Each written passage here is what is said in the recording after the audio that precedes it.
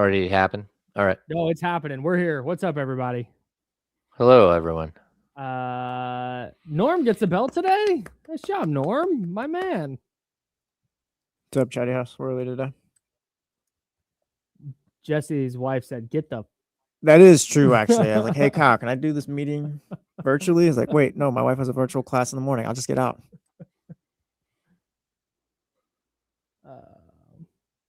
When I was laid off and my wife had work from home days, she was very much like, go do literally anything. No, legit. Listen, she told me, she's like, yeah, because we have a little patio table outside or whatever. So you can go outside if you want.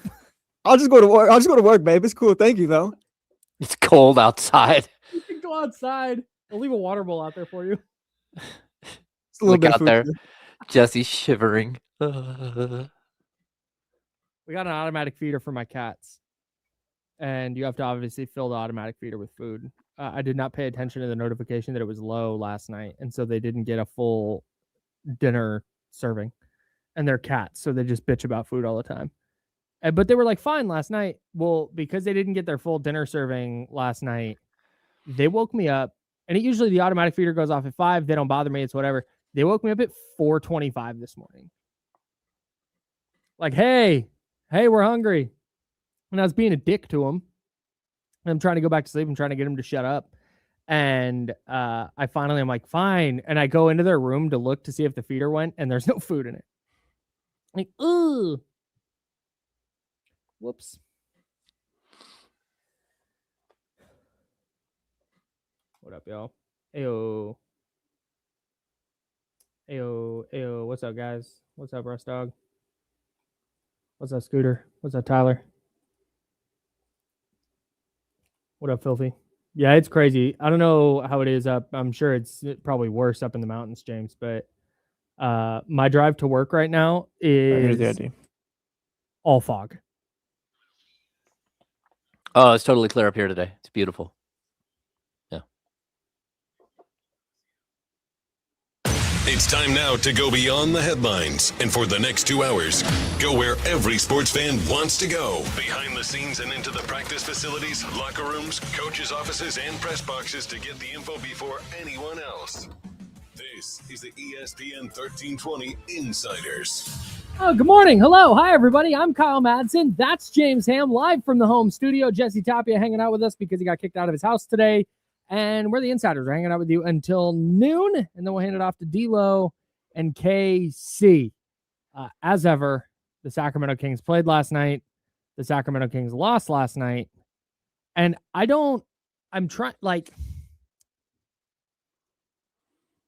neither of us are under the illusion that the Kings are like good. I want that to be clear.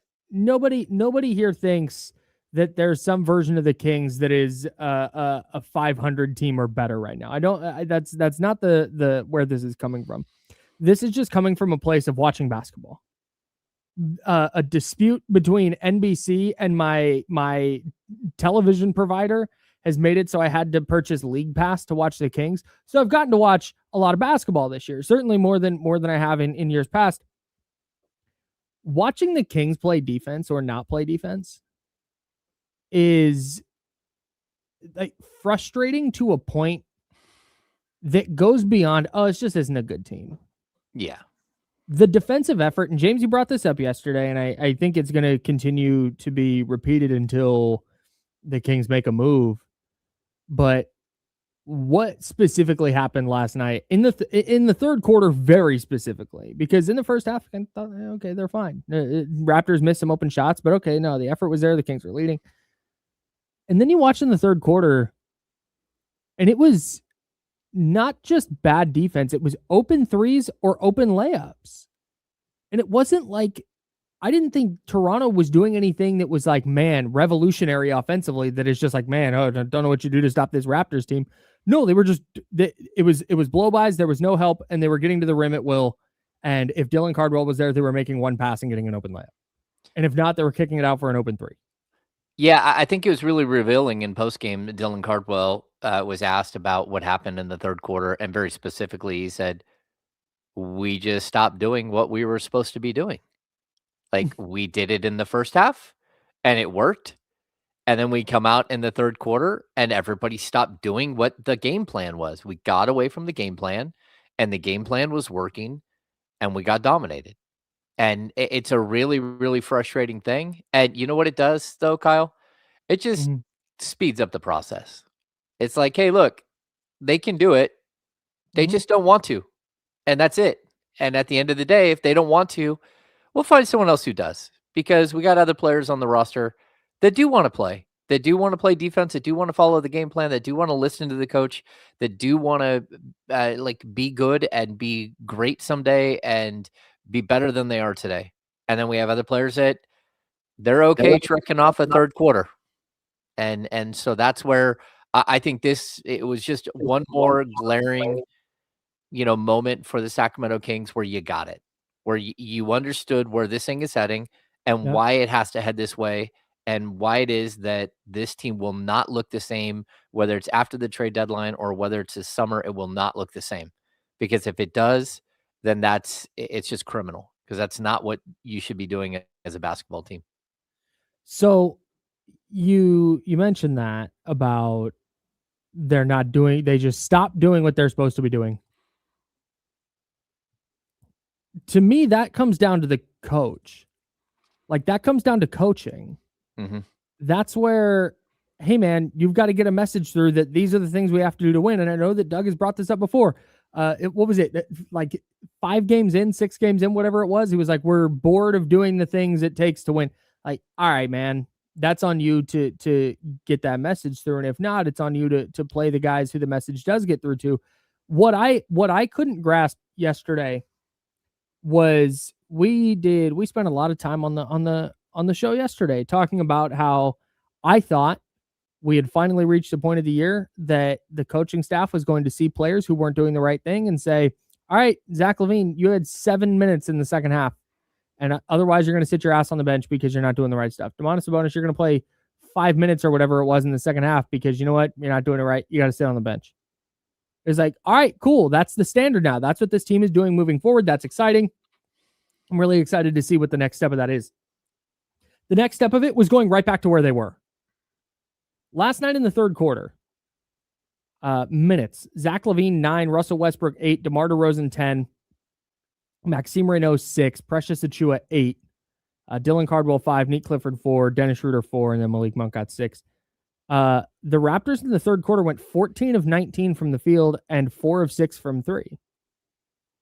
There was no like timeout, hockey substitution where all 5 guys are coming out and 5 new guys are coming in.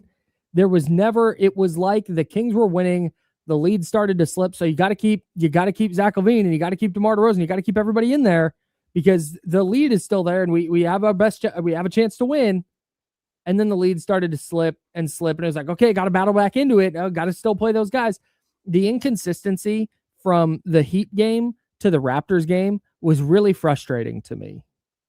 And perhaps you know something, James, or heard something in talking to players and to Doug after the game last night that would make this make sense to me.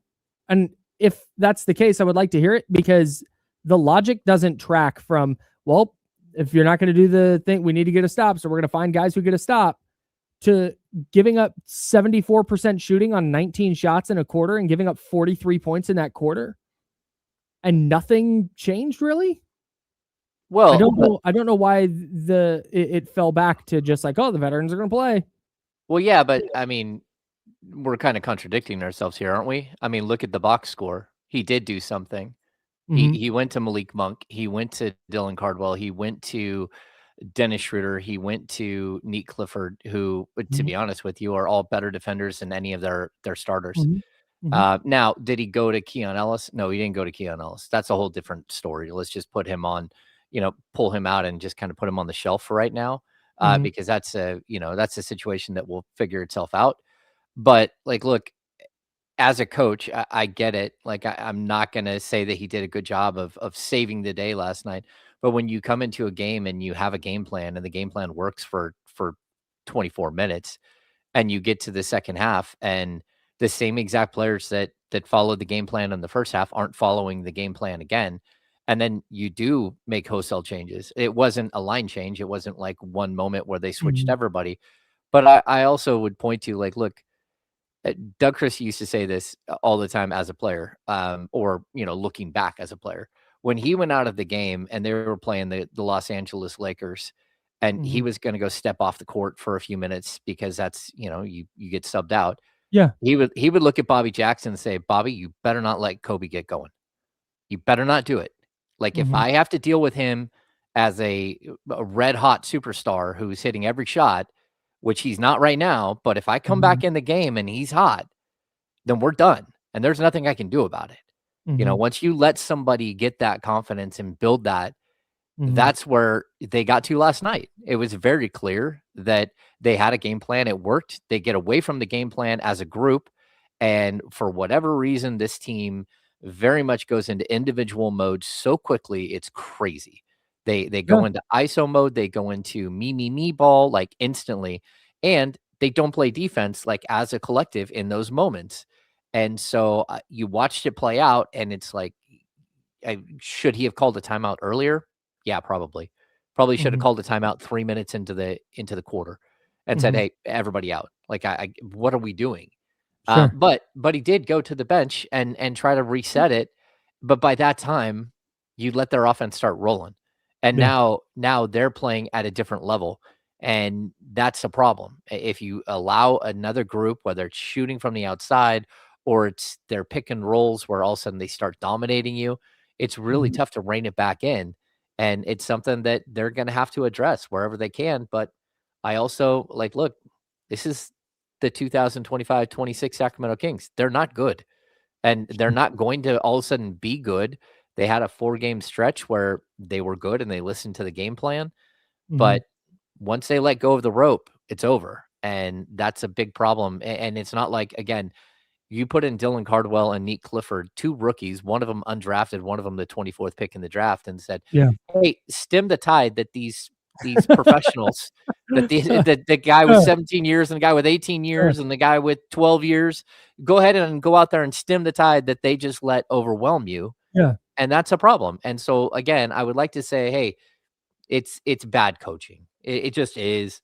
But I don't see that it is. If the same coach had the same game plan in the first half and it worked, and it doesn't work in the second half not because of adjustments by the other team, but because your team decided to take a intellectual vacation.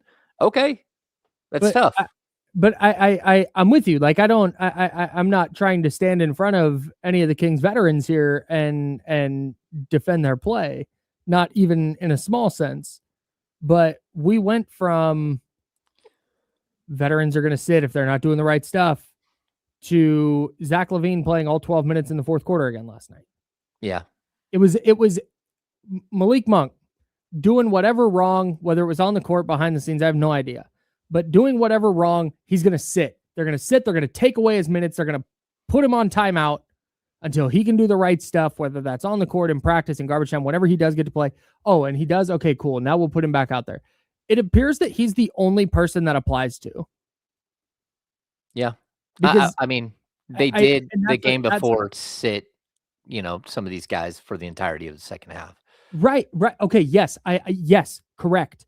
And it didn't happen last night. Yeah. And I don't understand why. That's why I loved what happened against the Heat. I thought that was the right thing to do. We talked about it yesterday. This is what you have to start doing moving forward.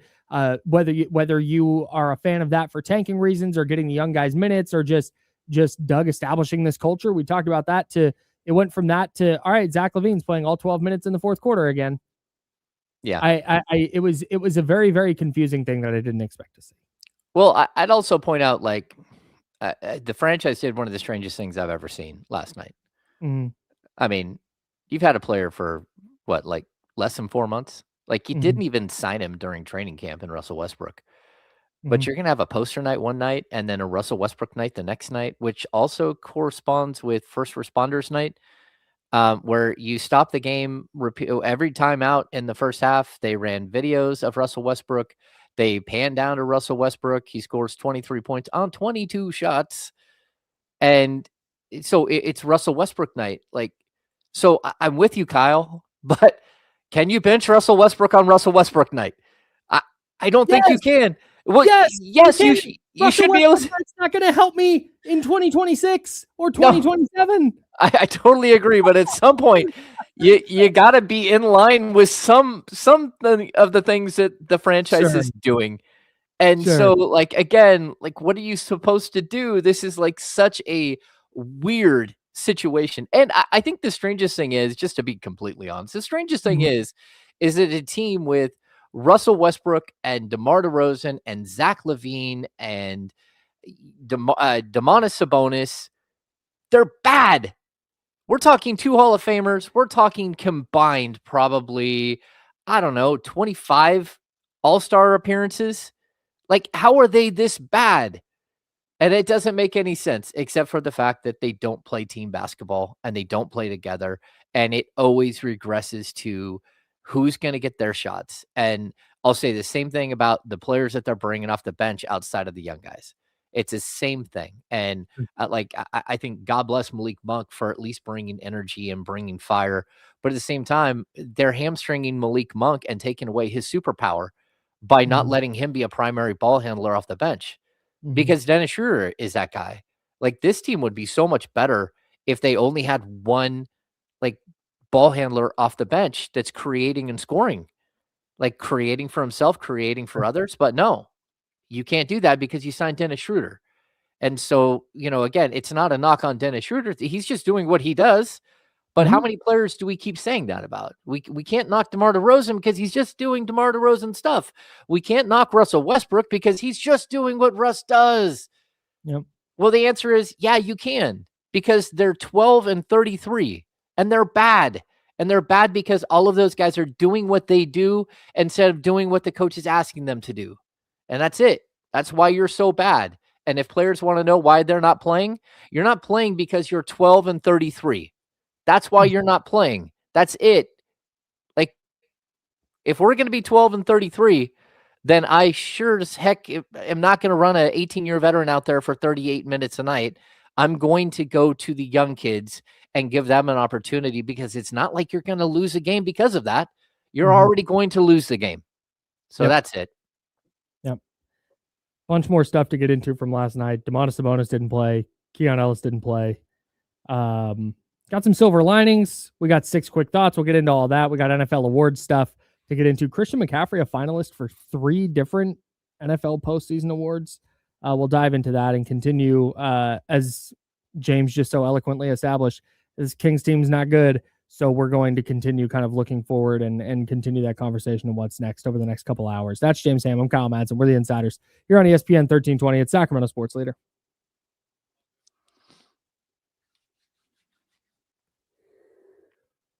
Oh, God. What's happening, everybody? I started something, so let's see. Yeah, I want to get to that. The first thing you started. Well, both of them. I mean, like... Okay. I want to talk about Cardwell, so we can get to that one. Yeah. And then, and there's a distinction there, because I lambasted the organization a couple of years ago for something that they did, which is similar, but it's not the same. I know. Okay. Yeah. Let's, okay. Yeah. I got this here. Yeah. And then we'll do the other one in the 11 o'clock. Yeah, that's fine.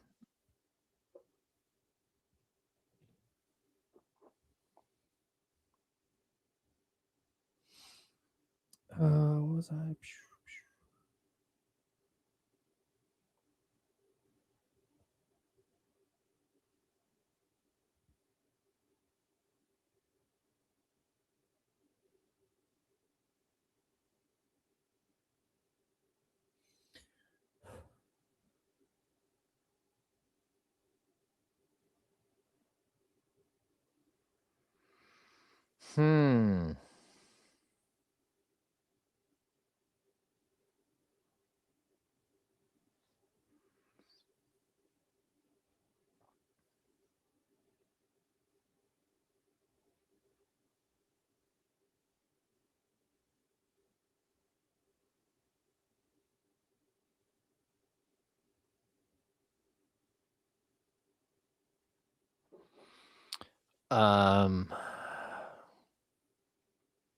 Fabrizio. I don't think that RJ Barrett is the future of the Kings basketball. I mean, I think it's possible. Like if you do make a trade with Toronto, that it would be for RJ Barrett. But I don't think that that's in the cards.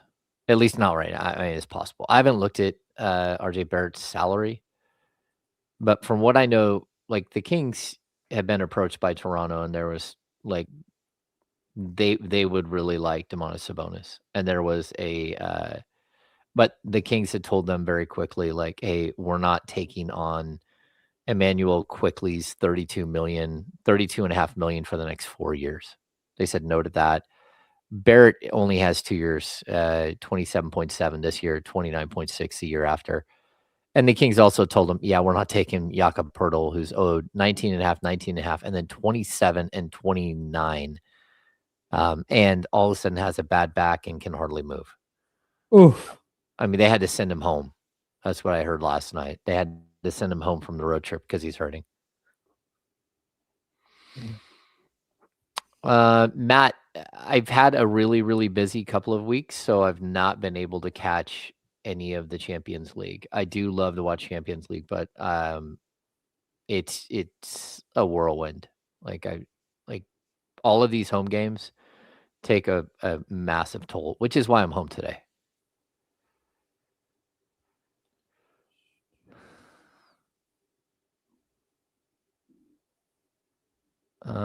Derek, I think the answer to this is they can sign him to a 3-year deal. Yeah.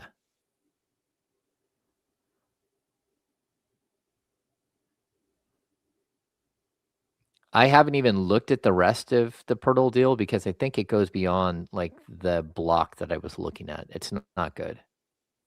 They gave him a massive extension and then instantly we're like, oh.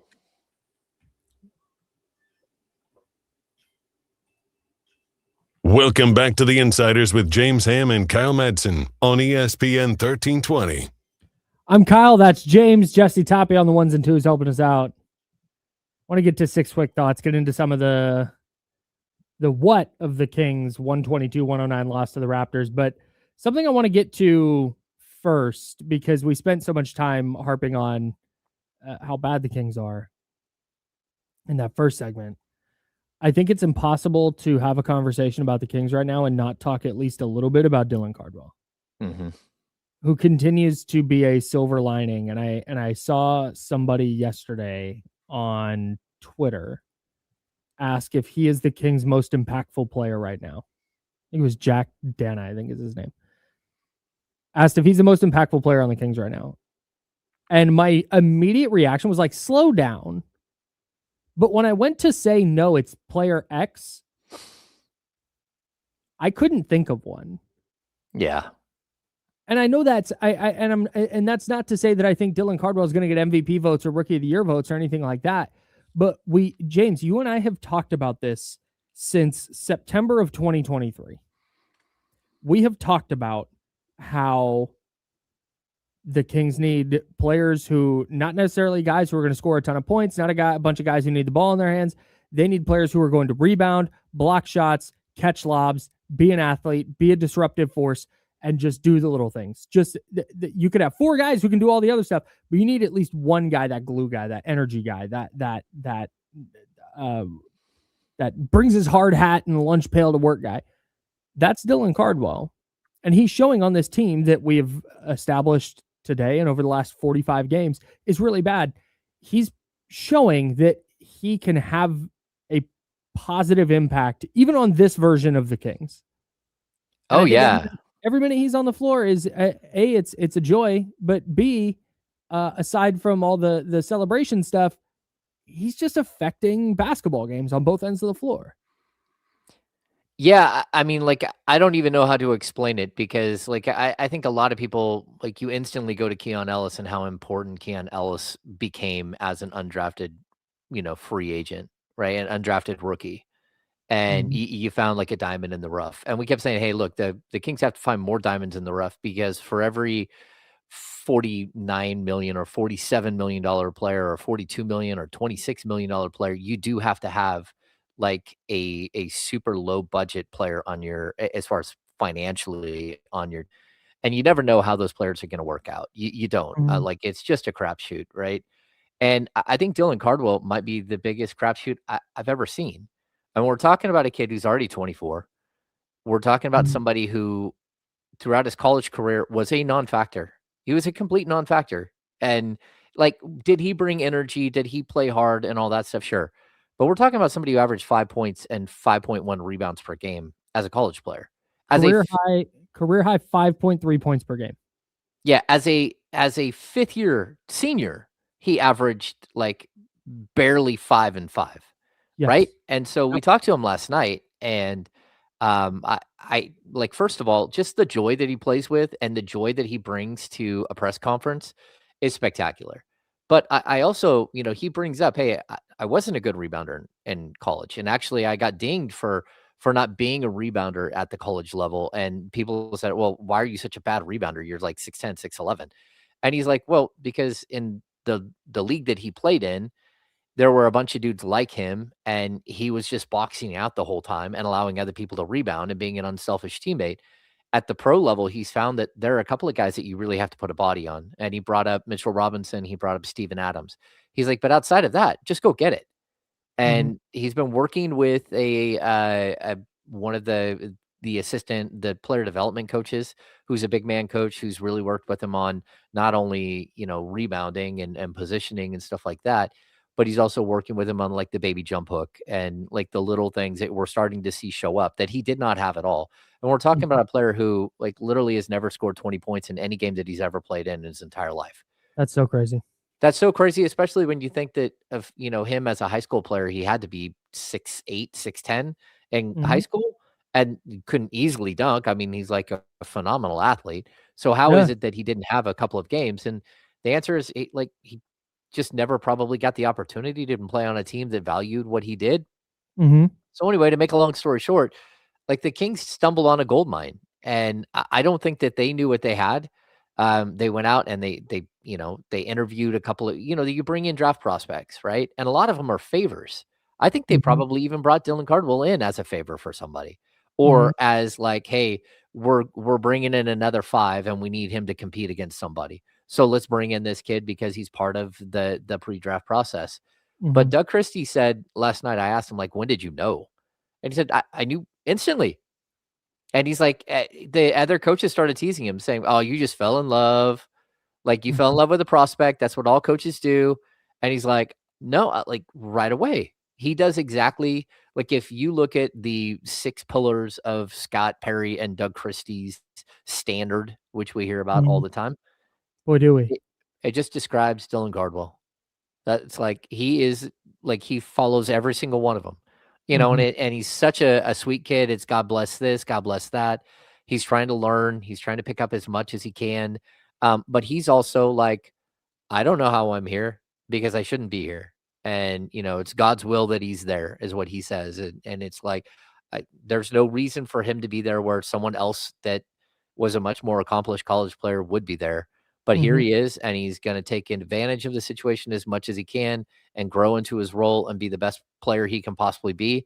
And it's just really crazy to watch. You had a podium game last night. Podium game. Sent him out there to answer for all that. Okay, so that's what there was a question we had here. There's a question we had here. Yeah. And I think it's from Frankly Floyd. LOL, crazy. They sent out the two-way guy to talk to the media. Okay, so I took exception to this a couple of years ago, and not only it got me in trouble, but it also, like, just in general, was not well received. Like, when you get drubbed by 40 points and somebody comes in the game in the last 8 minutes and scores a bunch of points because it's the final 8 minutes of a game and nobody cares what happens in the final. I mean, most of the fans are already gone at that point.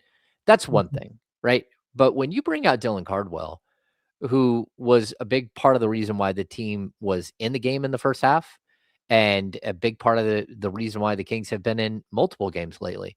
He goes out there and he grabs a career high 13 rebounds. Again, rewind, just imagine this.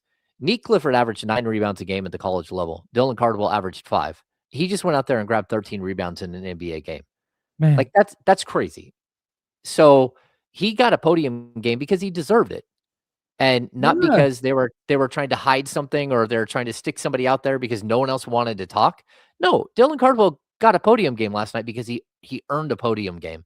And I think everybody wants to hear from Dylan Cardwell at this point. I think it's a huge talking point in Sacramento. Fans are in love with this kid. The coaching staff is in love with this kid. His teammates are in love with him. Like, I've never had a player like this where last night I had a reporter that doesn't travel with the Toronto Raptors, but is a Raptors reporter, reach out to me and say, "Oh my gosh, this Dylan Cardwell kid is incredible. What is happening here?" I went and talked to an assistant coach the other day when one of the visiting teams were in town, and they said, "Oh my gosh, you're a rookie center." And I'm like, "Yeah, you like Reno?" He's like, "Yeah, I like Max."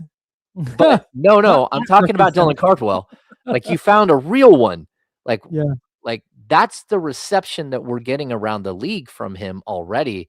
And to me, it's super exciting because, like, look, again, you have to find, if you're the Sacramento Kings, you have to find a diamond in the rough. And now it's on the Kings to figure out a way, Doug talked about last night, to polish that diamond and to make it as good a player as you can, but also to lock him up and keep him here in Sacramento. Sure. Yeah, because he's a volunteer. That's what people needed. He's not a hostage. There are a lot of hostages on this team. That's straight up a volunteer. And you need to make sure that that volunteer knows that he's loved and that he's wanted and that he deserves a podium game. And when he deserves it, he goes and gets that. And that's it. So for me, it's like really a fun development in a completely miserable season so far. It's funny, the juxtaposition between, I remember I was there, I believe, the night they brought out Keon. And remember, that was in a season where we thought the Kings, it was the year after the Beam team. And we thought the Kings were going to be really good. And then they wound up not being very good. And they had a super disappointing performance. They're just like, yeah, here's Keon. It's like, what? No, this is not who needs the answer for this. Like you said, I think the opposite would have been true if they had brought out anybody but Dylan Cardwell yesterday. I've been like, I don't want to hear from Dennis Schroeder. I don't need to hear from Zach LaVine. Yeah. I want to hear from Dylan Cardwell, the only guy who is doing anything. And I hate to keep harping on the defensive thing, but it's what matters a lot to Doug. And so that's the thing I'm viewing the scope I'm viewing the Kings through right now. He's the only player doing anything to stop anybody on that end. He's trying his ass off with as it looks like the Kings are kind of letting the game get away. He's blocking shots and he's trying to pressure the ball and he's contesting a 16-footer and then getting back to try and contest the offensive rebound and then contesting the putback. Like, yeah, dude, this is who I want to hear from. Yep. This is a guy who at least gives a damn. Like, forget like all the big picture stuff you just talked about is 100%. It's valid and it's right, and it's why so many people are so excited about him. Not just for this year, because impacting wins this year is not really going to be a thing. But how does he impact wins next year or the year after that? And I think he will. But right now, it's like, yeah, Dylan Cardwell's the story, man. He's the only thing that I really, really care about. I totally agree. Like, I mean, at this point, again, his offensive rating on this season, again, these are advanced statistics. They mean some things, and they also don't mean other things. Yeah. But you know, his offensive rating is a 112.4, and his defensive rating is a 107.4. He's a plus 5.1 net rating on a team that's not good at all. And again, it doesn't make all that much sense. You're watching a player who, again, it's very limited. Like, he hit a fall away jump shot in one of his first games because it was up against a shot clock and he hit like a fall away 17-footer. That's not who he is, you know. No. But he also talked about last night this really interesting thing.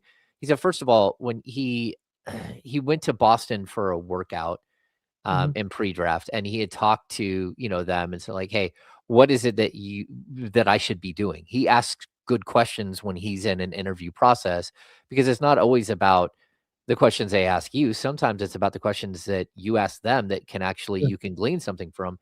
And the Celtics said, well, like, you know, kind of look at Al Horford's career path. Like, when he was coming into the league, he was just basically a rim runner and a shot blocker and a really good defensive player and a solid rebounder. And then he slowly morphed into this player that went on to be like a great 3-point shooter and, added all of these other things to his game. And you can still look at Al Horford and like, it's not like Al Horford has post moves or anything. It's not like he's one of those guys back to the basket guy, but very, very effective, pro that has a shot at being a Hall of Fame player. And so if you look at that, but they also said a lot of it, and like, I guess this is what they told him, like Al Horford will tell you that a lot of it is about just like having a routine, sticking to that routine, being an adult, like showing up, eating right, sleeping right. And Dylan Cardwell said his wife makes sure that he goes to bed every night at the same time and that he's finding the consistency that he should have. That, they've cut out a lot of the, sort of the junk that you have as like as a college athlete. And, whether it's bad eating habits or it's playing video games all night or whatever, they're cutting a lot of that out and just like, hey, you have to have a routine and you got to stick to it and you got to. I think we lost James for a moment. I'm still here. It'll come back. It always does. Okay. But that's what, like, all of these anecdotal things about Dylan Cardwell just make it, again, I'm really trying to temper expectations because I do think when you watch him, it's so clear that, right now it's blocking some shots or affecting shots at the rim. It's rebounding.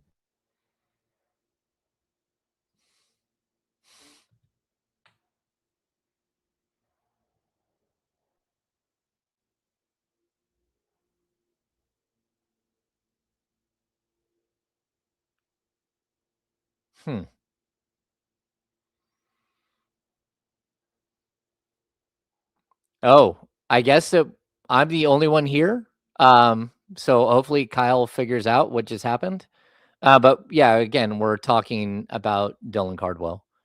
And it does look like I'm in the chat and Kyle is not. So we'll have to see what happens here. We're live. So I'm going to keep talking. How about that? Look, I can't say enough good about what I've seen from Dylan Cardwell and just the way that he was able to step in and be such a huge part of what they're doing over the last couple of weeks. And I'm sure we're going to get to the biggest question is like, how in the world are they going to, manage this once, he runs out of his two-way contract, which is, I think he still has roughly like 25 games to go. But there is going to be a point where, they have to make a decision on him. And I think what we'll do is we'll get to the NBA trade deadline and they'll try to open up a roster spot that way.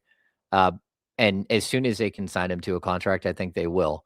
Kings are up against the luxury tax pretty tight. So there is going to be a moment here where they've got to figure out like if they can, what they can fit into their budget and stay under the luxury tax. But Cardwell's contract is so like minuscule that you should be able to do it. And so basically people who don't know, like a two-way contract, he's on a half of a league minimum deal. So he's probably making, I want to say like $780,000 this year. And then if he gets to a certain point, he runs out of two-way days, then he can't play with the parent club. The Kings will take care of this situation long before that because it just realistically is like he's a part of their future. It's already something that, we know to be true. He's part of their future moving forward. And that's a good thing. You got to find guys like this. And, I think the biggest question for me moving forward is how exactly do you deal with the Domantas Sabonis situation? Because there is a point here where, hey, look, Kyle's back.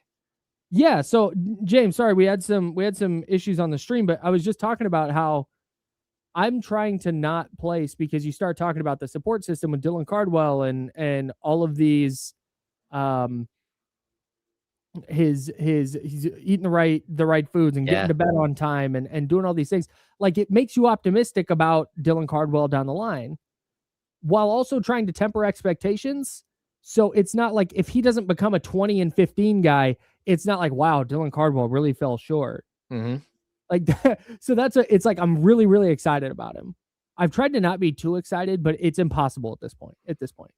Like this is game in and game out, and he just keeps getting better and more effective. Well, that and like it's really cool to see it happen for a very good human being, right? He there is no pretentiousness to him. It's almost like he's a regular person that just happens to be an NBA player. We always talk about, are you a tall person who plays basketball or a basketball player who happens to be tall? He's a really good person who just happens to play basketball. And so I think, again, I want to see what that looks like in year 10, because sometimes guys change and they become something different. But Sure. at the end of the day, like, this is one of those players that you stumble upon. You're going to be able to lock up for like a super, super cheap contract long term. And then you'll have bird rights to him and everything else. And that's going to be a very, very good thing for the Kings long term. And now, again, I was talking on the stream because you left the stream and I was still live on the stream and they still had me the whole time. But yeah, but the fact is that, like, this is a player that it's going to be easy to clear a roster spot once we get past the trade deadline. And the Kings can't do anything until then anyway. And there's no reason for the Kings to do anything until then. There's no reason for them to do anything with him until March. But at some point, you need to reward the kid for being just a beacon of light in a season of darkness. And I think that's where we're getting closer and closer to. And again, I don't know what this means, like, because Max has been the same thing. And so when you take Max and you take Dylan, and they're both natural centers, they're like, yeah, there's a possibility they can play with Domas.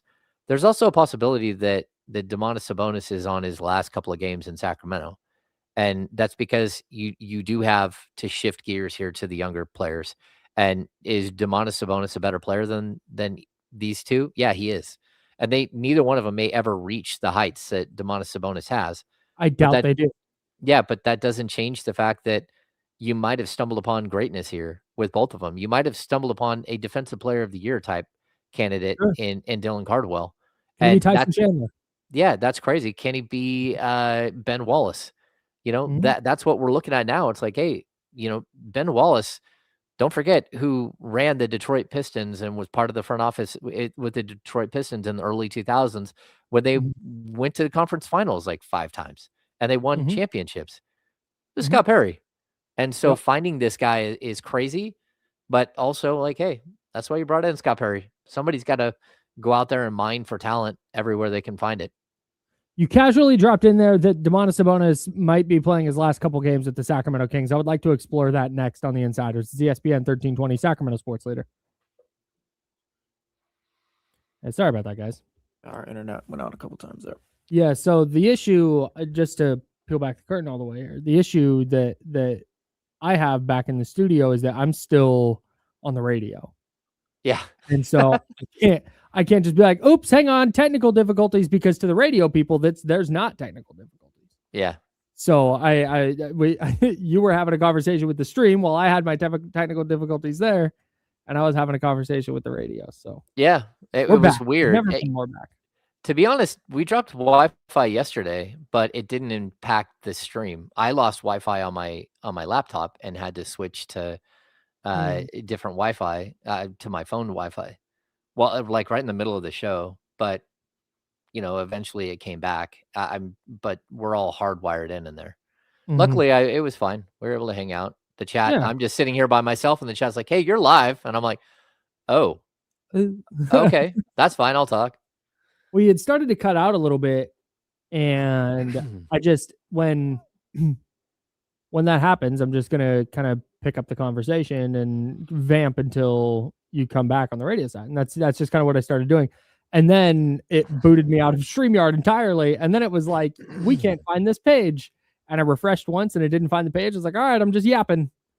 Yeah, so, it's tough to do while you're on the air. Super tough. Yeah. I was looking at the clock. I'm like, ooh, we're coming up to a break. Good. Yeah. I was good. I was ready to vamp all the way through, but luckily we got it back. Yeah, I think people are bringing up different players. Like I think Quincy Acey, and again, the other one is who's the guy that kind of looked like Quincy Acey, bald head, big beard, that played for a bunch of teams. The difference is most of those Reggie Evans. Thank you. He did play in Sacramento as well. The difference with those guys is you're talking about undersized players. Dylan Cardwell is not an undersized player. Not only is he 6'10", 6'11", but he's a grown ass man. I mean, he has an NBA body. Yep. And so if you found one, and not like he's not a stiff, Mhm. like we're talking about a dude who can jump out of the building. And like, I've been really impressed with his hands. Mhm. Like, he's a dude who is having no problem catching lobs, but also you can see how good a player's hands are by the way they rebound. Mhm. And he goes up, grabs a rebound, and you're like, oh no one's taking the ball from him. And if anything, he's gonna like fling you around and throw you to the ground. Mhm. I also was very confused. Like, did they show different angles last night that I didn't see? But the Nah, flagrant bro. foul on him, what a joke! Uh-oh, I lost Kyle again. This is sick. I love this. Okay. You're back. I don't want to talk about this on the radio because I don't think it's that interesting, but that was horseshit. And I'm not typically like anti-ref in that way. When there's a flagrant foul, it's like, yeah, you may not think it's a foul, but like that's just kind of the rule. You can hate the rule, but they made the right call. That was horseshit. I didn't think there was a foul anywhere. Honestly, like on either guy. I didn't think that was a play where you're gonna blow a whistle. And then they both kind of were fighting, and then they went down, and Dylan puts his arms up to not get kicked in the face, and the guy trips and he falls. Like, brother, it's just a no call. Play on. Like, let's go. The fact they blew the whistle, called a foul at all, and then went to go take time to review it, and then to hit Dylan with a flagrant for it didn't make any sense to me. Yeah, I was totally baffled. I didn't think that was a. See, I don't think Cardwell got shoved to the ground. I think Cardwell was holding on to the player, and the player was kind of pushing up against Cardwell, and then they both tripped and fell. Like it's either foul on both guys or no call. Well, that, and I'll tell you, it's certainly not a flagrant on anyone. Yeah, and I think Dennis Schroeder got called for a foul that looked like an offensive foul, but he literally grabbed the arm and pulled the dude down with him. He's done that 2 games in a row and got the foul call on both of them, like where he's been called for an offensive foul while he's trying to bait an official into giving him a foul. Yeah, very, very strange. Yeah, I was. Yeah. We're having internet issues here at the studio. But yeah, I was floored that they called that a flagrant. Anyways, we're back. Hang on. Okay.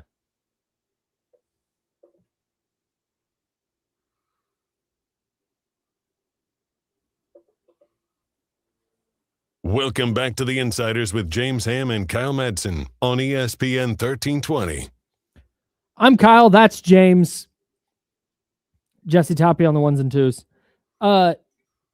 You said during our last segment, we were talking about Dylan Cardwell and that being kind of the silver lining as the Kings won 4 in a row, and now they've lost a bunch in a row, and they're not playing great, particularly last night in the third quarter. But Dylan Cardwell continues to be kind of the silver lining to a really dreadful season. And in the process of that discussion, you mentioned Domantas Sabonis, who didn't even suit up last night. You said he might be playing his last couple games here in Sacramento.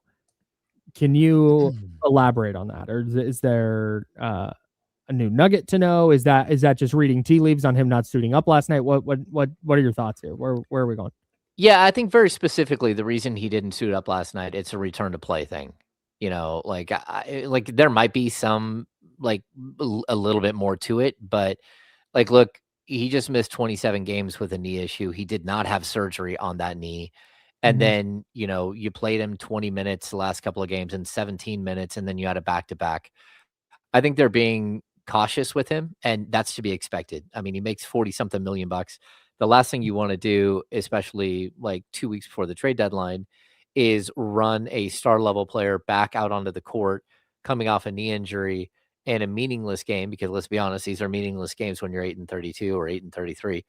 And risk 12 wins, sir. Okay. 12. Sorry, my bad. Yeah. But you risk, I forgot about the 4-game win streak. Yeah. So I'll go full Russell Westbrook. There we go. Yeah, I do think that like when we're looking at this, it's not that big of a deal that he didn't play last night. But like, this is the last game the Kings play in Sacramento until I think February 4th, the day before the deadline. Like, he may never play a game again as a Sacramento King in Sacramento because the trade deadline is here. And because you have two young players that just happen to play his position, that again, I don't think anyone went into this season thinking, hey, we got a second round pick and he's going to unseat Domantas Sabonis. And this undrafted rookie, he's going to steal all Domantas Sabonis's minutes. But I think Doug kind of like, it wasn't last night's game, it was a game before when we started asking about like minutes and stuff like that. And he's very clear, like, well, I mean, there's a couple of guys in front of him. I was like, wait, there's a couple of guys in front of Domantas Sabonis? Like, what exactly are you talking about? That's wild. And I think part of it is, that he's coming back from injury, and there's going to be a point where, if he's sticking around, you're going to ramp him back up to 32 to 35 minutes a game, and that's fine. But I also think that this team is moving on from a lot of their veteran players, and that's a tough reality for anybody. But specifically a guy like Domas that has made made a lot of money in this league as one of the top 15, 20, 25 players in the league. And, he's still only 29 years old. He's still under contract for another, not only this year, but 2 more years. So you're constantly like, okay, what exactly is going to happen here? And I think when you look at Zach LaVine's contract, you can't move Zach LaVine's contract at all. And we'll get to that maybe a little bit later. When you look at DeMar DeRozan, there's a possibility you can move DeMar DeRozan's contract. The Kings have tried to move Malik Monk's contract and ran into some problems. I still think between now and February 5th, there's going to be a market for Malik Monk if they decide to trade him. Dennis Schroeder, you can move his contract, but none of these guys are yielding you anything. Like, you're going to get salary dumps. You're going to get maybe second round picks here and there, but you're not getting first round picks. Like, I still believe the primary way to get a first round pick is trading Keon Ellis. Again, an undrafted player who can't break into your rotation, but around the league, there is a clear lack of 3-and-D wings, and especially 3-and-D wings that are available, and 3-and-D wings that are 25 years old who shoot 42% from three. And I think that there's a market for him, and the Kings are going to live in that market most likely and figure out what's the best option for them as a team. Yeah. But when it comes to Domas, like, he still has enough cachet around the league that there's a possibility that you're going to be able to get a young player and you're going to get a first round pick when you trade him. Like, I don't know that you're going to get multiple first round picks, but this isn't like a Trae Young situation where they're just moving off of him to move off of him. The Kings don't have to move off of Domas, and they can figure out ways to play Max and Dylan with him over the next 6 months, over the next couple of months, and then figure out what that looks like next year and see if they can continue to build with a 3 big rotation of Domas and Precious and Max and Dylan. Like, there's a possibility that's in the cards. There's also a possibility that someone comes to the Kings and says, hey, we'll give you the expiring contract of Kristaps Porzingis and maybe Zachary Sachet and maybe a first round pick. And as the Kings, you're looking around like, hey, we need to reset this thing. And if it's Domas who goes first, it's Domas who goes first. Yeah, especially if you're going to get something of value. Like, that's the key. I've always been in the camp that like, Domas will have some level of value. Yeah. Whereas with LaVine, it's just like, whatever you can get, I would take. I don't know that you're going to get it. Like you said, I don't know that there's a team out there that's just like, yeah, we'll just take Zach LaVine. But I think with Domas, it's very much like no, I wouldn't just give him away just to give him away for a salary dump and a second round pick. Like, I think there's a team that will look and talk themselves into Domas being a missing piece for them. And maybe it is Atlanta, and maybe he does make sense. Yeah, I mean, and I brought up that Atlanta thing because there was a murmur like 2 weeks ago of something like that. I don't know. I saw like a potential like trade that was put together, and it was like, okay. I mean, the numbers might work financially and stuff, but and again, the reason why anyone, especially the Kings, would take on a guy like Porzingis is like very clear. The reason why they would take on Porzingis is because he's in an expiring contract.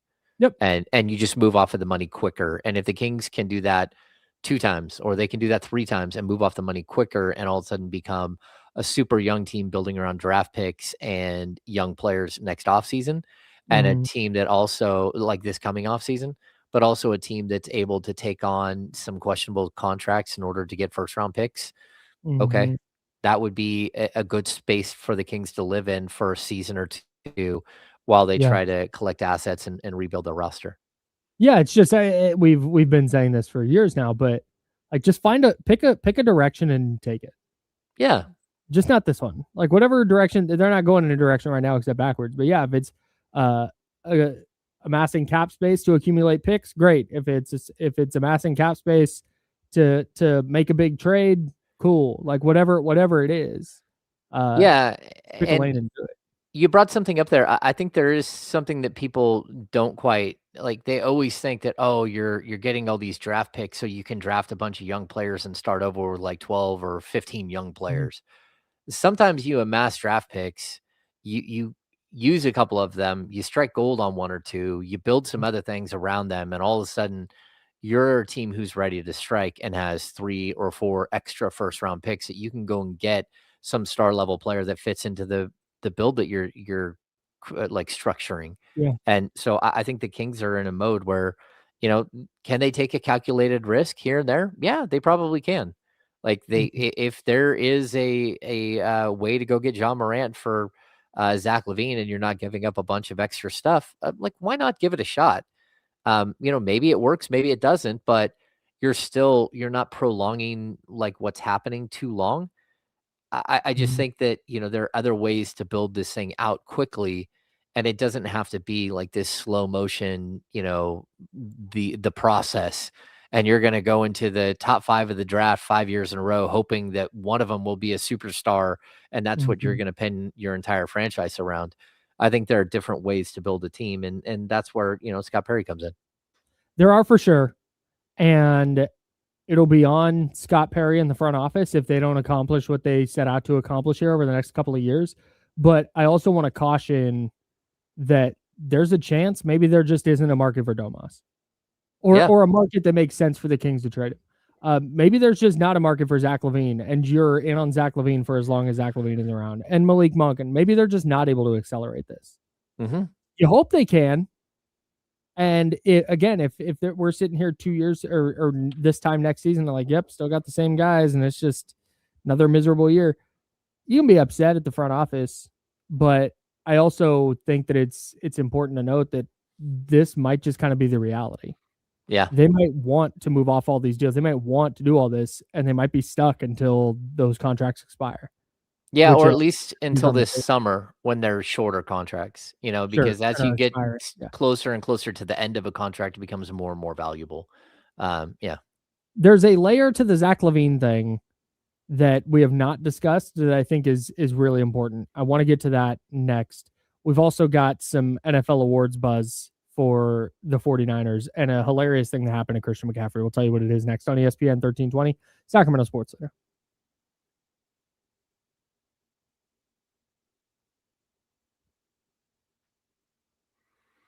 Oh, okay. Oh, shoot. I didn't do it. Okay. I suck at doing reads. I do that when I come back. I'm going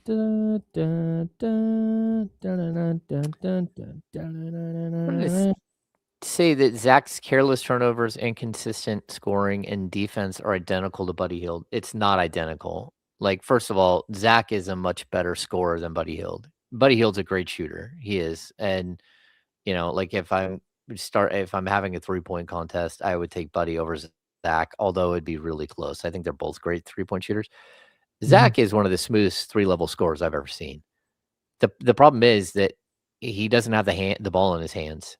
Like, if you look around the league and there are these offenses that are crafted around a lead guard, whether it's a shooting guard or they're just called a guard, and whether it's, Luka or, Cam Thomas, just to like the array of players, like these players that just get the ball all the time and get to do whatever they want. Well, that's what Zach LaVine has been throughout his career, and now he's not. And it's really, really tough for him Like, we'll get into more, but like Buddy Hield is just straight up a catch and shoot 3-point shooter. He can do it off the dribble a little bit, but like his numbers have always been that.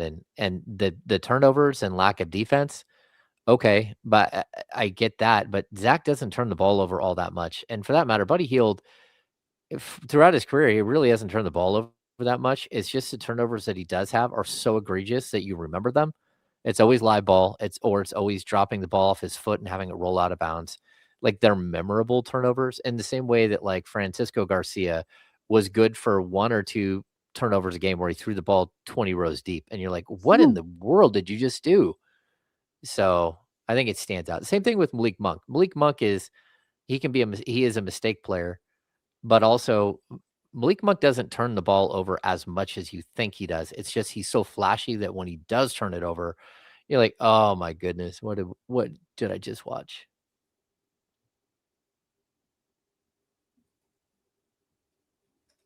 I don't know. The up and unders that Zach LaVine has, like when he attacks baseline and goes up and under, just incredible. Like, he is, again, I will continuously do this. He reminds me so much of Rudy Gay. It's just like you're always left wanting more. You're like, oh man, that was gorgeous. I wish he did that all the time.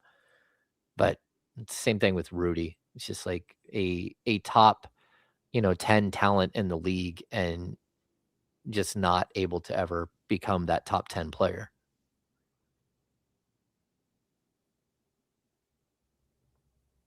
Buddy doesn't trigger me, Jason. I like Buddy, but I also like, you have to know who he is. And he's been in the league a long time now. What is he? He's 10 years in, but he's also aged like 13 years in the same time.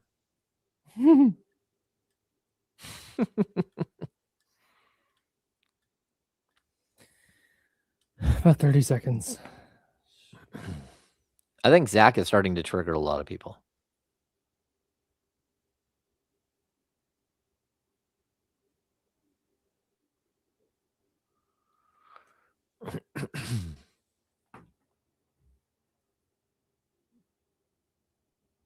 Probably not Rustog.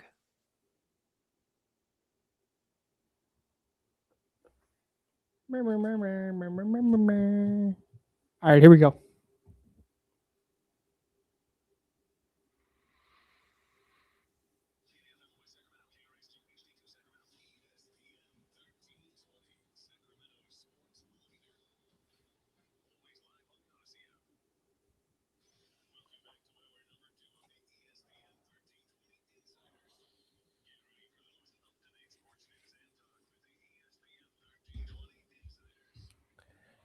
Hour number 2, that's James Ham. I'm Kyle Madsen. Jesse Toppy on the 1s and 2s helping us out. This is The Insiders, and we're hanging out with you until noon, and then we'll hand it off to D-Lo and KC, and those guys will take you right up to 4 o'clock here on ESPN 1320. That is Sacramento's sports leader. Shout out to everybody listening on 1320 AM or 98.5 FM HD2. Everybody watching on YouTube and Twitch, youtube.com/ESPN 1320 is where you can watch the program, or twitch.tv/ESPN 1320. Of course, if you're on YouTube, we got the chatty house there. Salute to everybody watching in the chat. So we're talking about kind of, continuing to spin this season forward as we inch ever closer to the NBA trade deadline on February 6th. And we're talking about Zach LaVine and Zach LaVine potentially having more value this summer when he becomes an expiring contract. But we've also been operating, I think, just in general, under the impression that Zach LaVine is going to pick up his, was it $50 million player option, $49 million player option? $49 million bucks. Yeah. $49 million player option because, hey, he's not getting 49 a year on the open market. So probably opt into that and then do the free agency thing the following year. However, we had somebody in the chat at youtube.com/ESPN 1320 ask if, hey, is there any chance that Zach LaVine opts out? Or is there any word on that? Is there buzz about this?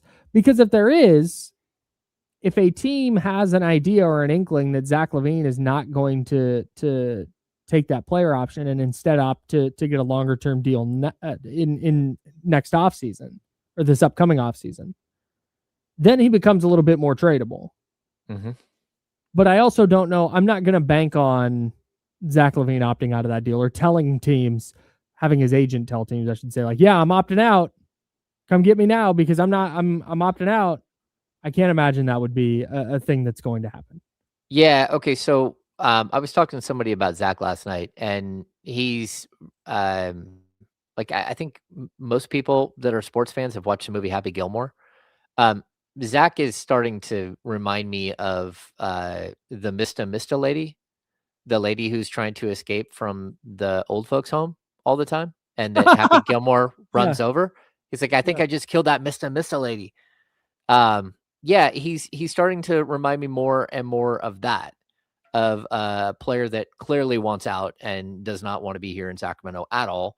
And like whether there hasn't been like a trade demand or anything like that, but there's definitely like we're heading towards a moment where Zach LaVine is going to have some very difficult decisions to make for himself and his family, and that's whether he like again, is it worth it to sit in purgatory in Sacramento for another year at $49 million?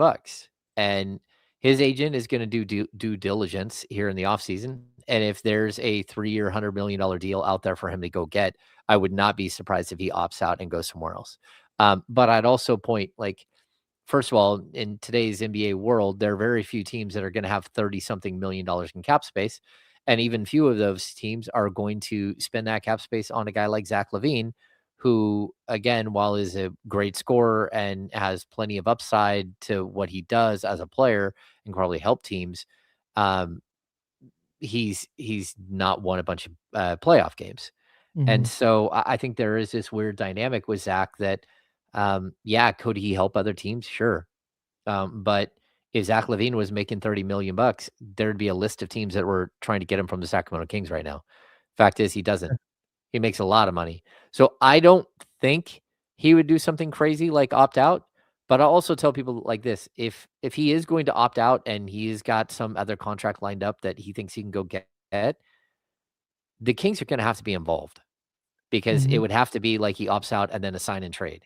And that's the only way that I think that the Kings are going to be able that he's going to be able to get out of Sacramento earlier than, you think right now. And that's unless he's like, hey, I'll take a buyout. And, again, the Kings can go, okay, we'll offer you a $30 million buyout, and then we'll stretch provision you. And that way it only costs $10 million a year for us off the books, but we're not giving you, $18 million a year for the next 3 years so you can go play for somebody else. That doesn't make any sense. So I think it's going to get complicated. That is, unless they find a team right now that's saying, hey, like, we'll take Zach right now, a team like Milwaukee, which the Kings and Milwaukee have had conversations about Zach LaVine. There's clear interest from Milwaukee's side, but you're also dealing with a team that has no idea what their future looks like, and whether that future includes, a guy like Giannis Antetokounmpo.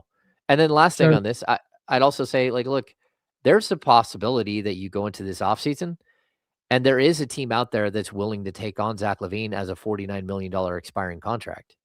Yeah. And like, there's a very good chance that there is a team out there that's willing to do it. And that's so they can clear their books of a bunch of money. And maybe they've got some younger players that make sense to your team, and you can move off of him. And so the closer you get to the end of Zach LaVine's contract, there's possibility that he's that he makes sense for somebody else. But I also point out, like, the Kings tried this years ago with Kenny Thomas, and they thought that they'd be able to trade his $8 million expiring contract when that was actually not that. It was a lot of money, but you thought that some team would make a move for him. No one ever did. And so sometimes you just get stuck with the player until it's time for him to go. And, that'd probably be like, if you can't trade him between now and the next deadline, it'd probably be the day after the trade deadline where you start negotiating a buyout for him and have him go away then. It feels like he's the player that just, and again, I'm not inside the guy's head. I don't know, but just watching him play basketball, talking about Zach LaVine, it looks like he wants to play basketball, just not here, is sort of the vibe I get. And it's hard to blame anybody on a 12-win team if they want to change the scenery. But I wonder, would the Kings, we talked about this a little bit yesterday, that idea of just like addition by subtraction sort of thing. Like, do you make do you ease some tension or whatever might be lingering that leads to whatever you saw on the court last night? Like, that's not a team playing for themselves. You said you noticed like guys not inbounding to certain players because they just don't want to give that guy the ball. Like, that's just not tenable, right? Especially if you're trying to build a culture and whatever the Kings are trying to do this year. Would you take back, let's just say a hypothetical contract, the guy's name is player A, has Zach LaVine's contract, exact same contract. It's a bad contract.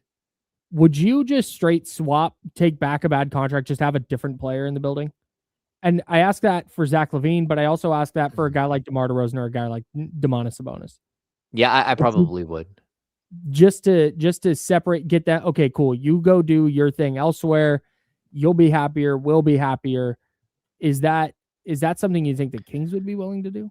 Well, here's the question, though. I think, again, it depends. Like, we always hear this from Scott. Are you a volunteer? Or are you a hostage? Right. And I think of the three, there are hostages there and there are volunteers. And I think the one thing I'd point out with DeMar DeRozan, I've been super impressed with DeMar lately. Like, I think he is trying to fit into a system better. I think he is understanding that this might be about developing the young players. I think he is showing anger and fight and playing better defensively than he has. And so there are things that DeMar DeRozan's doing that make me think that a light bulb went on at some point and he's had like the epiphany moment where he's okay with the circumstance. He understands the circumstance and it's like, okay, I'm going to make the best of this. I don't think Zach has come to that realization yet. I don't think he's had like the moment where it's like, hey, I can make the best of this and I'm just going to be a good soldier here and go out there and do what it is to help the team and do what it, and understand that Neat Clifford needs to play shooting guard for 15 minutes tonight. And there might be someone else that needs to play it. And so, I'm going to take a different step back. I'd say the difference between the two, and I'll get to Domas here in a sec, but I think the difference between, a guy like DeMar and a guy like Zach is that DeMar has always had a personality that he's just going to take the ball and do what he's going to do. He doesn't care. And so when it's freeing to be that person who just goes, hey, I'm not worried about, my touches or anything else because I'll just go get them. And with Zach, I feel like, number one, the team itself is not built for Zach LaVine to find success. Right. Zach LaVine he needs the ball in his hands. He has elite, playmaking skills. He can get to the basket as well as anyone in the league. And so, but in order to get to the basket, you have to have the ball. And this team has so many, way too many heavy usage players, whether it's Russell Westbrook or it's Dennis Schroeder or it's Malik Monk or it's DeMar DeRozan or it's Domantas Sabonis. They have all of these heavy usage players that need the ball in their hands to be successful. And a couple of years ago, this team didn't have enough playmakers. And when Malik Monk got hurt right before the playoffs, they were absolutely screwed. It came down to they had Domantas Sabonis and they had De'Aaron Fox and nothing else. No one else that could handle the ball. And it's one of the reasons why they lost in the playoffs. That's not this team. This team is a bunch of ISO players. It's a bunch of guys who love to dribble the ball. And it's impossible for someone like Zach to, like, he's struggling to carve out his niche. And it doesn't make any sense that you have this like super top tier talent, because he is, but you're not utilizing him in all the right way. And it's not because Doug Christie's saying, hey, we don't care about Zach LaVine. It's because the players around him just aren't the style of player that are going to utilize Zach in the right way. Zach needs to be with a defensive minded pass first point guard. And that's it. He needs to be the Batman and someone else needs to be Robin. But the problem is this team is filled with Batmans or people who think they're Batman and not enough Robins. Bunch of guys wearing hockey pants. Yeah. Or hockey pads. I mean, yeah. Like that. Hockey pants, that was weird. That's a Dark Knight reference. If anybody, I did a movie reference. Please clap, everybody. Thank you so much. Yeah, here we go. Air horns and applause for my movie reference. That was super loud. I'm sorry. Yeah. And Kyle, to finish up like super quick here, Domantas Sabonis, I don't think he's just now getting to the point where he's showing back up and like, what exactly happened here? Like, I'm Domantas Sabonis. Yeah. Why am I not the guy? And why are there two young guys playing my position? And he's looking around like very confused. That's what it feels like to me. Where again, we have the other two are in different stages of grief, and Domas hasn't got Still in there stage yet. one. Yeah, he's in at stage anger one. Like, still. yeah, he's at Denial? anger. Yeah, denial, and yeah, where Zach is like, again, like I think DeMar's come through the 9 stages of hell, and he gets what he gets it, which is kind of cool to see him get it. NFL awards stuff. Shifting gears here briefly on the insiders. That's James Ham. I'm Kyle Madsen. The NFL postseason awards stuff came out, and we'll dive further into this, but I wanted to get to this really quick. Christian McCaffrey is top 5 finalist in MVP, Offensive Player of the Year, and Comeback Player of the Year, which is pretty nuts. There was a tweet today from Josh Dubow from the AP, who does a great job. Dubow, excuse me. And he said, Christian McCaffrey, I think, is the first person to ever qualify, be a finalist for all 3 of these positions. He later corrected himself because that's not correct. But Adam Schefter just kind of grabbed that and ran with it, didn't look it up or anything. It's funny to me that became a thing because that happened to Joe Burrow last year. It's a thing that just happened. It's only happened to one other time. It's Adrian Peterson, I believe, in 2012. So it doesn't happen very often. But I did think that was a funny thing that Schefter even is like, yeah, it's like, brother, it happened last year. How do you not? You're Adam Schefter. Lock in. Come on. Yeah, that's crazy. I want to go over what awards the 49ers could possibly win. Robert Saleh, not among the nominees for Assistant Coach of the Year, which I think is kind of crazy. Kyle Shanahan, of course, a finalist for Coach of the Year. We'll dive into that. Christian McCaffrey, what are his chances to win any of the 3 awards that he is a finalist in? We'll get to all of that. I told you that I would have an underdog lineup for you, and I do. Underdog Daily Fantasy enhances, for me, the sports experience. I always love championship weekend in the football playoffs. I've got a lineup already for the Seattle and Los Angeles game that I'm going to give you right now. Download the Underdog app. You pick higher or lower on player stat projections. You can pick by, like, you can search by game. You can search by stat. They make it so you can search specific players. They make it so easy to find those players, to find those stats. You pick higher or lower. You know these teams. You've been watching. If you're watching this show, listen to the show, I know you know ball. So get in there, make some picks, and if you get those picks right, you could win up to 5,000 times your cash. Okay, here's my lineup for the Los Angeles and Seattle game. I don't trust LA's cornerbacks or their defense at all. Not even one iota. I'm going Sam Darnold, higher than 235.5 passing yards. With that, I'm going Jackson Smith and Jigba, higher than 90.5 receiving yards. He was basically a non-factor against the 49ers, mostly because they didn't need him. I think he's going to have a huge game against the Rams. And I also think that Cooper Kupp, higher than 29.5 receiving yards. He had that in like the first quarter against San Francisco. I think we're going to see another big game from Cooper Kupp as the Rams do everything they can to try and slow down Jackson Smith and Jigba. I also have Nate Landman, the Rams linebacker. I think we're going to see him have a really big game from a tackles perspective. He's at 7.5. I'm going higher on 7.5. That's solo tackles and assists. So total tackles, I'm going higher. We know Seattle's going to try and get that run game going early. I think Nate Landman, you're going to see him super involved in that. So I think you're going to see the Rams linebacker have a very, very productive game as the Seahawks are able to move the ball against LA at least a little bit.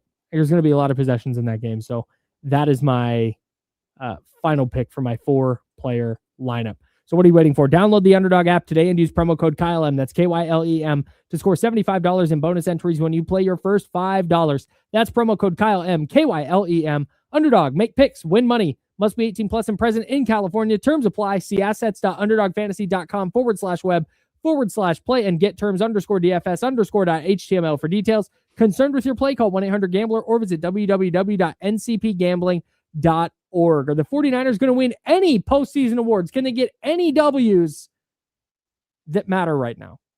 We'll talk about it next on ESPN 1320 Sacramento Sports Center.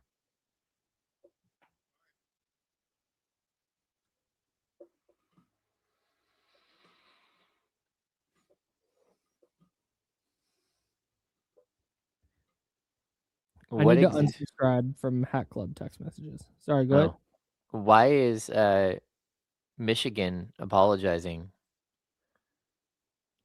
You're getting reported for what?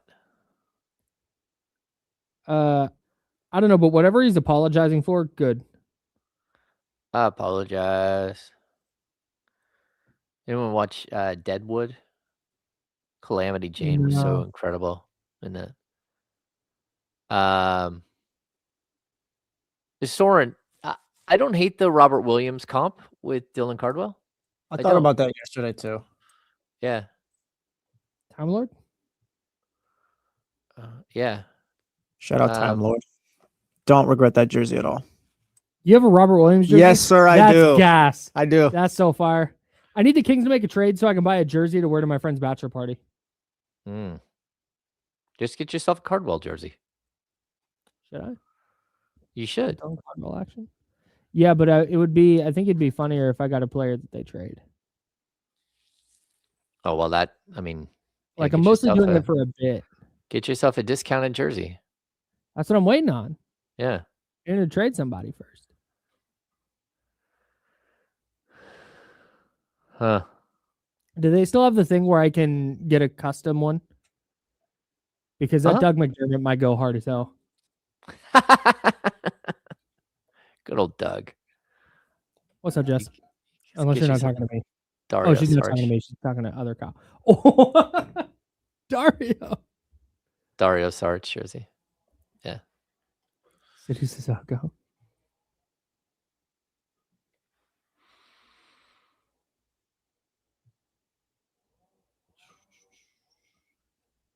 Jesse, if the Celtics are going to bring back any of the former Celtics for a playoff run?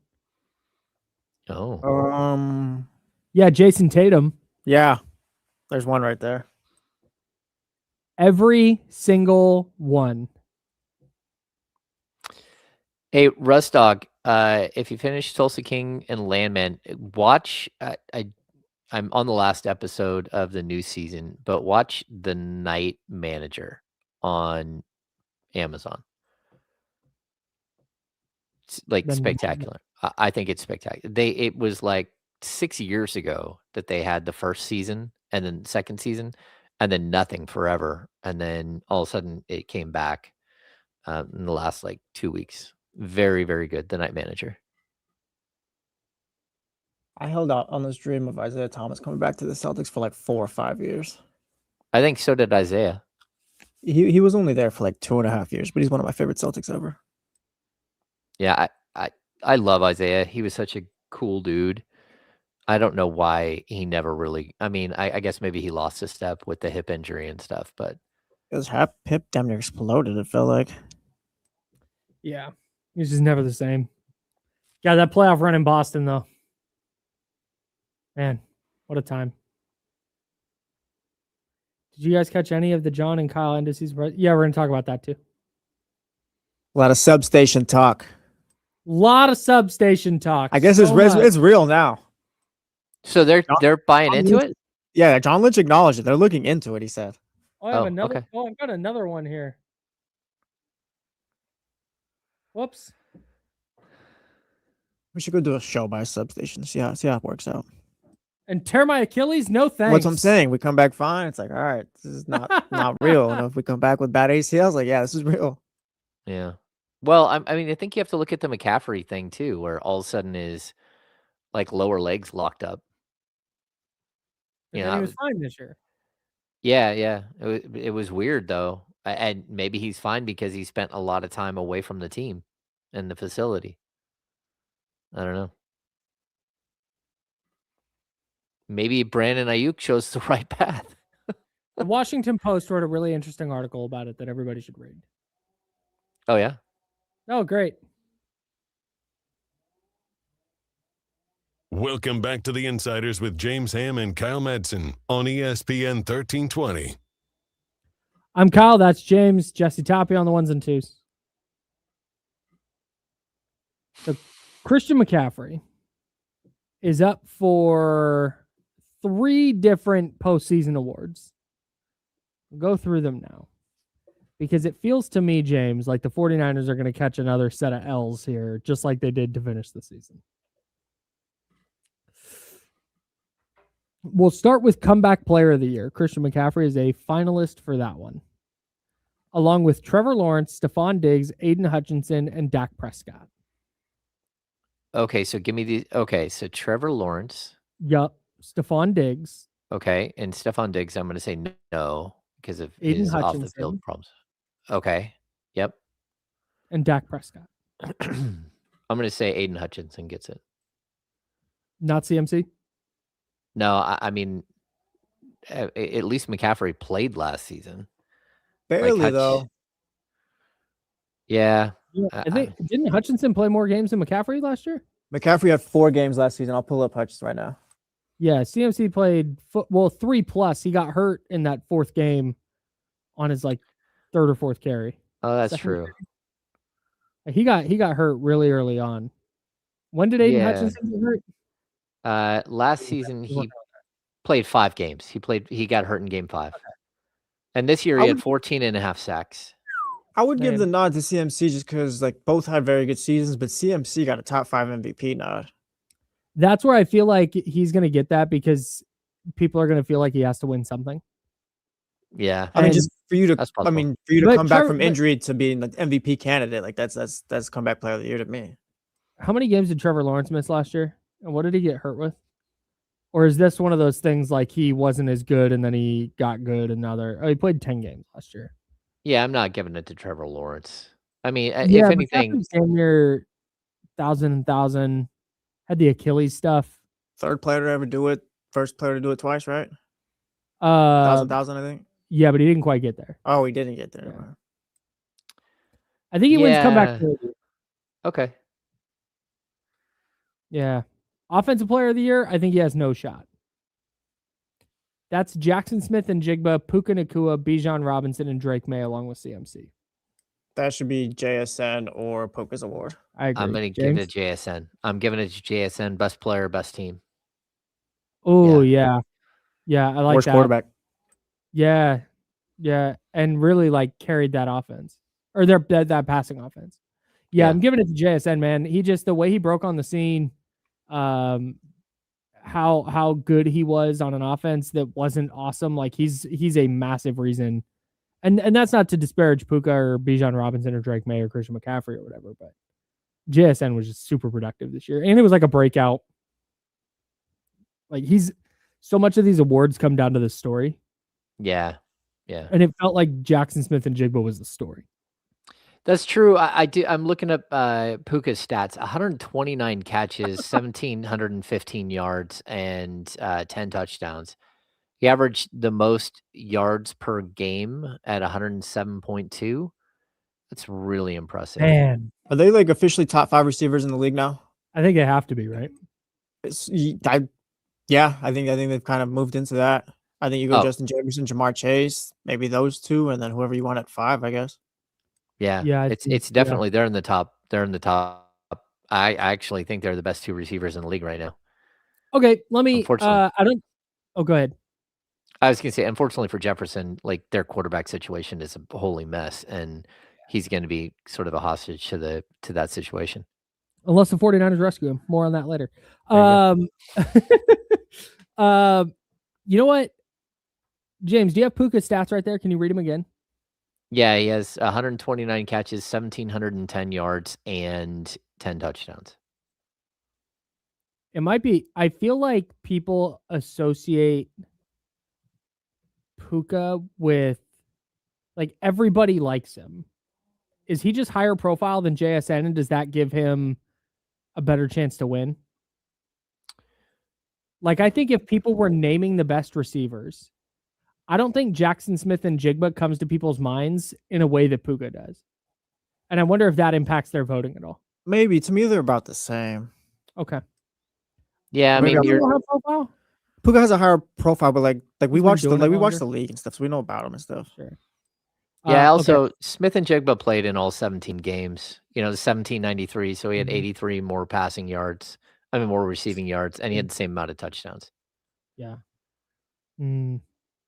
But I also think, here I'll throw I think that Stafford is probably going to win the MVP, and I think that they can basically pay homage to the 2 best teams in the NFC/the NFL by giving one of them, by giving Smith and Jigba the Offensive Player of the Year and Stafford the MVP. I like that call. I like that call a lot. Speaking of the MVP, it's 4 quarterbacks and Christian McCaffrey. It's Josh Allen, Trevor Lawrence, Drake May, and Matthew Stafford. I think Trevor Lawrence and Christian McCaffrey have about the same chances of winning it. Which is I think they're there because they named the top 5. I don't think they're actually like really in the conversation with Josh Allen, Drake May, and Matthew Stafford. I guess, and we've had a whole postseason or 2 games ago, but it's like Josh Allen, like move him out of the way. Yeah, he was good this year, but it's a 2-man race. It is. It's Drake May and Matthew Stafford. I don't even know if it's a 2-man race, to be honest with you, because really? Drake May. Yeah, I mean, like I think Drake May has to do it more than once. Like he's a great story, but we're talking about a second-year quarterback who did great things this year. But I mean, Stafford's stats, his longevity, the fact that he's never won an MVP, the fact that he's won a Super Bowl, all of those things, they're going to come into play. And so I'm going to give it to Stafford, and I don't even think the voting will be that close. Man, Stafford 65% completions, 4,700 yards, 7.9 yards per attempt, 46 touchdowns, 8 picks. He led the league with 7.7% touchdown rate. That's how the percentage of his throws that turn into touchdowns. 1.3% interception rate. Drake May led the league in completion rate at 72%. He led the league in yards per attempt at 8.9. If you're into QBR, he led the league in QBR. He led the league in passer rating. 31 touchdowns, 8 picks. Lower touchdown rate, lower interception or higher interception rate. 4,400 yards. He has 15 Stafford was just better this year. Yeah, Stafford. I think that. I think that's it. I think Stafford's just. He's just a better player right now. Yeah, I mean, and I think there's a lifetime achievement aspect of it too. Yeah, the 15 touchdowns is what stands out, man. 15 touchdowns is a huge amount. Yeah, it's a lot. Like that's a big difference between those two. There's a lifetime achievement aspect, like you said, but I don't think it's needed here. Like I think if Stafford, like this was 3 years ago, and this is the same scenario, like Stafford's winning it any season. I think I probably agree. I always go to the dreaded narrative on this and how people view each player. And that's where like Christian McCaffrey or any running back is never going to have a shot because nobody views the running back position or any position that's not quarterback as that important. They're never going to be viewed, no matter what Christian McCaffrey does, no matter what you think of Christian McCaffrey's impact on the 49ers, it is not going to equal or surpass the impact Drake May had on the Patriots, the impact Josh Allen had on the Bills, the impact Trevor Lawrence had on the Jags, or the impact Matthew Stafford had on the Rams. So he's just out entirely. Yeah, I can make the argument, though, that McCaffrey, if the 49ers don't have McCaffrey this season, they win 8 games. Like, okay, and I think people would probably push back and say the same thing about Drake May and whoever New England's backup is.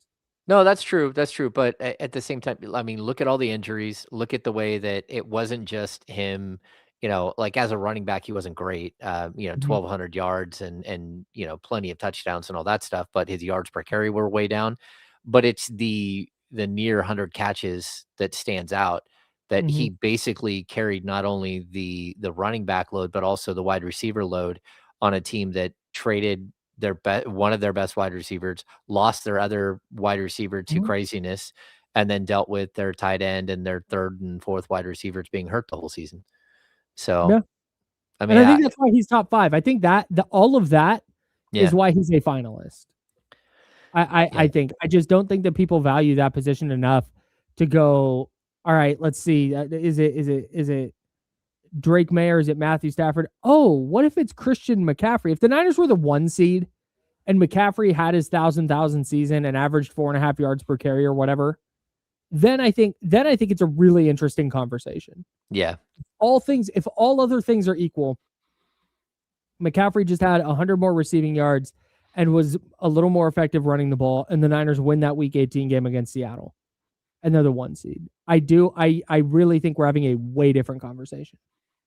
Yeah, Does it? and Go ahead. you're looking at a guy who didn't have 100-yard games. He had a couple. I think he finished 300-yard games. So it's tough because he doesn't stand out. And then the one other thing I want to add about Stafford, like Please. there was a legitimate chance that Stafford wasn't going to play this season. That his back was so bad. I mean, he was getting like an epidural right before the season started. And then he shows up like out of nowhere right at the end of training camp and like, okay, let's roll, and puts up 4,600 yards or 4,700 yards and 46 touchdowns with 8 picks. Yeah, I don't think that there's any way he's not the MVP. Just my opinion. I'm with you guys. But again, I try and get inside. I try and go, okay, if a voter was going to vote for Drake May, what would the or make the case for Drake May, what would it be? And could they talk themselves into that above Stafford? And I think you're looking at, okay, 14-3.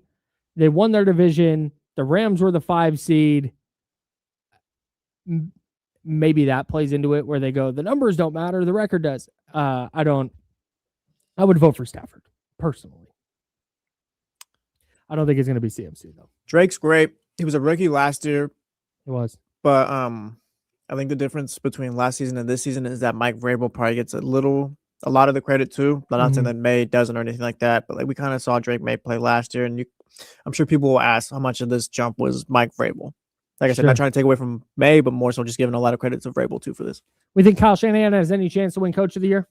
No, that went away once he lost Week 18. I've got you Liam Cohen, Michael McDonald, Ben Johnson, and Mike Vrabel. Kyle Shanahan's 4th time as a top 5 finalist. And he's not going to win it. I still think he's got a very good shot. Really? It's just the injuries, like it doesn't matter that they didn't end up with the number 1 seed. I think everyone believes this was his best coaching job, in San Francisco. Yeah. And that's, I agree with you. And that's, I wonder where people go with this. So this is from the Associated Press, who does the voting on this. These are the AP awards. Here's the description they give for each coach.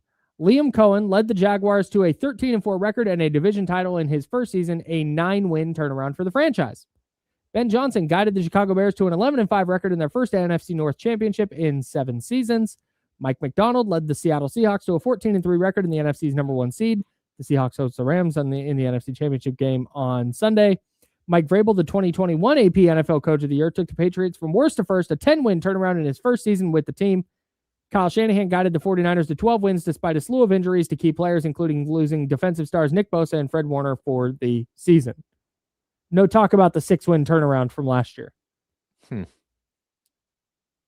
But it seems that to me that Coach of the Year is not who did the best coaching job. It's who had the craziest turnaround or who coached the number 1 seed. And Kyle Shanahan did neither of those things.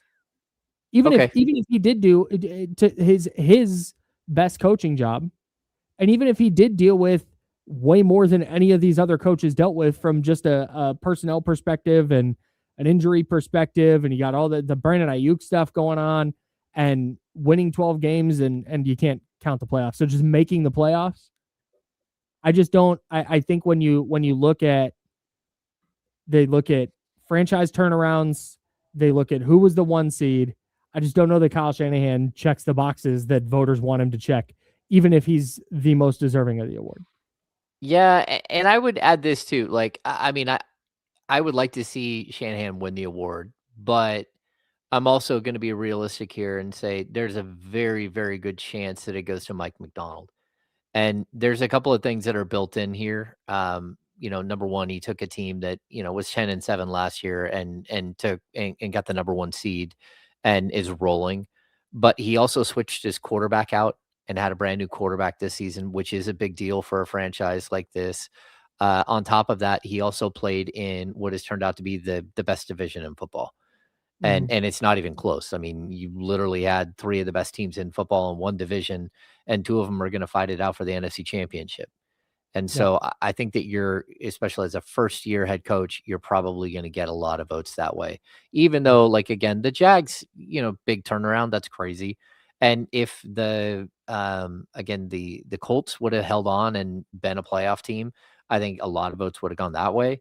But this kind of feels like, an award that I think there's a good chance that you're going to see a lot of awards for Seattle this offseason. I agree. One coach who's not going to win an award for the 49ers is Robert Saleh, who I thought was a lock to be an assistant coach of the year finalist, which is an award. He is not a finalist. That's wild. You have Vic Fangio, the Eagles defensive coordinator. You have Vikings defensive coordinator Brian Flores. You have Broncos defensive coordinator Vance Joseph Fine. You have Seahawks offensive coordinator Clint Kubiak and Patriots offensive coordinator Josh McDaniels. So we're reaching the point now where assistant coach of the year is just going to go to the offensive coordinator of whatever team had the quarterback that overperformed.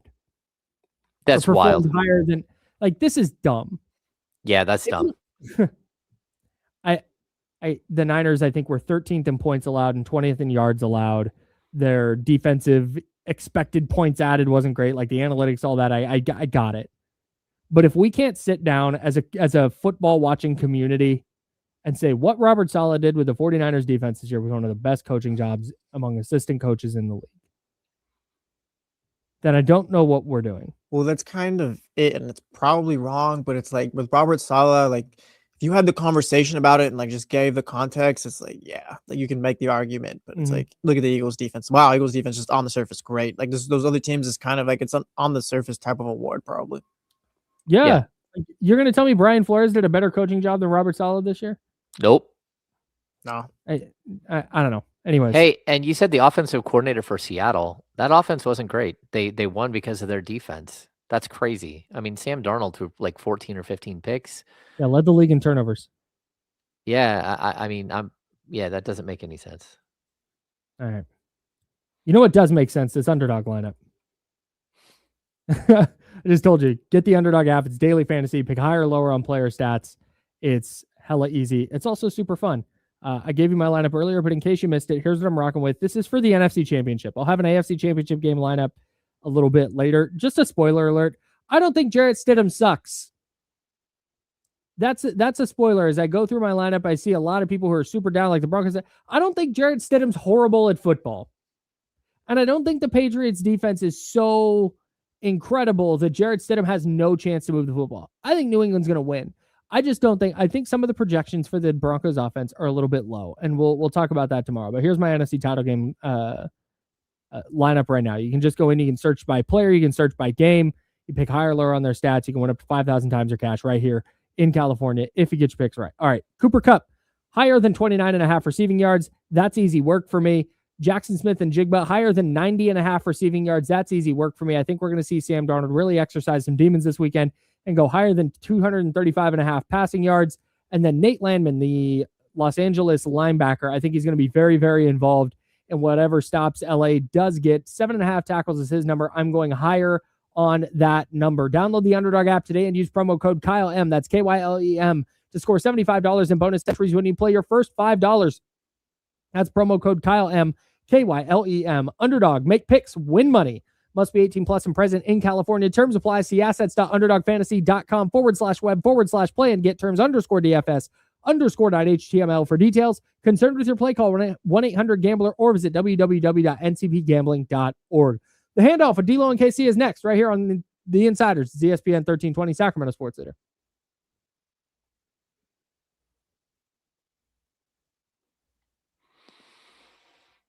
I'm intrigued by your Stidham take because I don't know that he's ever done anything to make me believe that he isn't that he's good.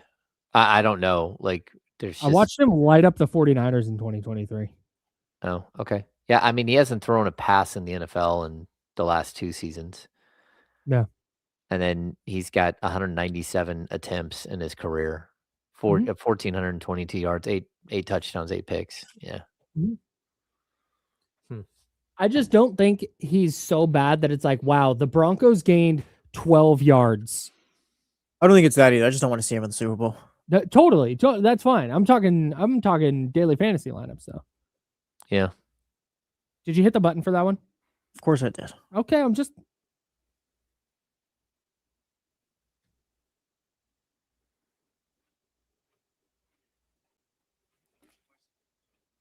I do that. I hit it at the button 2 or 3 times every time.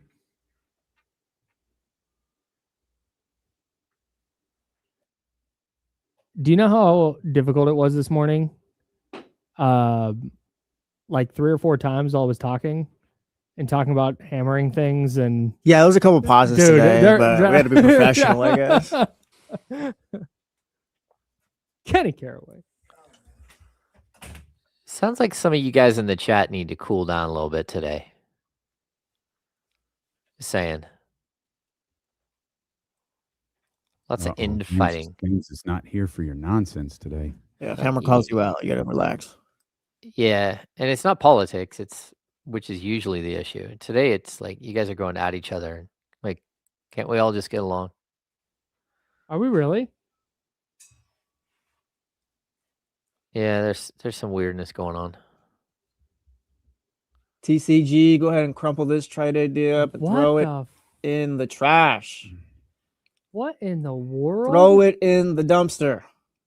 Light the dumpster on fire, put it on a boat, and then throw it in the ocean. Was the Celtics Potter named TC? Yeah, I don't know who the Celtics Potter was, but don't pod ever again. Huh. It was Bill Simmons. I hate Bill Simmons. That's Kenny's best friend. So wait, Jesse, you don't want any part of Domantas Sabonis? You'd rather go into a playoff series with Neemias Queta and Luka Garza? No, I'd rather like trade for someone like a Zubox and then get Jason Tatum back. All right. Derek White is really good, by the way. No, he is really good. I agree.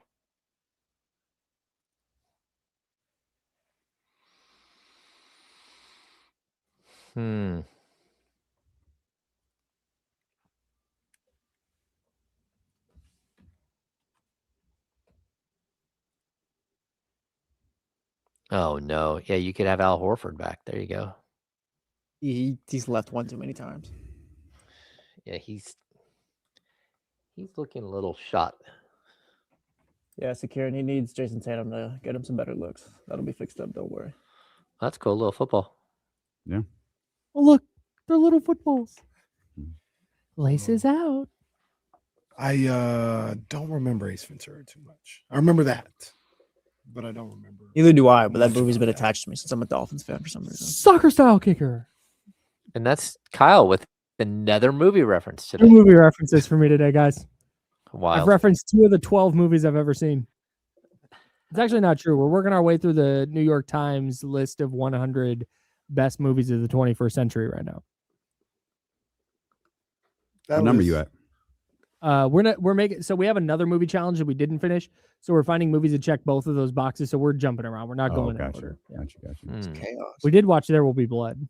That was great. That's a great film. Which one? I did that once. I did something similar once with albums. Yeah. Oh, album challenge. I just don't understand the Beatles. It's just not for me. I just didn't. I can appreciate music that I don't like, but like, oh no, I get it. Like, didn't get it. Didn't understand. I love the Beatles. Yeah, it's just not something I understand. Babe Ruth and the Beatles, one and the same. Kind of. I got a Beatles vinyl that I'll spin, and it sounds great on the record player. But yeah, I wouldn't. It's the one Beatles album that I'm like, oh yeah, I like this. The gray album? No. Or is it the white album? Abbey Road. It's the white album. I think they combined the white album with the black album and made the gray album. That's a shoot. Yeah, a little crossover with Jay-Z. Yeah. That was a thing for a couple of years. Welcome back to the Insiders with James Ham and Kyle Madsen on ESPN 1320. James Ham, Kyle Madsen, Damian Barling, Kenny Caraway, Jesse Toppy's here. Whole gang's here. Hi, everybody. What's good, man? What's good? Dylan Cardwell, apparently. Absolutely. Man, Dylan's funny, man. Dylan dropped the stat line that I predicted, like the exact scenario we talked about yesterday happened. Yeah. I said he'd scored no points, 13 rebounds, 4 or 5 blocks, and everybody would be talking about him. Exactly what happened. That's exactly what happened last night. It feels like it's 20 and 10 every game, though. Every single time. Every single time. You're selling him short. He had 2 No, points. I know he did. But in fairness, I think I said 1 of 10. I think I said he'd be 1 of 13 and no one would care. Yeah.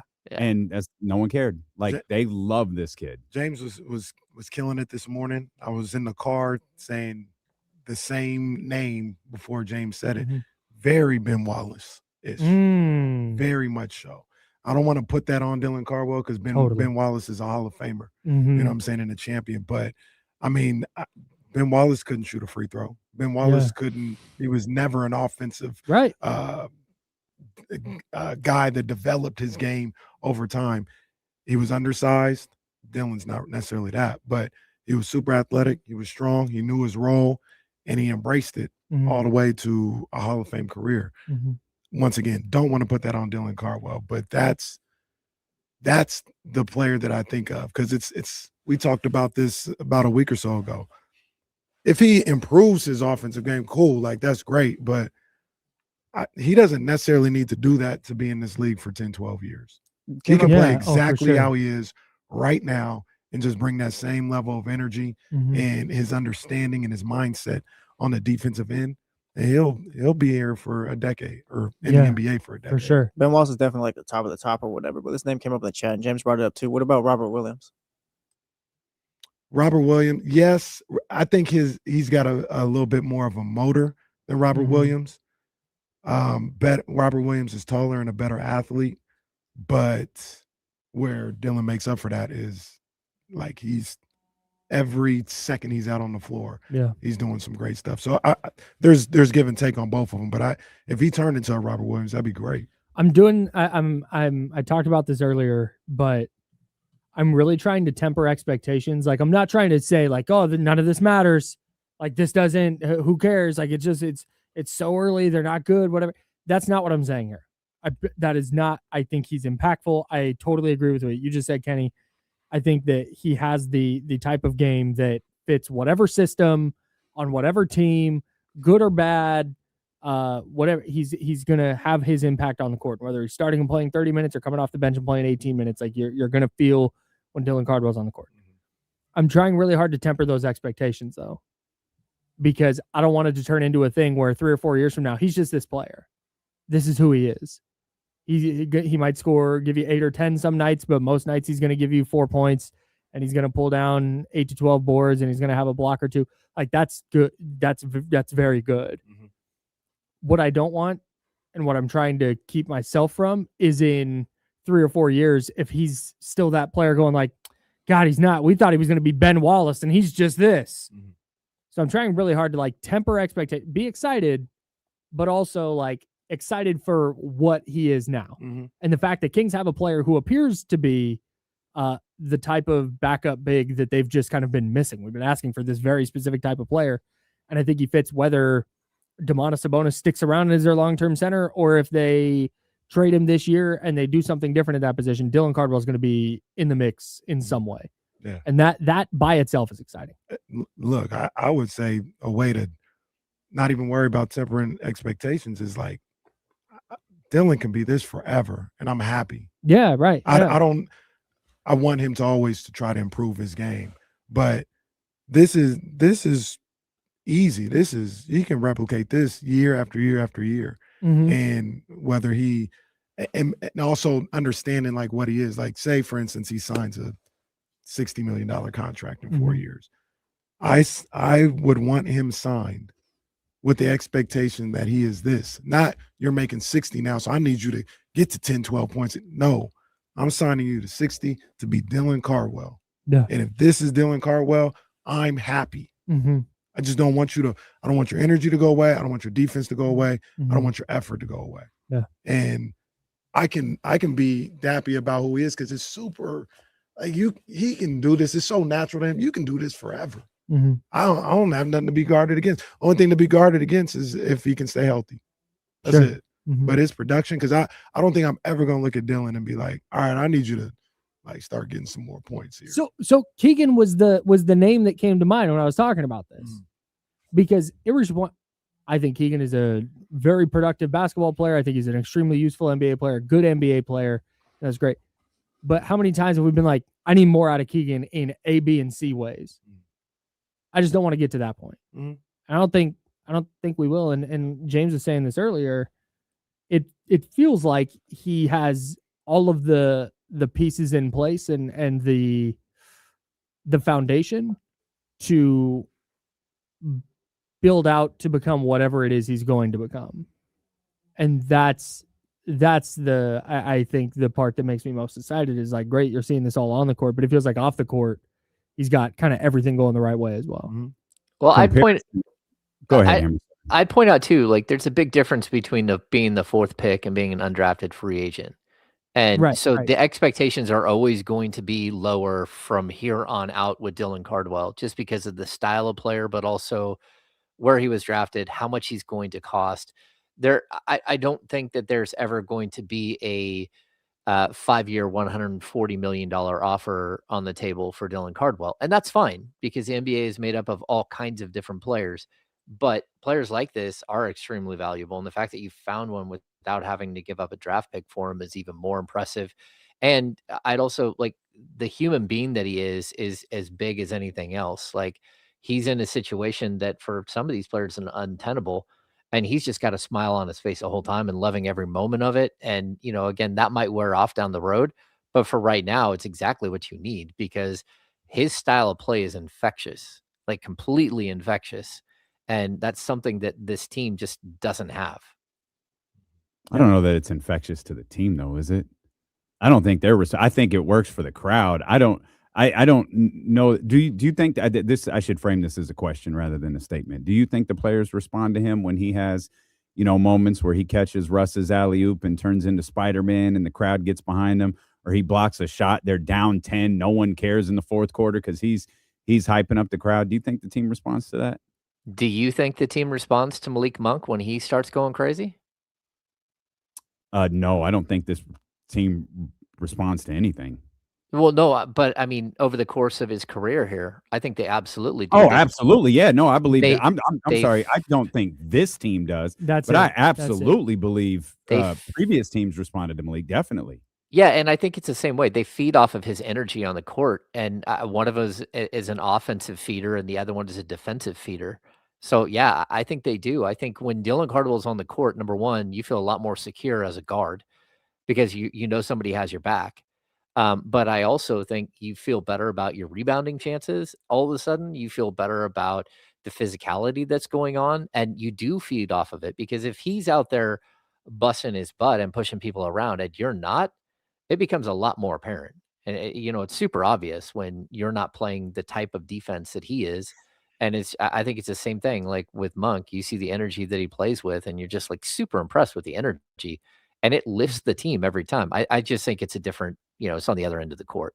See, that's exactly what I think is happening with Dylan Cardwell. Is he's doing something, and you're noticing this other guy doesn't do it. Yeah, it's really stark. Like that difference is very, very stark. Yeah, and like at no point 2 nights ago did I go, God, I wonder why Domas isn't out there. No, I knew it was glaring. You could see it.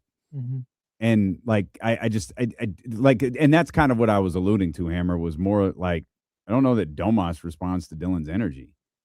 I don't know if Zach, and obviously that's not a factor in last night's game. I don't know if Zach responds to Dylan's energy. You would hope so, but. Two things to that point. Responding to it and being able to execute are not always the same thing. Like you could be like, Dylan, oh, let's go. And just not be good enough to stop Shaedon Sharpe or Klingon. You know what I mean? But to that point, I know me personally watching the game, and I agree with both you guys and James and what he said. I think there are moments out there when they're getting drugged on the defensive end, they're getting drugged on the boards. Klingon is dominating. I know I'm watching the game and I'm like, all right, man, go put him in. Put him in. Like Reynold's getting dogged out right now. Sabonis can't do anything. Doug, put him in. And I think that team, Russell Westbrooks, your Schroeders, your Monk, without saying it, they're not making a big fuss, but like, hey, get him in there, man. Like it's getting ridiculous. I think that happens quietly right now. I think they look at when they're getting dogged out on the boards or there's nobody there to protect the rim. Hey, Doug, man, we got to get him in, man. Sure. We got to do something about this. And that's a level of response to his play, his energy that may not always be seen outwardly. Well, and I'm going to be honest with you here. It's not just Domas, because Domas has played 3 games. It's the same exact thing. Like there are plenty of times where Max isn't getting rebounds and Max is getting shoved around on the defensive end. And so I get what you're saying, and I totally for sure, agree. But Max gets a little more grace, doesn't he?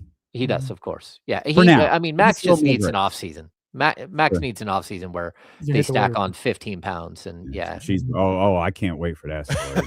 I can't wait for that story. James Ham reports Maxine Reynaud has put on 10 pounds of muscle. Looks big. That's right. Yes, yeah. Well, Jesse. He's putting on weight. I mean, that's just Dude, how I'm we trying to go. watch Reggie Bush highlights, and you're out here doing that. It's a flag. What are you talking about?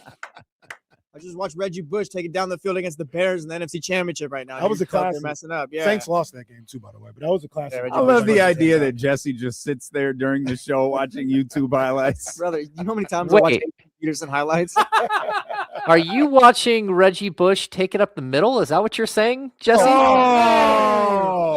That's a flag. James, I didn't say that. James said that. That's what crazy. the hell is that? He just pushed the ref. The insiders are out of pocket today. Come on, man.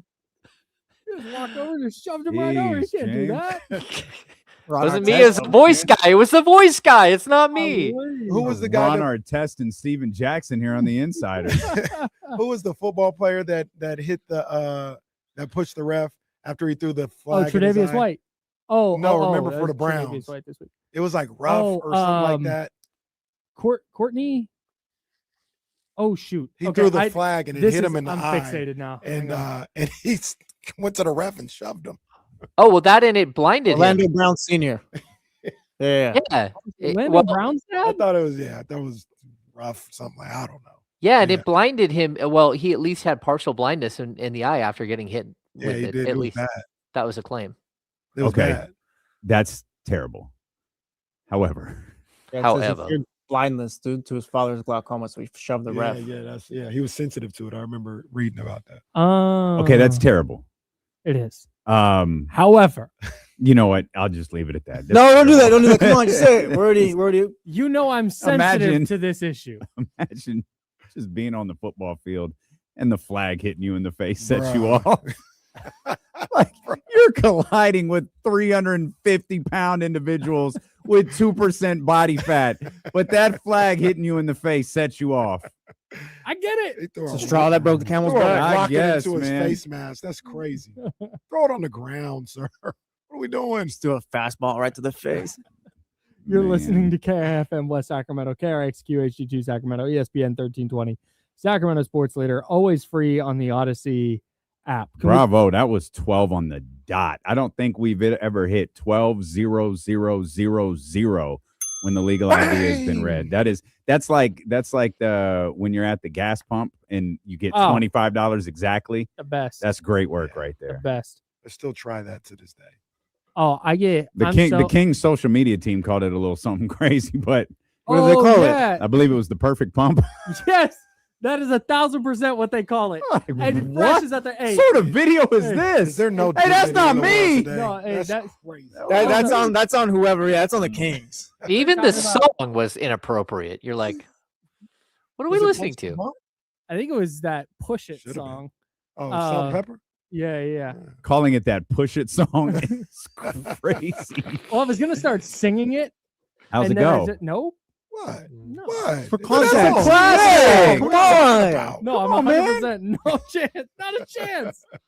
I got sidetracked now. What were we talking about? Oh, whenever I do have to get gas in a car, I'm super OCD with that. It could be 41.03. I'm like, all right, we're getting 97 more cents in here. Gas everywhere. Dude, if it gets to 42.01, 99 more cents. Oh, damn. That's about to be killed in a freak gasoline fight. I have just strewn gasoline. Do you play the game though? Do you try to like hold it and stop it at the exact time?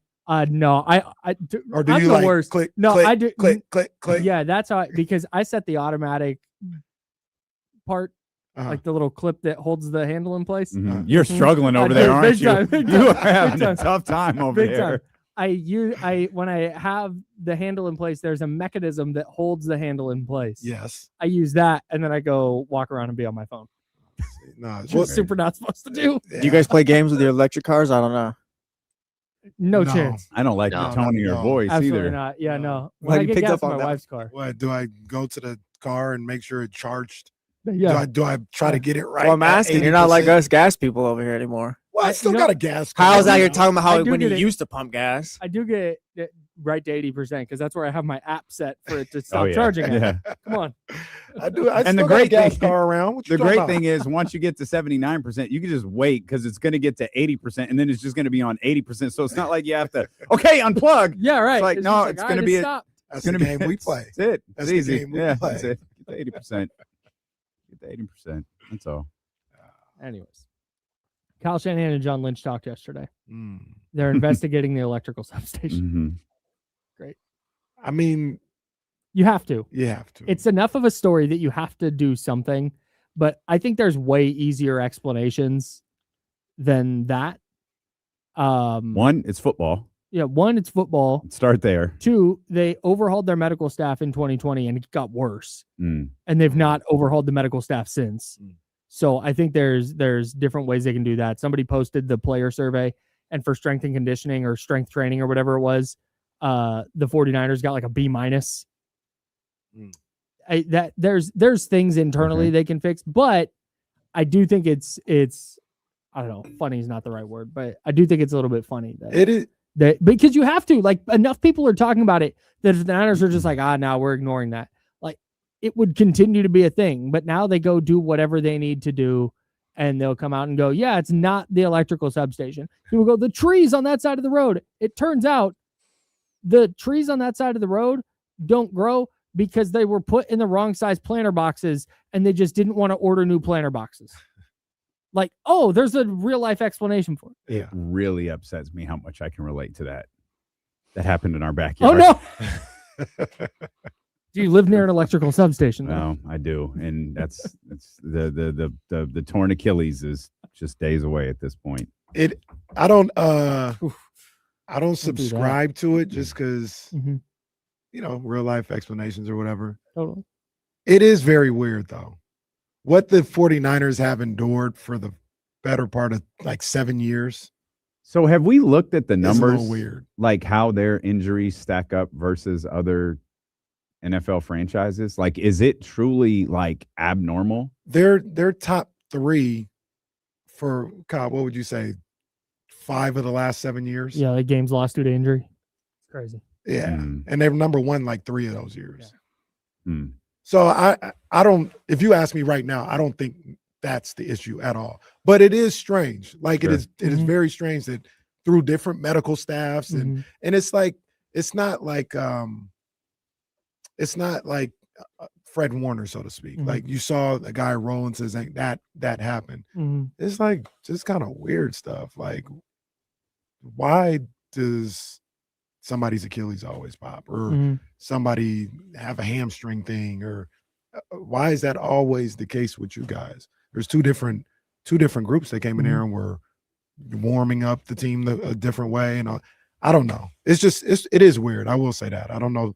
I'll chalk the reasoning up to that's life, but it is strange. Get Albie, The Connie, Bosa. and Pete Youngman in here and ask, is Yeah. it more likely an electrical station messed this up or the people who have your guys' position aren't doing this right?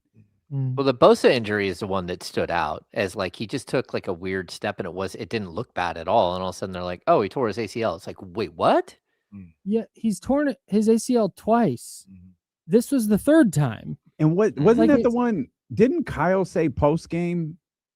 Oh, we think we avoided something bad. Yeah. He said Yeah. that, right? And then Yeah. it turned out they didn't. Yeah, Yeah. Bosa was walking off the field like, Yeah. nah, this is bad. Yeah. Oh, that's right. Yeah. Yeah. He's like, hey, I'm toast. It's I'm over. done It's for over. the year. Retirement. Yeah. Shannon's like, yeah, I think that I We're I free don't know. January 6th. Never. Oh, mind. Oh, okay. my Oh, God. Okay. Come All right. on. The morning we Come had, that was on. too far. Fine. What's going on there? I mean, you got to check it out. I don't know. It is somebody was like trying to convince me of it, and they don't really have things traditionally around like electrical substations? Do they or do they not?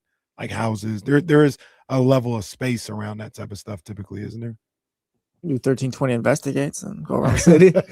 From what I understand in reading about this in the Washington Post, which did an extensive story on it, it's like a 75-25 split. People who study this stuff are like, the amount coming off the electrical substation that gets to that practice field is about the same as in your house. Like just with televisions and lights and all that, like it's not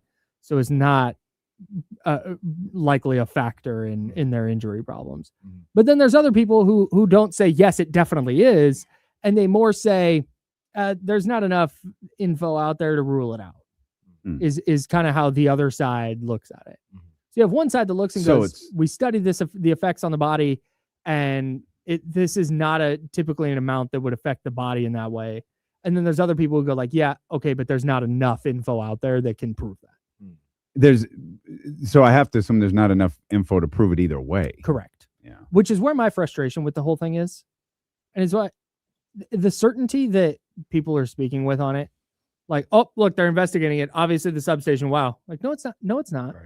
It's not obviously that. Right. It maybe they find that that's something. But yeah, I think the Niners are going to investigate, and I don't think they'll get asked about it at whatever camp next year when the offseason program starts and there's availability, and they go, yeah, we looked into it. They said it's safe. I chuckle because what if you do find something? Bury it. Like, what do you do if you're the 49ers? No, you probably don't get sued, but you spend every dollar you have to move your practice facility. Like if they do a study and it's like, hey man, it's not immediate, but whoever practices on this practice field for this many hours a day for this many years is at a higher risk for injury. Yeah, you have to do everything you can to get clear of that. What's the percentage? Oh, sorry about that. But what's the percentage? Like if they come back after the study and they're like, well, this isn't certainly why the injuries are happening, but you're talking about 75-25. What if it was like, oh, I mean, like probably like 40%. There's a 40% chance that this may have something 40% is outrageous. Like if if I'm a player, I'm calling my agent. Like I'm not going, get me out of here. And that so here's what I wonder. The 49ers are a heritage franchise, but this story is out there and it's weird, but it's also like, hey man, like I eat 12 egg whites and 3 chicken breasts and I drink 4 protein shakes and I do Pilates and yoga and I do all of this stuff to keep myself healthy. I'm not going somewhere where the electrical current might mess me up. Yeah, hell no. No, I'll go sign in that new stadium in DC. Yeah. I'll go to play for Bob Myers. I'll go to Glendale. Do that too. Yeah. He's not going to play. I know they're not going to play for Mike Dunleavy. I know that for sure. Like I'll ask, what is the percentage where you don't do that? Is it if they say it's a 15% chance that this too high? That's what I'm saying. Too high. Like, you have to. For me, it's got to be less than 1.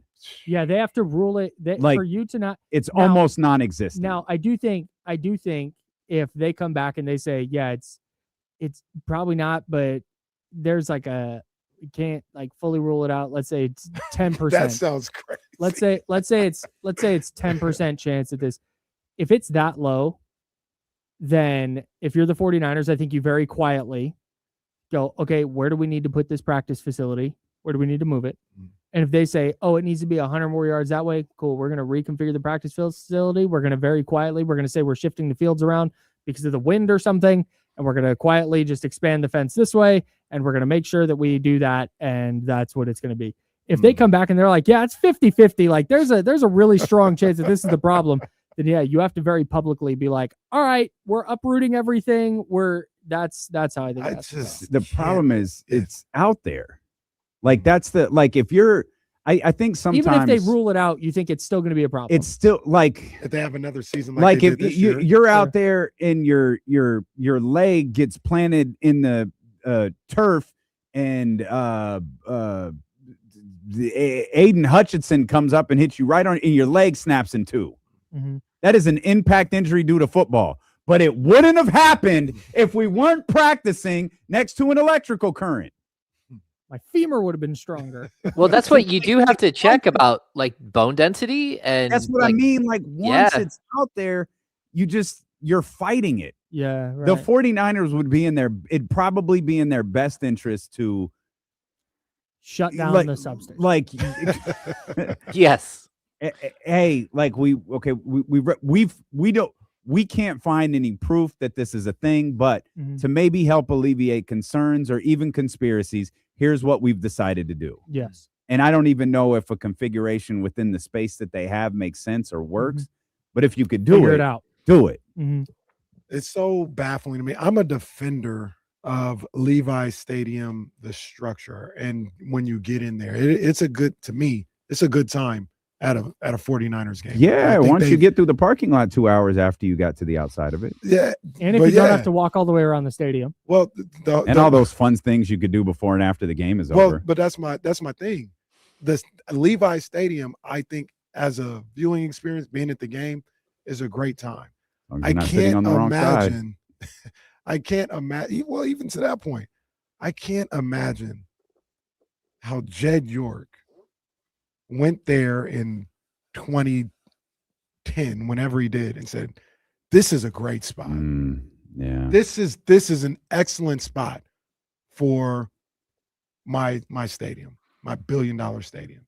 I would like for him to speak and explain his thought process with this, because outside of the actual being in there and watching a game, none of that looks appealing. Nothing. The drive up, being out there in the parking lot.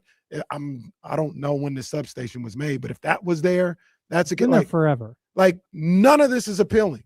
How could he go there in 2010 or 2009 and say, "No, this is a great spot to have my stadium"? Because from what I understand, they've had a practice facility there since like the late 80s. 49 way. Yes. It's going to be about money, man. You're in the Bay Area. Property is so expensive, and they looked around and like, where can we have a bigger stadium, a sprawling stadium?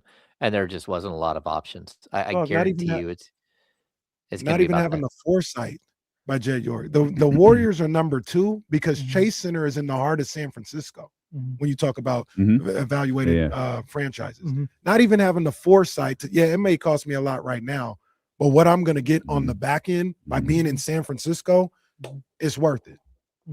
It's just, I like Jed. I guarantee there's going to be at least one TikTok video of a 49er fan tailgating with a hot dog on a grill, and it's going to be cooked, and he's going to go, "Bro, I didn't even light it. It was the electrical current in the parking lot that heated the hot dog." The other killer, at least one. The other killer about this for Jed and the 49ers is, you landed the Super Bowl, but you mean to tell me they ain't going to talk about this for 2 weeks? The NFL world is coming here with this story out. Man, come on now. One team uses that practice facility. They're both like, "No, we'll go to Stanford." That's what I was exactly going to say. They're going to go to Stanford and San Jose State. What's going on? No, they are not going to Santa Clara. I like Jed more than most, but that dumbfounds me. We're going to practice at the Chase Center. Well, I mean, you could just talk about that while we go down this road.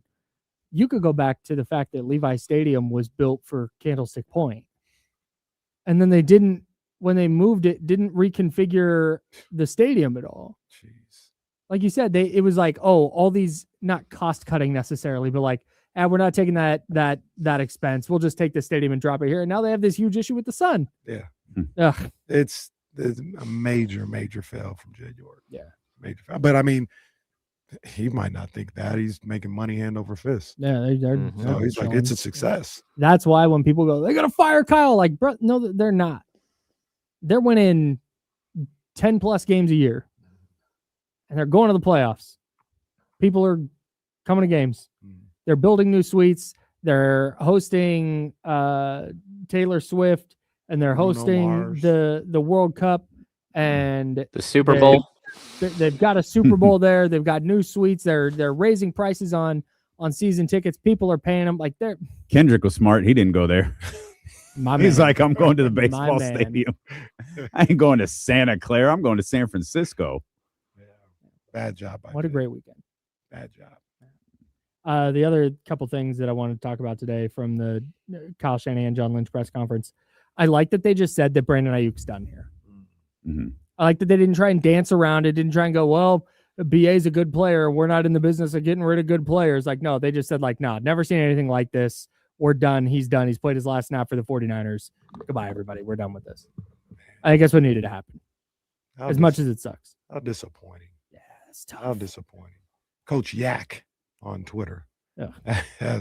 You're not a Coach Yak fan? That dude's been blocked. Oh, wow. Come on. Okay. All right. Well, he had a question. He said, describe he one got word. The full Giannis treatment, man. He said, describe one word to describe the Brandon Ayuk thing. And for me, it was just disappointing. Yeah. Just disappointing, man. I can't believe that, this is where you ended up being with Brandon Ayuk as a 49er. Just him as an individual. Like, you get hurt, you make this decision, you may cost yourself some money. Who knows what's happening with your career? It's just all around disappointing, man. I can't think of a better word for it. I saw that tweet. Unprecedented?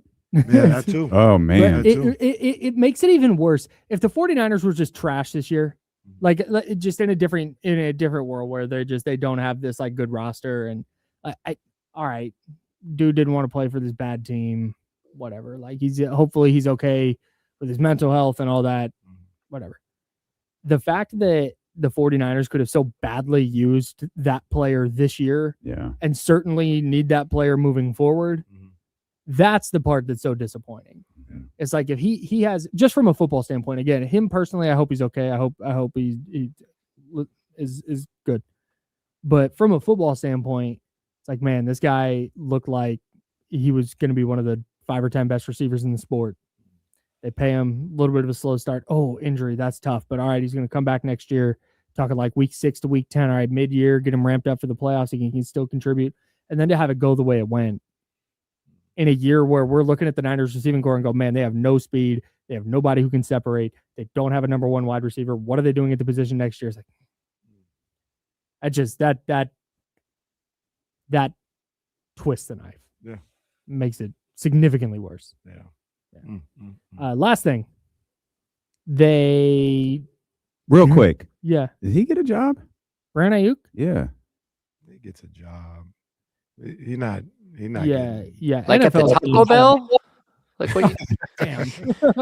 Like, is he a year? I think Hammer might have said this yesterday, or maybe you did. He's getting a year contract, right? Ham said prove a deal. I agree. Yeah, it's a prove a deal. Yeah, he's got to show that he's focused and an actual, like, he's in on being an NFL he's player. back from injury. Yeah, that I say the number, that knee got destroyed. Yeah. They kept destroyed. The way they kept saying, well, it's the ACL, the MCL, and other stuff. Like, it's gonna take time. Like, they were really, really harping on that. I think he does get another job in the NFL. I think he gets another contract because he's a good player, and the threshold that NFL teams have for good players on what makes them unsignable is very wide. Right. He didn't get in trouble with the law. He didn't go hurt anybody. He drove recklessly next to Levi Stadium and filmed it. But like, he almost got in trouble with the law. Almost. But if you're gonna break the law, don't film yourself doing it. Yeah, right. Yeah. That's point number 1. And post it on social media. Don't Bad take idea. Notes on a criminal conspiracy. But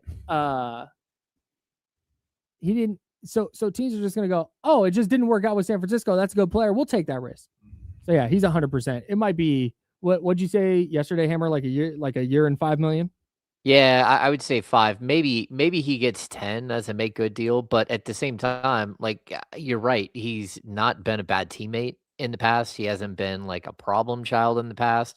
There's never been any negative press about him up until this point where, the contract negotiation and then led into all of this. But yeah, it's not like he's Antonio Brown. And, Antonio Brown, like name all the wide receivers that kept getting extra chances.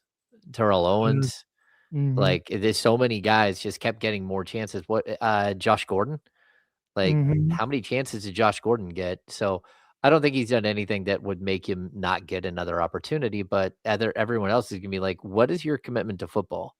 Because if you're not in it, then you shouldn't be here at all. Because it's a game that, like, if you're not 100% in, you're gonna get hurt because of that. Josh Gordon, the ultimate I was so wrong player.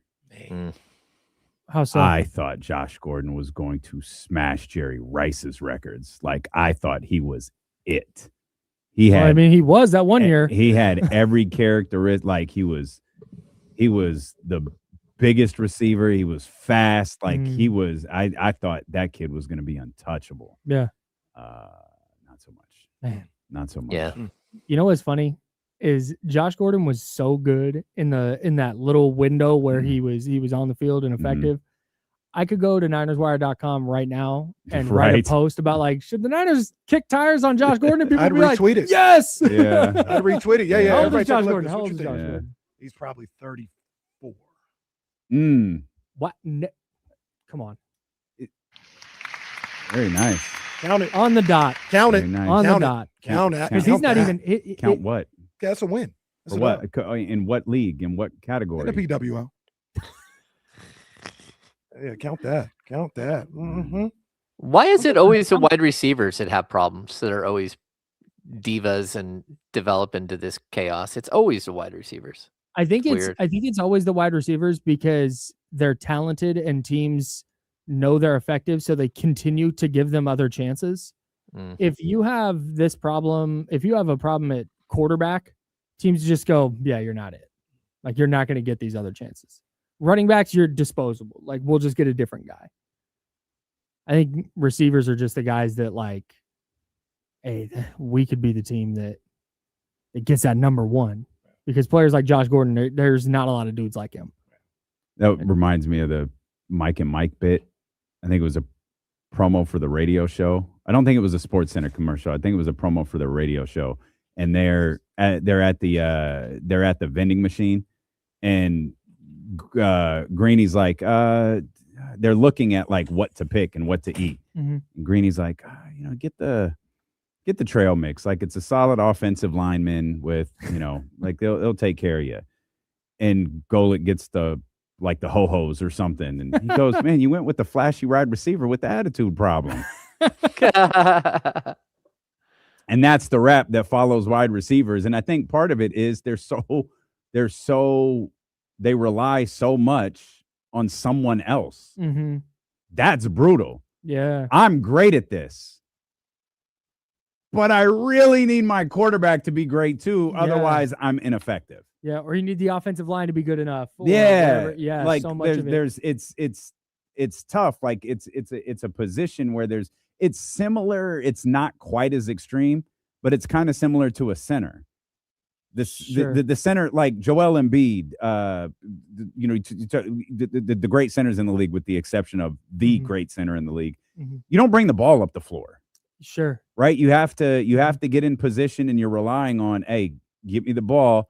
I've got this matchup. I got this or I'm just better than everyone in the league. Get me the ball. Yeah. But it's like that times 10 when you're a wide receiver. And on top of that, even the best wide receivers, you're playing 65 plays and you're getting 7-8 targets. Yeah. Right. So, yeah. like, right. Yeah. That's a high level. Although Jamar, and you're expected to bust your ass on all of them. Targets. Right.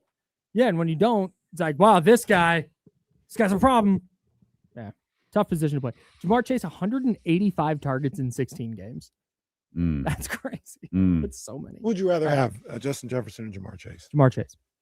No, Justin Jefferson. Yeah, I think Justin Jefferson. That's a coin flip for me. I think. I don't have a hard opinion on that. Sorry. Jamar's a beast. He's really good. Reminds me of Terrell Owens. I'm a big T.O. guy. So Justin Jefferson feels Yeah. like one of those guys who can do everything that you need to as a wide receiver. Justin He's Jefferson. Justin Jefferson. Yeah, he's the lead at like every single thing. Yeah. All right. That dude. All right. All right. D'Lo and Casey are next. Just get Justin Jefferson in here and get him away from the substation. Is that Guru? It is. It's his best impression. best What do you one. mean? Is that You Guru? need to That's listen to more absolutely Guru. Guru. You need to listen to That's more. his best impression by You need to far. listen to more Steiny and Guru. Jesse, you need to listen No, more. I'm saying, Put the 'cause I rat on can't the tell. table. D'Lo and Casey next. That's like the For James amped up Ham. Guru too. It's not regular. Oh yeah. But It's is there it's another the- Guru? No, it's a good point. Wait, Shout we out have to NBA guru Zach. What are you talking about? Well, that's also a good point too, Hammer. You guys remember the Kevin Durant reply? When Kevin Durant was at Golden State, 95.7 posted a video of Guru like going off about I don't recall whatever. this. Yeah. And Katie just responds, Guru at what? Oh. Word. For James Ham, I'm Kyle Madsen Gotta of the reply, Insiders. though. D'Lo and Casey next. Till tomorrow at 10. Drink water. Be nice to people. See you. Great stuff, Hammer. Thanks, James. Appreciate you. See you guys. See you tomorrow. Chatty House. Also see you guys. Charlotte, tomorrow. Baltimore, what up, Hey, though? Charlotte, Baltimore. Let's go.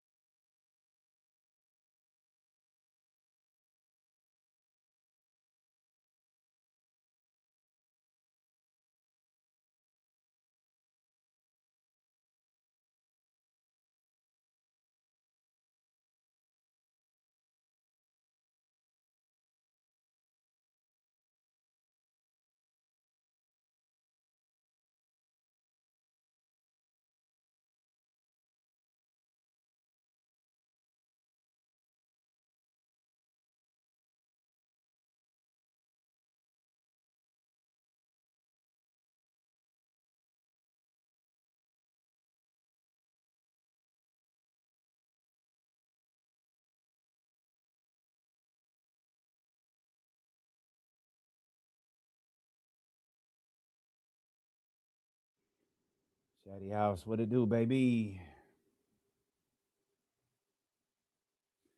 What it do, baby?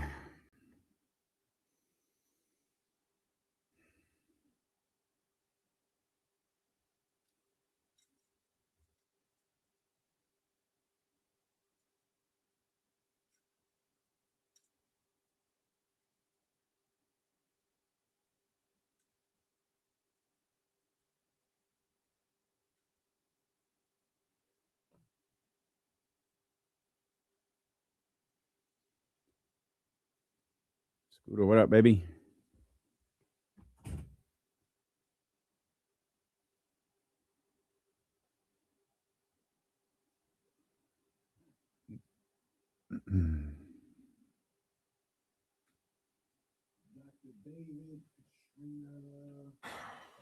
What's up with y'all, man?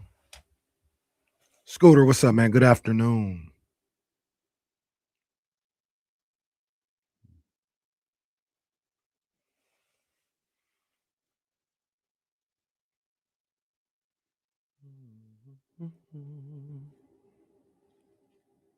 My girl Summer going on tour. Come on, man. I'm there. Summer Walker was at Soblum.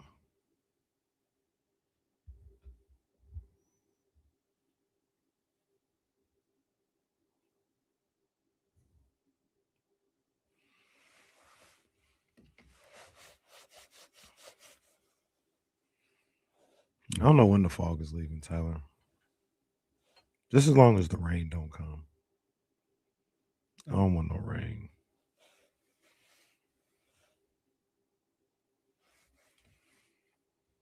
They said for the first time in like 25 years, we're officially not in a drought, California. Shout out. Yeah. And we shouldn't be. It's been raining crazy for the last 10 years.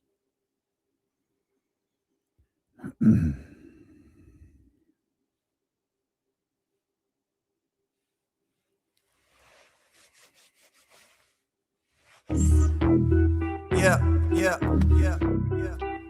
We got them screaming D-Lo, KC, D-Lo, KC, D-Lo, KC, D-Lo. We got them screaming D-Lo, KC, D-Lo, KC, D-Lo, D-Lo. We your number one spot. We your number one spot for some sports, huh? Got the city going crazy when we work, huh? We top 2, but we ain't 2, we in first, huh? And when you need the real, we is who you search, huh? D-Lo, KC, D-Lo, KC, D-Lo, KC, D-Lo.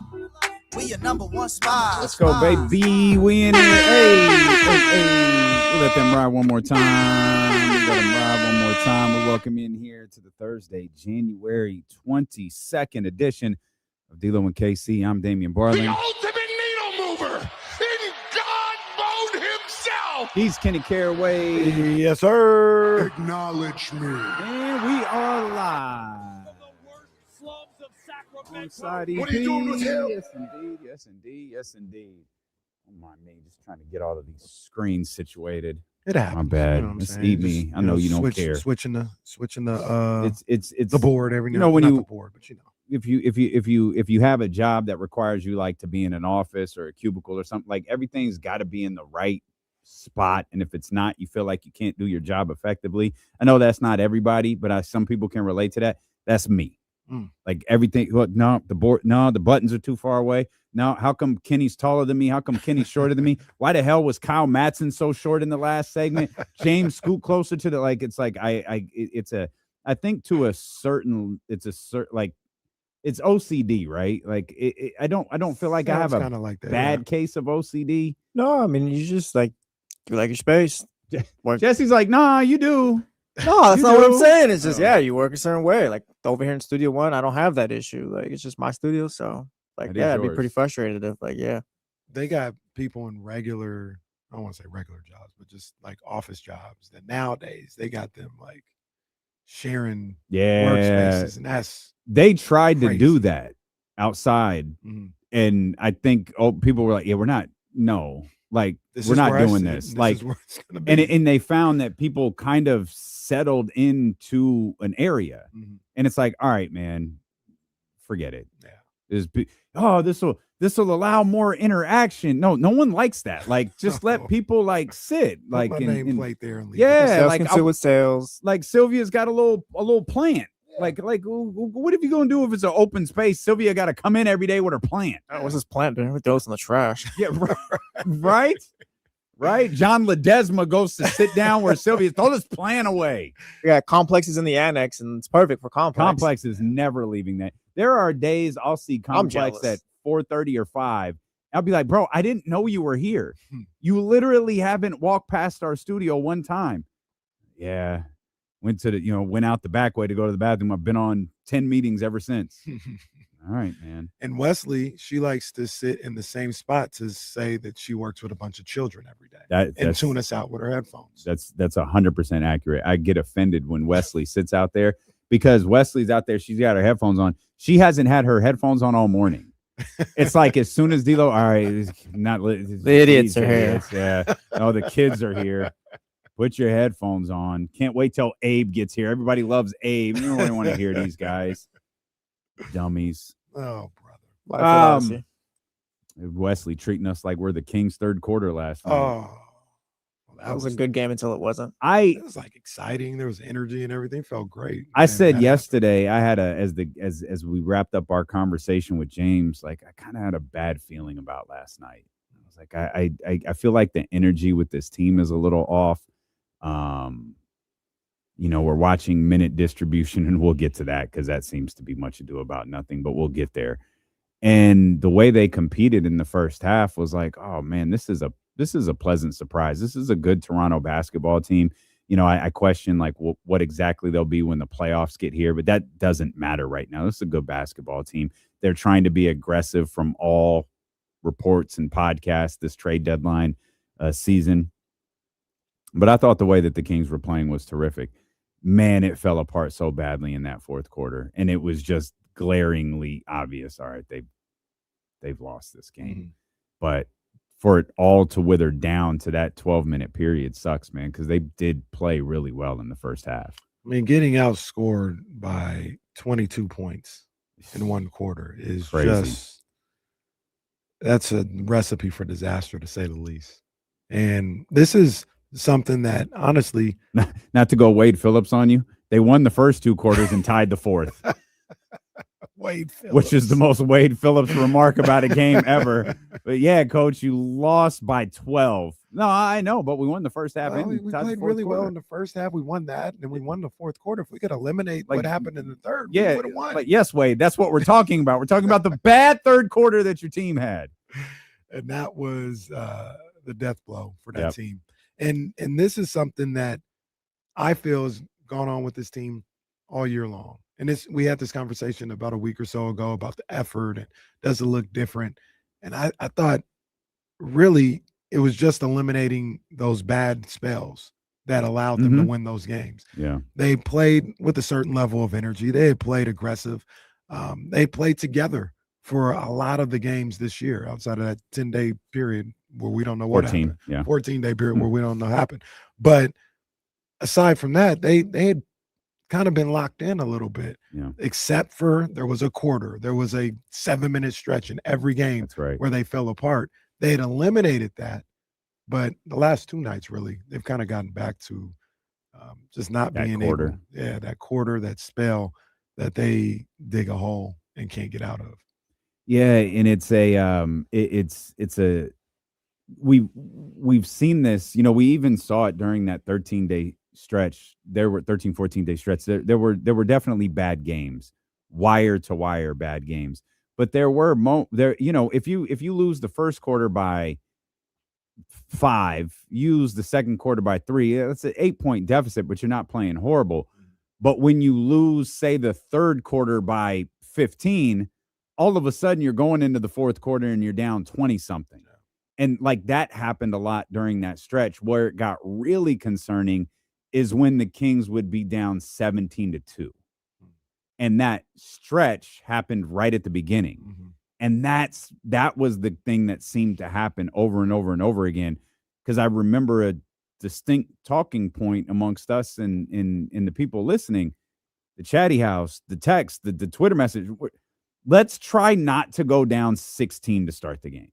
And then just see what this team winds up looking like. It's just last night it happened in the third quarter. And there are various points where you could point to a second quarter, a fourth quarter. They've had a couple of those this year. And they've had 5-minute stretches, 6-minute stretches. And, some of those stretches have happened in the fourth quarter. And it's just like, that's just the game. There's nothing you could do. But when that one happened last night, it was like, oh, this is over. And I think everyone recognized it. Yeah. It was, they weren't going to be able to respond to that. They weren't going to be able to recover from that. And also the other part of it all is they're just not really a good team. So their margin for error is very, very slim. And if you get off the wheel a little bit as a team, you don't have any room for that. You don't have a team that can come back from 12 down for a number of different reasons, talent-wise.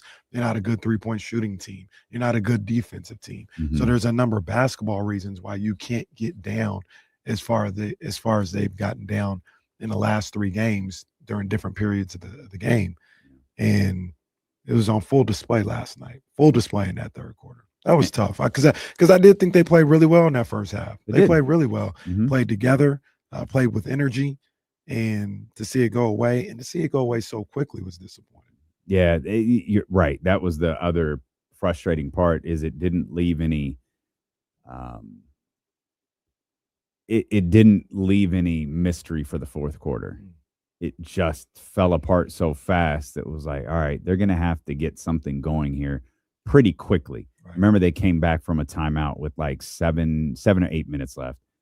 And I know, they were talking about it on the broadcast to a certain group. It was like, this is kind of it. you've got to make the move right here.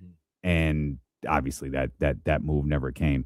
That third quarter saw like Russ and Malik really struggled with turnovers last night. They had a combined 8 in the game.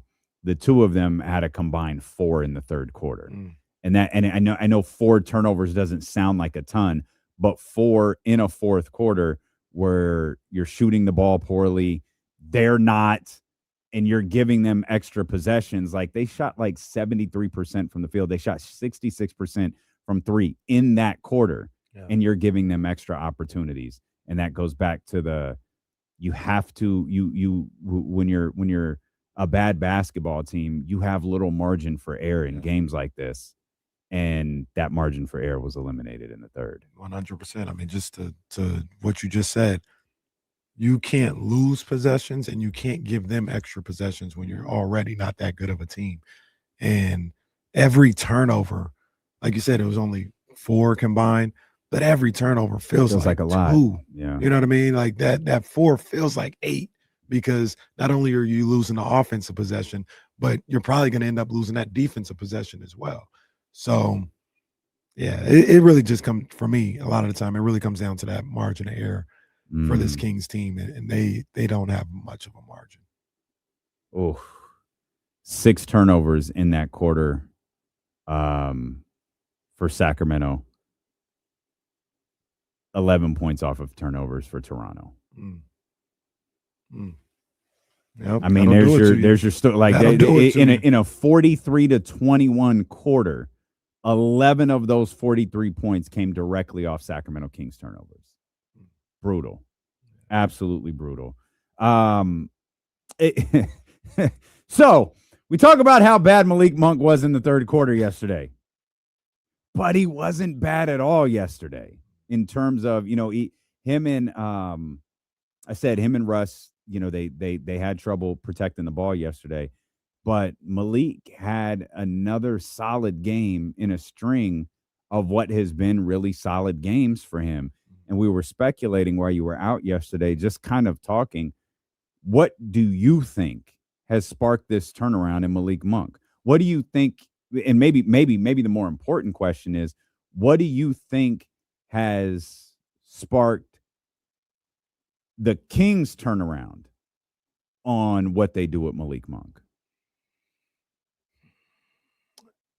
One, I think the injury to Schroeder kind of opened the door a little bit. Okay. And I think that's something that could have opened for Keon. But apparently that door's never opening. No, not in Sacramento. Apparently across the rest of the league, if you read the reports. Yeah. So, but even to that point, it could open for Keon, but I think Malik Monk is a better player than Keon Ellis. So if you got a guy in Dennis Schroeder who's down, you might have to go to your next best player.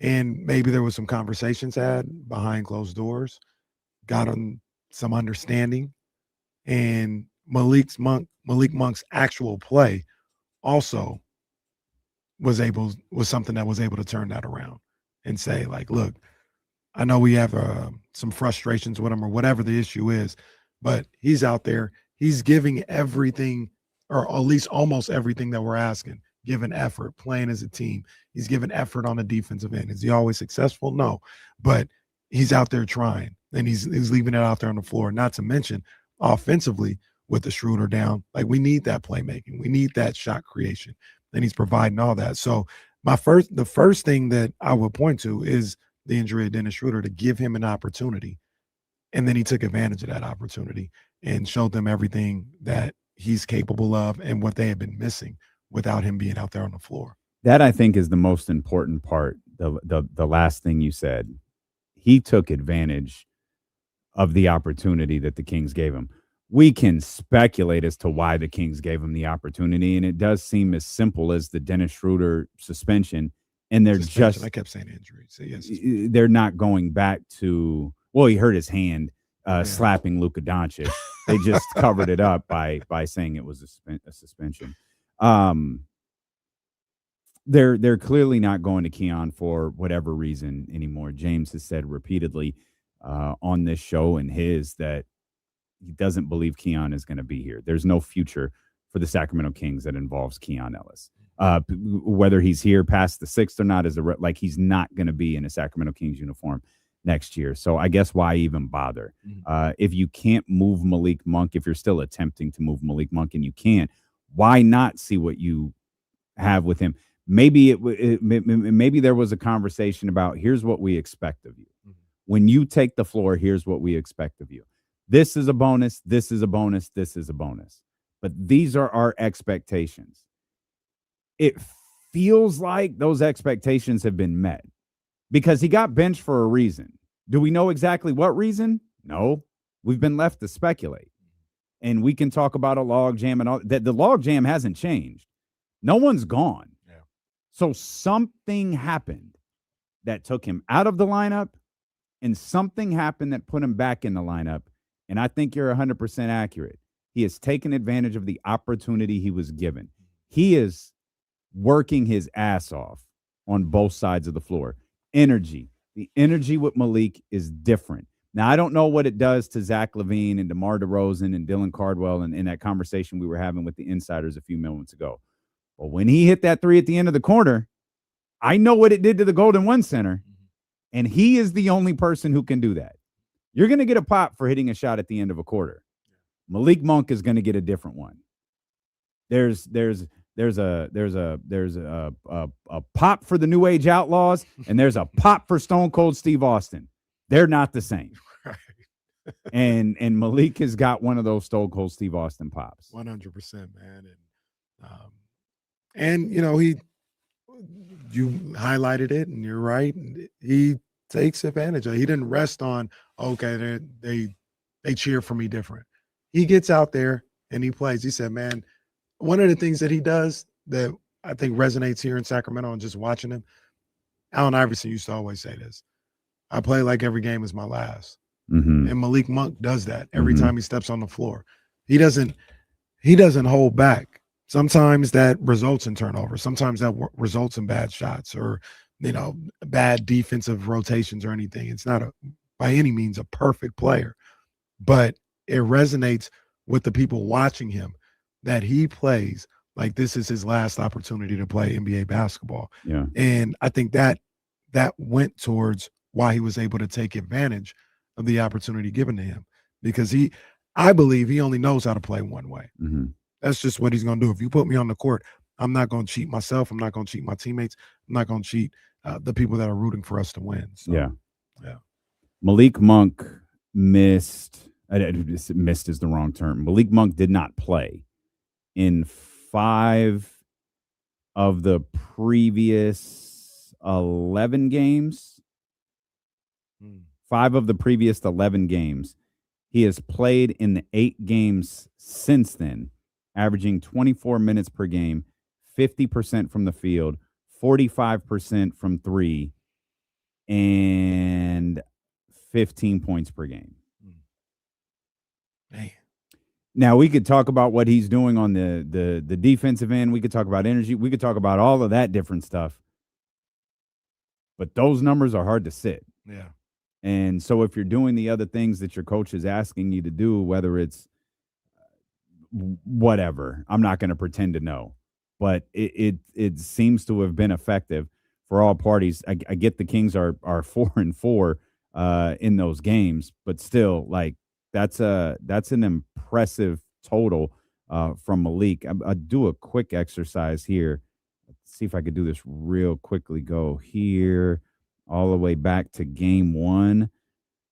Malik in the 29 games prior to this 11-game stretch was averaging 21 points per game. He was 42% from the field, 40% from 3, and 11.4 points per game. So the numbers are very different in those 29 games versus the last 8 games. But they're not awful. So it leads you to believe there was something else that was keeping him off the floor. Yeah. And perhaps that has been corrected. Yeah, I certainly hope so, because I love Malik Monk. I love watching him play basketball. I hope it's something that continues here in Sacramento. You know, we speculated that his days might have been numbered, but that was not out of what we wanted to see. We were just kind of reading some tea leaves. Yeah. But I hope that's changed. And he's here and he's part of what they're trying to do moving forward. At the very least, he's a part of what they're trying to do right now. There could be a variety of reasons for this, but like Malik on an $18 million per year deal, 18-ish, does not feel crazy to me.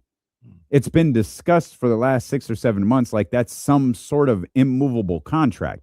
Now, again, there could be other reasons for that. Mm-hmm. And it's that regardless of what media thinks, fans think, or what players think, coaches, general managers, they seem to really like Mike Brown. And Malik's name, for better or worse, is attached to Mike Brown's departure. Mm-hmm. And maybe that's following him. I don't know. But to me, the player that I see at $18 million is a bargain. But I just talk on the radio. I don't run an NBA team, so what do I know? I agree. Sometimes you can speak on the radio or a podcast and help run an NBA team. Well, apparently you can help run a lot of. What's his name does in Atlanta? No shade, just Grant Liffman or whatever. You had a podcast? He was like, it was the Light Years. No, not Light Years. He used to do that show. Had a podcast. Yeah. Okay. That show post game for the Warriors. He used to, but he did something else though, didn't he? He went to NBC for a quick second, or maybe I got him. But I don't know. When he started, he was a media guy. Yeah. No, he was definitely a media guy. And now he helps run the Hawks. Well, if Scott wants to bring us on board, like we've been running radio stations for 5 years in multiple different markets called Dylan KC. Hey, why not? Why not? 13 rebounds, 4 blocks for Dylan Cardwell yesterday. And you can make a Spider-Man meme that has hit the internet now. It's on House of Highlights or Bleacher Report. I can't remember which one. And the highlight of Dylan Cardwell's night, though, was his trip to the podium. He was fantastic. I have talked myself all morning out of don't play the entire you might have to. Don't play the entire clip. Like, you don't need to play the entire clip. And it's not a clip. It's his trip to the podium. And I don't know what I expected from him, but I know it wasn't that. Like, his play is very I don't know what word to use to describe Dylan Cardwell, but he's very animated and he's very fun. And he plays with shout out Jimmy Butler. He plays with a certain joy when he's on the floor. He's also and I think Jesse and I were having this discussion yesterday. I don't know what his game is.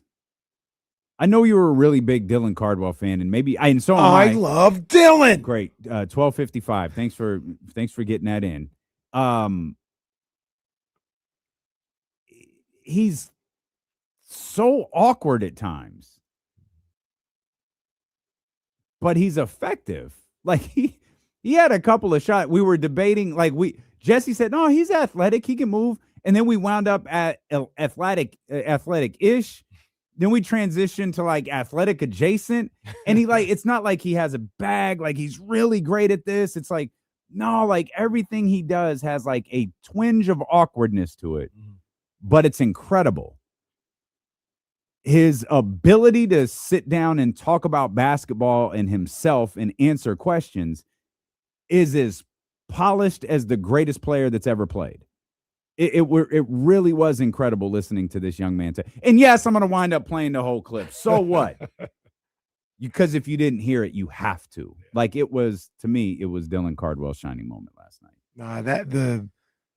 Let's start with the game, his game itself. I mean, it helps that he's 6'10". I was listening to the insiders, and they were, trying to do comparisons, and even with the Ben Wallace comparison, they were saying Ben Wallace, Reggie Evans, Quincy Acey. Those guys were undersized bigs that played with a level of physicality and toughness and all this other stuff. Dylan Cardwell is 6'10", plays with that level of physicality and toughness. He's athletic-ish. Okay. For sure. But he is. We've decided ish is above adjacent. So adjacent is the lowest part of athleticism. Athletic-ish is next, and then athletic is third. I kind of want to venture into athletic, period. Nice. Well, that's what Jesse said. Nice. That's what Jesse said. So I'm fighting against the grain here because that is not what I see. I like if I sent his video to Al Biacani, I feel like Al would drive to the Golden One Center right now and said, "Young man, let me teach you a few things here." But maybe he is. I just don't see it. There's a level of awkwardness to his movements every now and then, but he's got. Once again, Al might tell me I'm wrong, but for a guy 6'10", trying to guard and be all over the place, he's got good feet. He can move. He can move quick. He's got quick twitch muscles. You know that allow him to catch an alley-oop, to block a shot.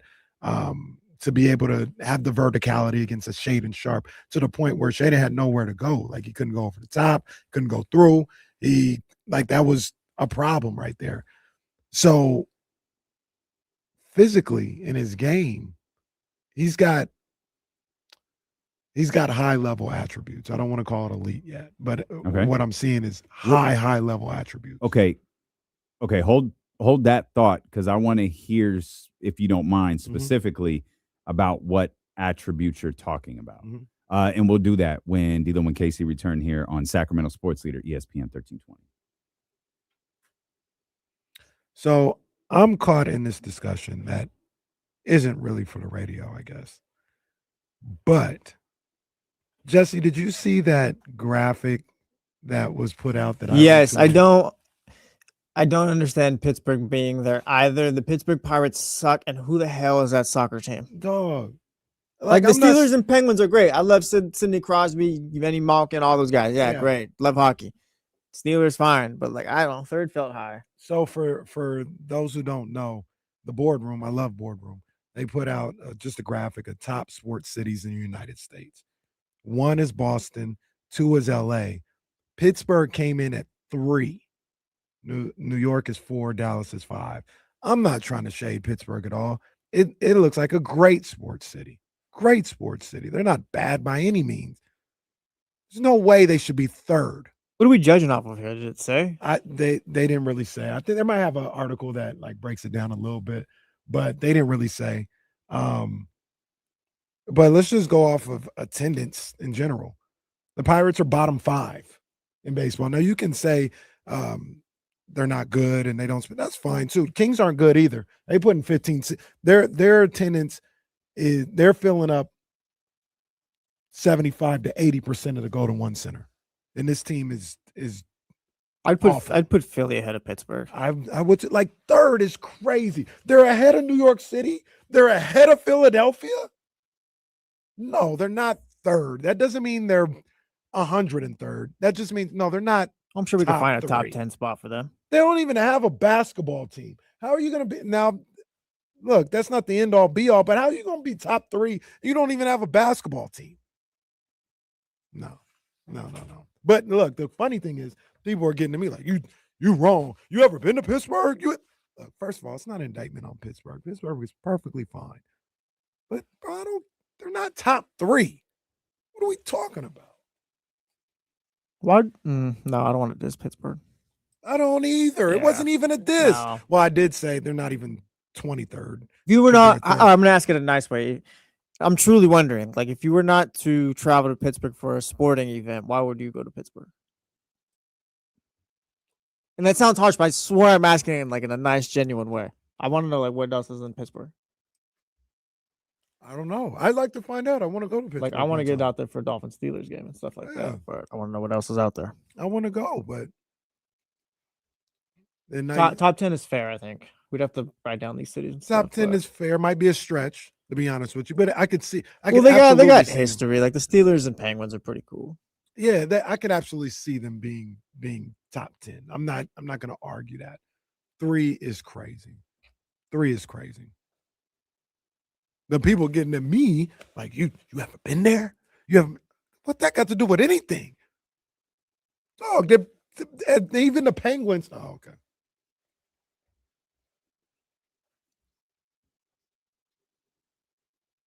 D'Lo, your thoughts on Pittsburgh? Nah, whatever y'all involved in when I stepped out, I want no part of it. And for the Pittsburgh people out there, like, we like you. This is not Bakersfield. No, not at all. Not at all. Shout out Bakersfield, the Roadrunners.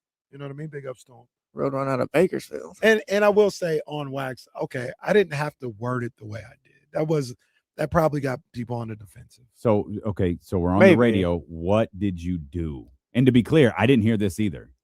There was a graphic from Boardroom, Love Boardroom, that said the top sports cities in the United States. 1 is Boston, 2 is LA, 3 is Pittsburgh. I put the graphic up and I tweeted out, Pittsburgh has no business being in the top 23, let alone top 3. Mm-hmm. WTF. Now I was being a little facetious there. Like I was trying to get the 3 to go with the 3. You know what I mean? I got you. That's why I said that. I got you. But they should be top 10. That's fine. Okay. They should not be number 3.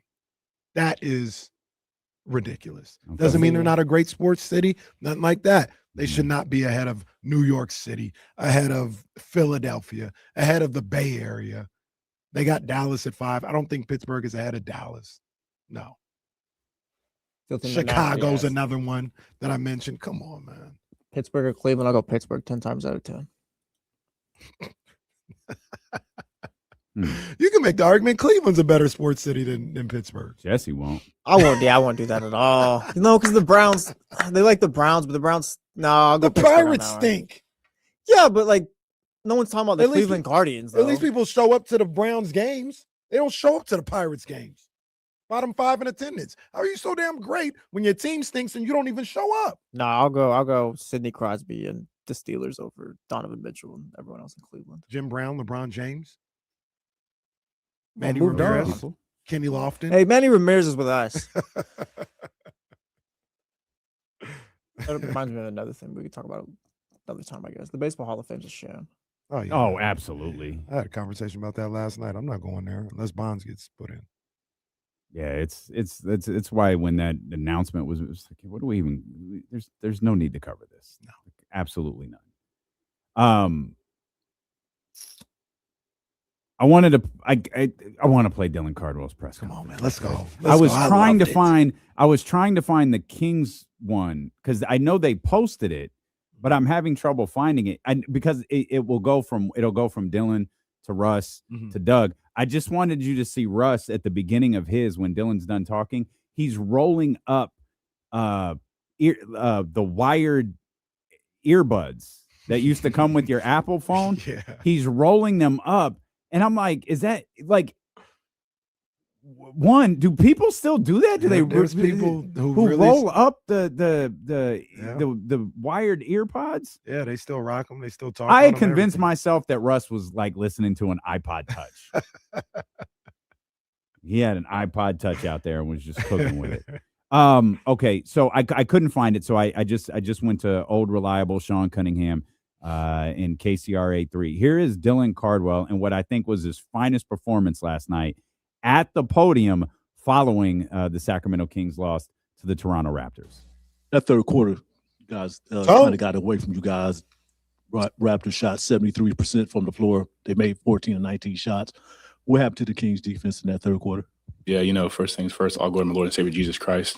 It was a tough third quarter. It's a great team. They play fast. They get downhill. As soon as they make a three, as soon as they make a layup, in 4 seconds or less, they're down the court scoring again. So that's just on us, attention to detail and, not letting our foot off the gas. What did Coach Christie say to you guys after the game? Yeah, that's on us. Like, the coverage just didn't change. Nothing changed at halftime. We didn't make any adjustments on purpose. We were doing well in the first half. And for some odd reason, as a unit, we just didn't buy in and we didn't lock in on that third quarter. There's a couple of plays where we didn't know if we were in a zone or if we were in man. And again, that's on us. You may have answered it there. In the first half, you guys kind of kept them from getting downhill. What did you see that was working maybe in that first half that wasn't there in that third quarter? I think we're just doing a better job of supporting each other and making them, drive and kick rather than, I think the third quarter, a lot of ISO ball, a lot of one-on-one and leaving your man on an island. Dylan, some of your teammates, like Russ, for example, have said they encourage you to be yourself and play like yourself. But for you personally, I know the NBA, your rookie season can be a whirlwind. Is there anything specific that you've been just trying to focus on or emphasize doing on a game in, game out basis? Yeah, man, just sticking to my routine. When I was in pre-draft workouts, I asked about Al Horford when I was in the Boston Celtics pre-draft, and they mentioned how much of a pro he was in his routine and how he just continued to rep out the things that he wanted to get better at each and every day. And that's how he went from a post player, shooting only hook shots with the Hawks to, you see him not now, but when he was at the Celtics, expanding his game to the three-point line. And so I asked him how he did that. And just like I said, he just bought in his routine. He was very specific about going to bed at the right time and getting to the gym at the right time and being consistent and all that. It's a long season. And, it's easy to get off task. It's easy to get off of your routine. And so I try to make sure my routine is, dead straight. My wife holds me accountable each and every time. Like every time after a game, she takes my phone and makes sure I'm in bed at a good time. And so we're just being a professional. That's my New Year's resolution, is being a professional on and off the court, and how I take care of my body and, how I approach the game. Dylan, a career high 13 rebounds tonight. Are you figuring out that aspect of the game at the pro level, like adapting what you were at the college level to the pro game? Yeah, for sure. It definitely took a lot of prayer to get to where I'm at. I want to, put it out there that I only averaged, 5 points. 5 rebounds a game in college. That was my highest. 5 points is 5 rebounds a game. And last year, other than that, I think I was like a career, 4 rebounds per game in college. And so my transition to the NBA, a lot of people question my rebounding. You're 6'10", you're 6'11", and you're a great offensive rebound, but defensively, what's the problem? And I think a lot of that was I was used to boxing out because the SEC, we got a lot of people like myself in there, and so I'm trying to keep them off the glass and then keep my off the glass. But here, there's only a handful of guys like Mitchell Robinson, Steven Adams, where guys you really, really have to make sure you're boxing out. But other than that, you can kind of hit and go get. And so me and my player development coach, Garris Adams, we just nailed really how can we become a better rebounder. That's how I'm going to stay in this league, is being a rebounder and being an energy guy. And so that's something I look forward to each and every day. It's a rebounding ball. It's a gift. Dylan, from the Bean Boys, every time you get in the game, you get a loud ovation from the crowd. Just kind of talk about how you're settling in, finding your role, finding your place here in the NBA in your rookie season. Yeah, like I said, it's all glory to God. Outside of the will of God, I would not be here in the NBA. Like I said, you look on a stat sheet, I didn't wow people, in college. I averaged 5 points per game. I rebounded the ball 5 times per game. I averaged like 1.6 blocks per game. No one thought I was an NBA player, and I'm not supposed to be here, but God. And so every time I get on that court, it's just an opportunity to showcase, my God-given abilities and have fun with it and continue to be a joy. Because at the end of the day, like, I'm living my childhood dream. This is something I prayed about since I was, 5 or 6 years old. I remember watching, LeBron James and the Miami Heat in the my fault, Russ, the 2012 and the 2012 and 2011 NBA Finals, and just telling my mom, like, I want to be there. I want to be not like LeBron, but I want to be in the NBA, and just to pray about that every single day, and to get that, it's just a dream come true. And I don't think I'll ever take the dream for granted, because at the end of the day, like I said, I'm not supposed to be here. And I put this jersey on every single day, and I have a blast doing it because this is something I've dreamed about since I was a kid. And so you'll see that childlike joy every time I step on that court, because like I said, this is a dream come true for me. And at any moment it can be taken away. But I just love playing basketball. I love accomplishing and living the dream and having fun. And having Max and Neek and Precious out there with me, being the Bean Boys, like, you couldn't ask for a better group of guys. Coming into this process, you hear a lot about how the NBA is just, business is cutthroat. It's, your teammates are more individualized and they're worried about themselves. But, we might not be having a great season. This is the best locker room I've really been a part of outside of my last year at Auburn. Everybody from Russell Westbrook to Drew Eubanks wants to see you succeed. Drew got not benched, but Drew stopped playing as much, and he's the happiest guy on the bench.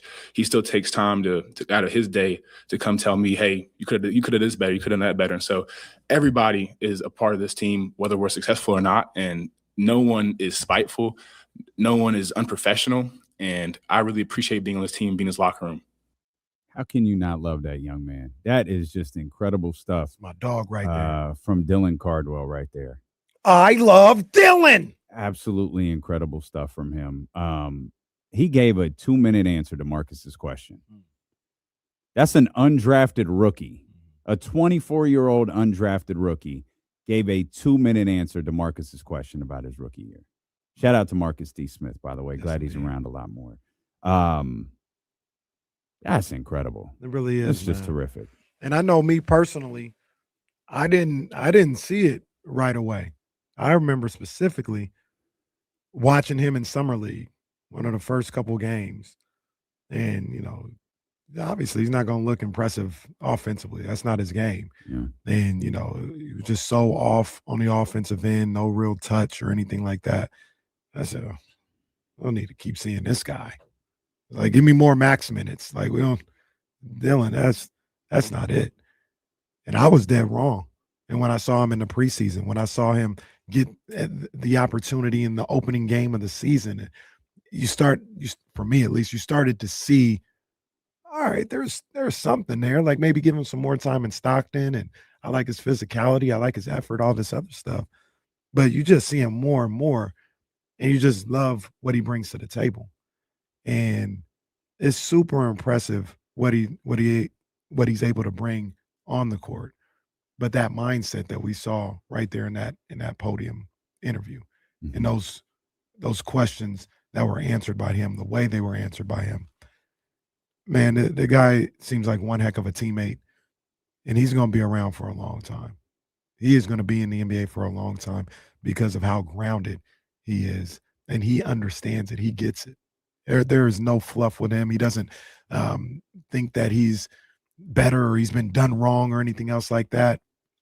Gives all glory to God, and he understands, I'm not a big scorer. I'm not a big rebounder, but I work. Yeah. I work. And that was one of the more impressive answers I've seen all year in the NBA this year. That was great. He said something in that answer that was really revealing to me. And we'll discuss that when Dylan and Casey return here on Sacramento Sports Leader, ESPN 1320.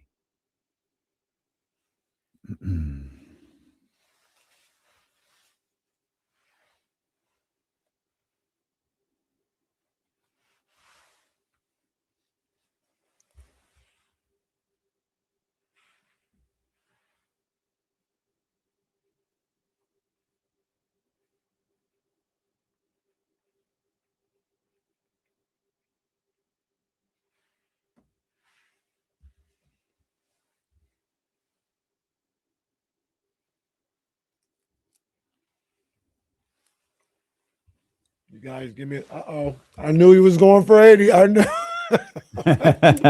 They just so Brian. Talking about Kobe's 81. Anniversary today. Yeah, 20 years. You guys get me caught up in the chat, man. What's going on? Who's not a fan? What are you guys even talking about? I'm interested. I was looking earlier. I didn't realize Pittsburgh was really going at you. I think they're just getting started, to be honest. People got to stop being so mad on Twitter, bro. See, like, relax. Gosh. I understand if they. What does this guy know? He's got an upside down logo. Like, dude, yeah, it's a hat. Are you really? I gotta. They got to take a little heat for the people who don't understand, like, the play on words and numbers. Yeah, they're a top 23 city. Like, yes, I didn't mean that literally. Well, yeah, but even still, it's like, what do you want to bat for Pittsburgh so bad for on social media? You don't even know this, man. Don't argue on Twitter, guys.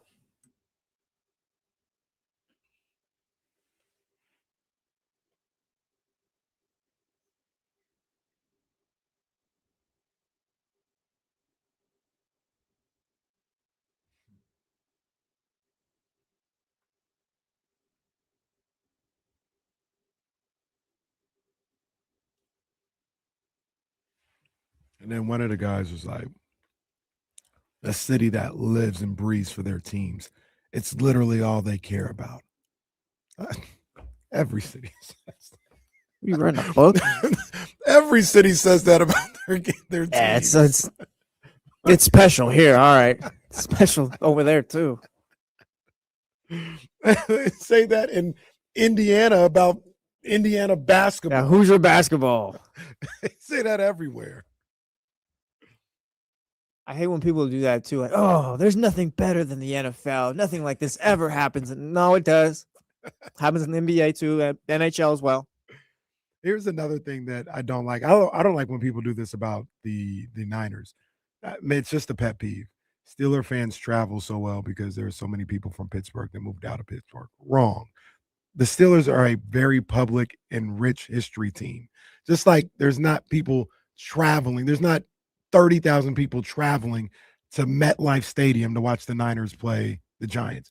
No, those are New Yorkers and people in the Northeast who go to see the 49ers. They're already there. So, no, they're not a traveling fan base. They're a public franchise and fan base that is all over the nation, both the Niners and the Steelers. Just a pet peeve, just a play on words for me. I don't like the traveling fan base. They're not getting in a caravan to go watch them play in Indianapolis. They're already there.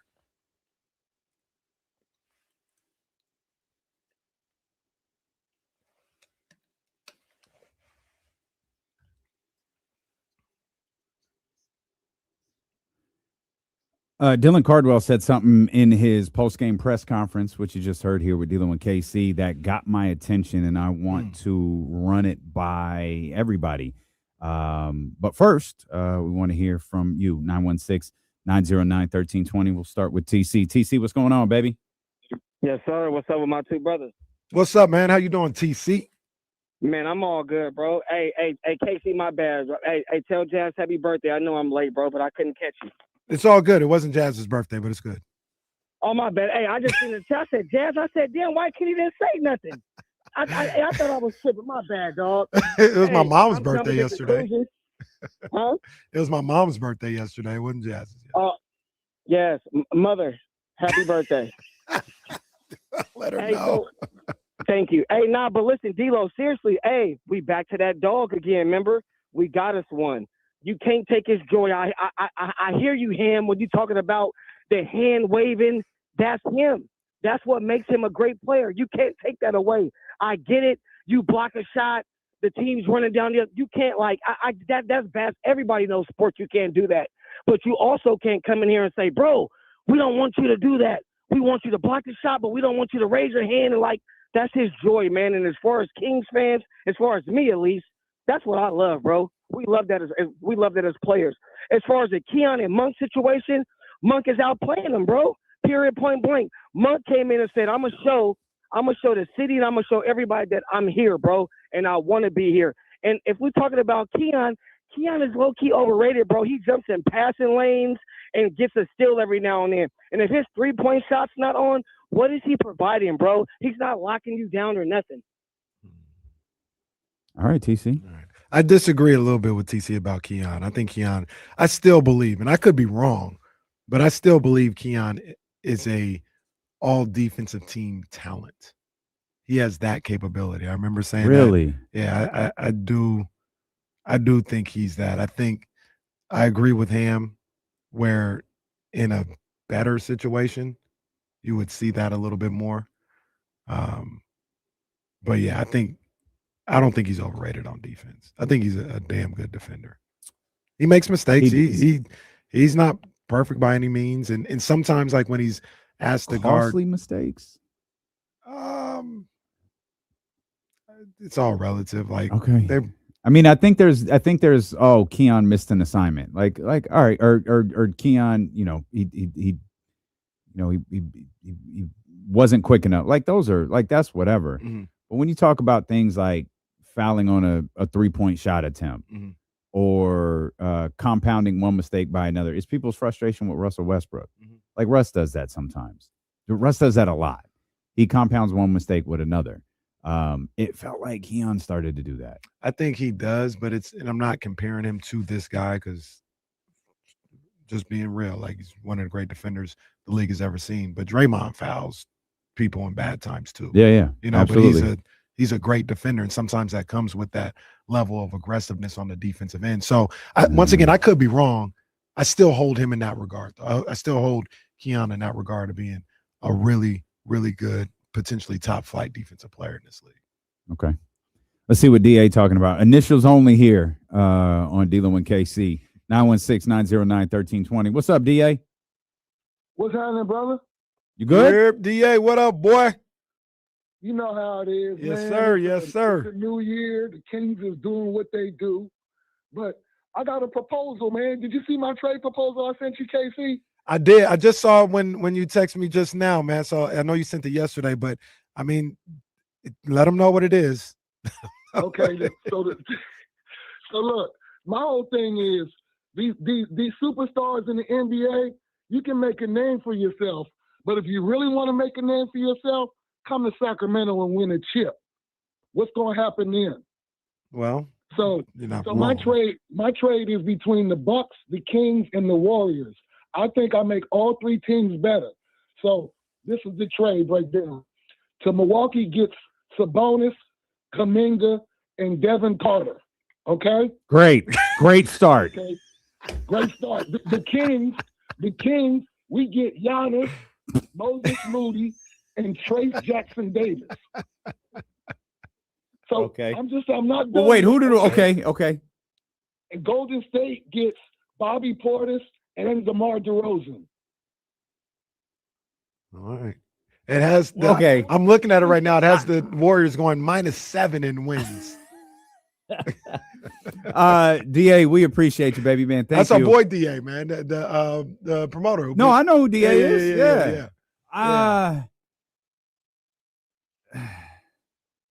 I mean, I don't know. Cool why don't we just schedule our next concert? I like it, DA. I want to be clear. I like it. Has the Kings at -3. Get Devin. Fine. Actually, I don't like it anymore. We got the Kings minus Devin Carter. I'm great with it. Go on, do it. Let's get some bonus Kuminga and a tie lottery pick from the last. So here's the low key bad part about that is all was happening is Giannis would get here and whine like he's doing in Milwaukee. I can't stand that guy. Hey. He's too wishy-washy. Hey. Thank you. Yesterday, maybe I missed the whole quote, but yesterday, then he was just upset with the team, huh? Like the performance. Last night? Yeah. Mm-hmm. Okay. There's nothing wrong with that. Okay. Hang on. Let me. And like I said, unless I missed something else. No. But I saw him just like, we don't play with energy. We don't play. Like, I thought that's what I saw. Keep going. Is that all you got? It was more so like we don't play with energy. We don't play together. We don't something like that. Our chemistry isn't here. Mm-hmm. Guys are being selfish. Giannis, we're gonna get to you, dog. Hang tight. DA, I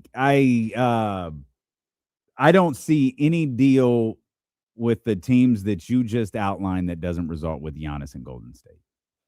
Like that's the only way it could happen. I understand your point about coming to Sacramento doing all of that. I don't think Giannis arrives with Moses Moody. Moses Moody said, and Jackson Davis. Okay. Trace Jackson. I don't know that makes us a championship contender. Once again, -3 according to. Did anyone get better in that deal? No, the Bucks just stayed the same. Well, Devin Carter. It's the Devin Carter effect. We'll get back to Giannis's remarks last night. I do think they are worth discussing. I want to get back to Dylan Cardwell just for a second. It's not necessarily Dylan Cardwell, but it's something that he said in that tremendous post-game press conference he gave yesterday in the Kings' loss to the Toronto Raptors. He said this is one of the best locker rooms he's been in. From Russell Westbrook, and I think he referenced Drew Eubanks. He's like, guys are pulling for each other, and while the success isn't there, this team is together. There is nothing about Dylan Cardwell's 5-minute press conference that leads me to believe he made that up. Does that surprise you? Like him, the idea that this team, like what he said about the team. Yeah. It doesn't because I don't know. I don't feel like I've seen the team a little different than most people. Once again, we always use the caveat. Outside of that 13-day stretch, they've like kind of been rooting for each other. I thought they played with a certain level of energy for most of these games. I just don't think they're good enough, and they're a little snake bit where anything that can go wrong will go wrong, and they'll find a way to lose. I don't think that's because of effort. I don't think that's because they're not together. They're not a I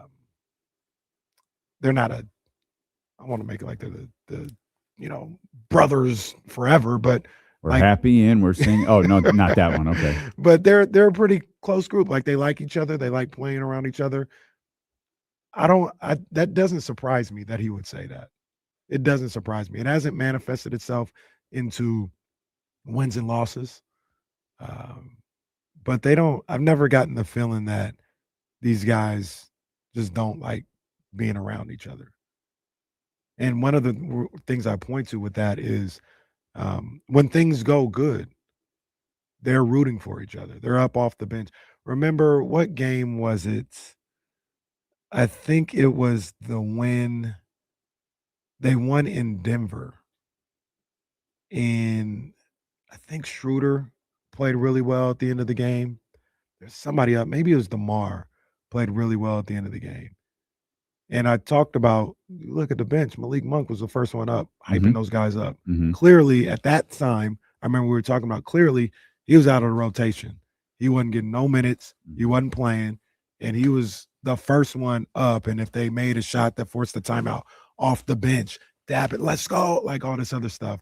That kind of stuff shows me there is a level of they like playing with each other. They just can't reach another level of cohesiveness that leads to wins, and more importantly, you saw last night, stops from these game-killing runs from happening. Yeah, these leaks. But what to answer your question specifically, doesn't really surprise me that much what Dylan said. I see it, and I understand if others don't feel that way about him from the outside looking in, but I kind of see it. I think it's an incredible thing to hear, especially from a player like Dylan Cardwell 2 weeks before the trade deadline. You've got guys' minutes fluctuating. You got Domas returning from an injury and not, playing a ton of minutes in his return, whether that's by design and they're just not telling us. Again, I don't know what the benefit would be in not telling people that, Domas is on a minutes restriction. We got to kind of ease him back into this. They're obviously being cautious with him because he was out last night due to rest, due to left knee injury management. It was the second night of a back-to-back. It was the first back-to-back since Domantas Sabonis' return. So him not playing isn't out of the ordinary for players coming back, especially from an injury that was, 10 to 11 weeks. I think hearing a statement of fact like that from Dylan Cardwell or any player on the Sacramento Kings at this moment in time carries a lot of weight when you consider DeMar DeRozan's name is referenced in trade conversations. Zach LaVine's name is referenced in trade conversations. I don't imagine Zach LaVine is particularly happy right now. And we'll have a conversation about whether we're overreacting to the minutes distribution on a game-to-game basis. There might be an argument that some of the players are reacting to the game distribution of or the distribution of minutes during a game on a night-to-night basis.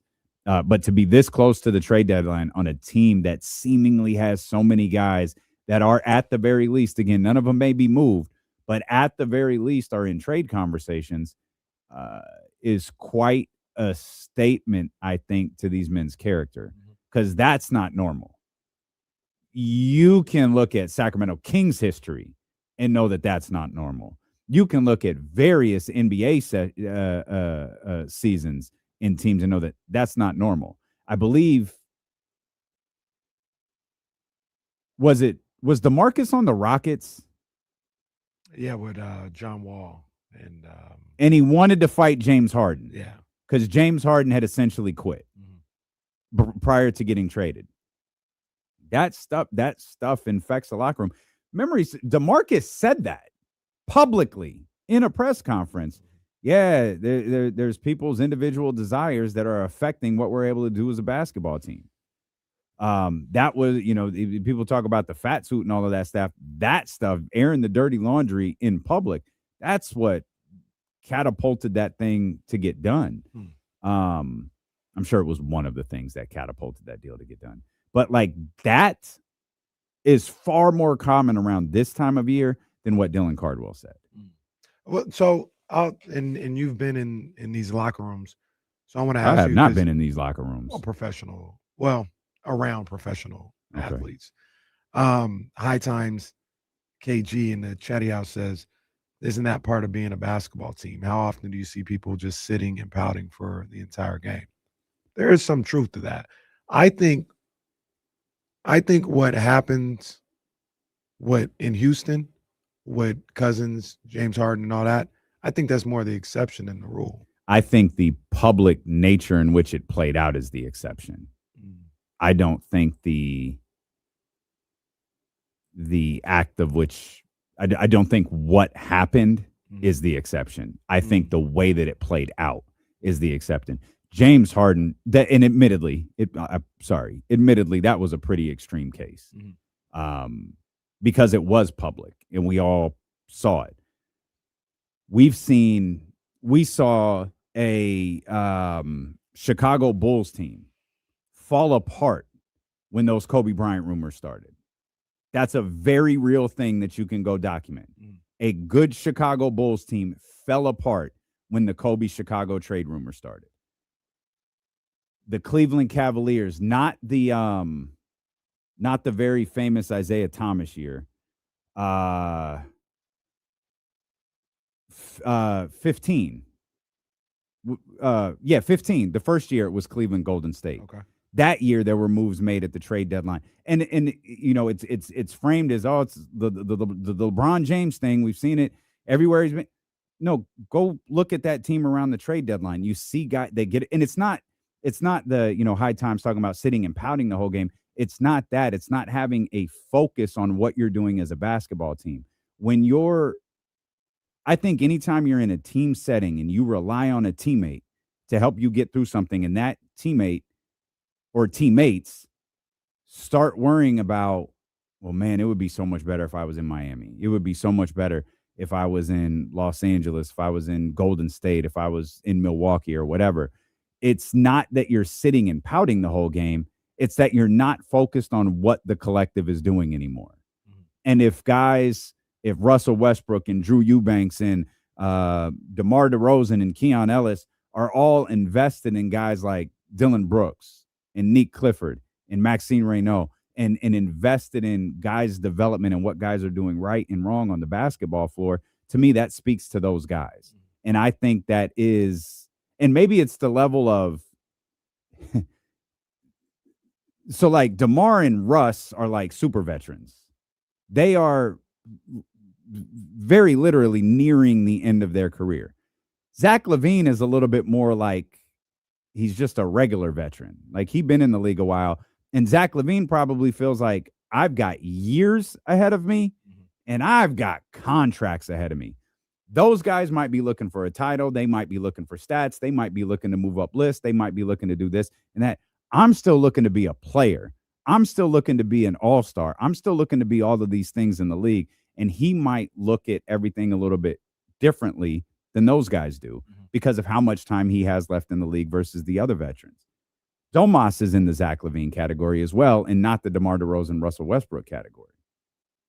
But if everybody is operating under that, we have an investment in this team and these guys, no matter what happens between now and February 6th or February 7th till the end of the season, to me, that speaks to those guys. It's why you haven't heard a bad thing about DeMar DeRozan. Through Toronto, San Antonio, Chicago, never heard a bad thing about him.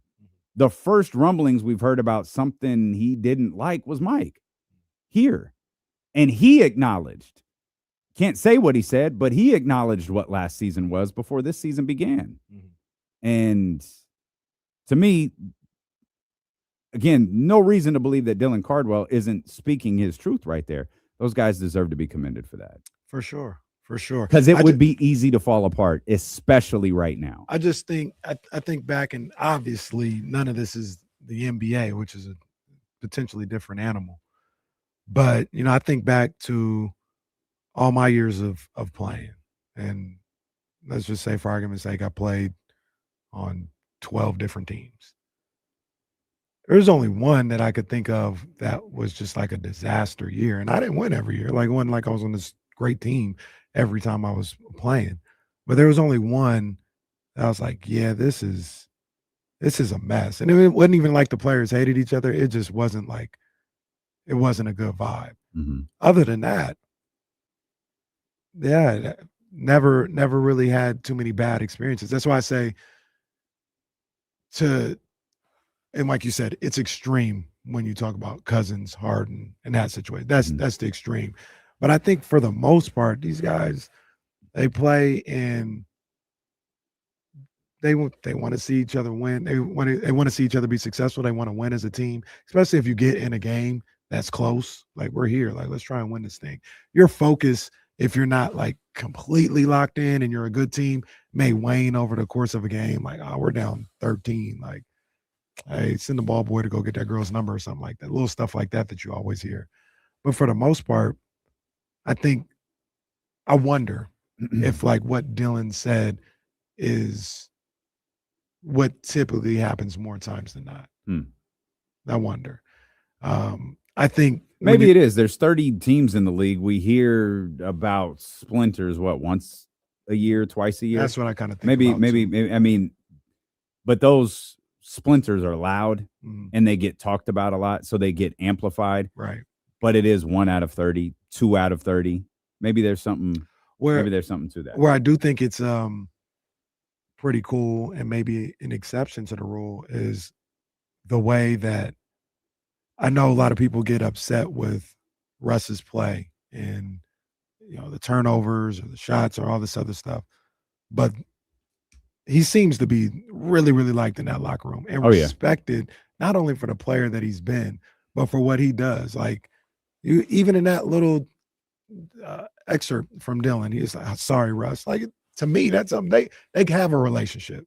You know what I'm saying? Russ is probably, hey, young fella, this is how you go about being a professional. This is how you go about being a pro. Maxime Reynolds talked about his relationship with Russell Westbrook, DeMar DeRozan, those guys. Like you said, the super vets, they seem to look at those young guys not as Dylan was like 11 when that series happened, by the way. Like, that's 10 crazy. or 11. That's crazy. Yeah. That's offensive. He should apologize to me, too. We should apologize to all of us except Jesse. He said, they don't look at those young guys as competition or anything like that, but a responsibility to show you this is the road. You talk about Drew Eubanks.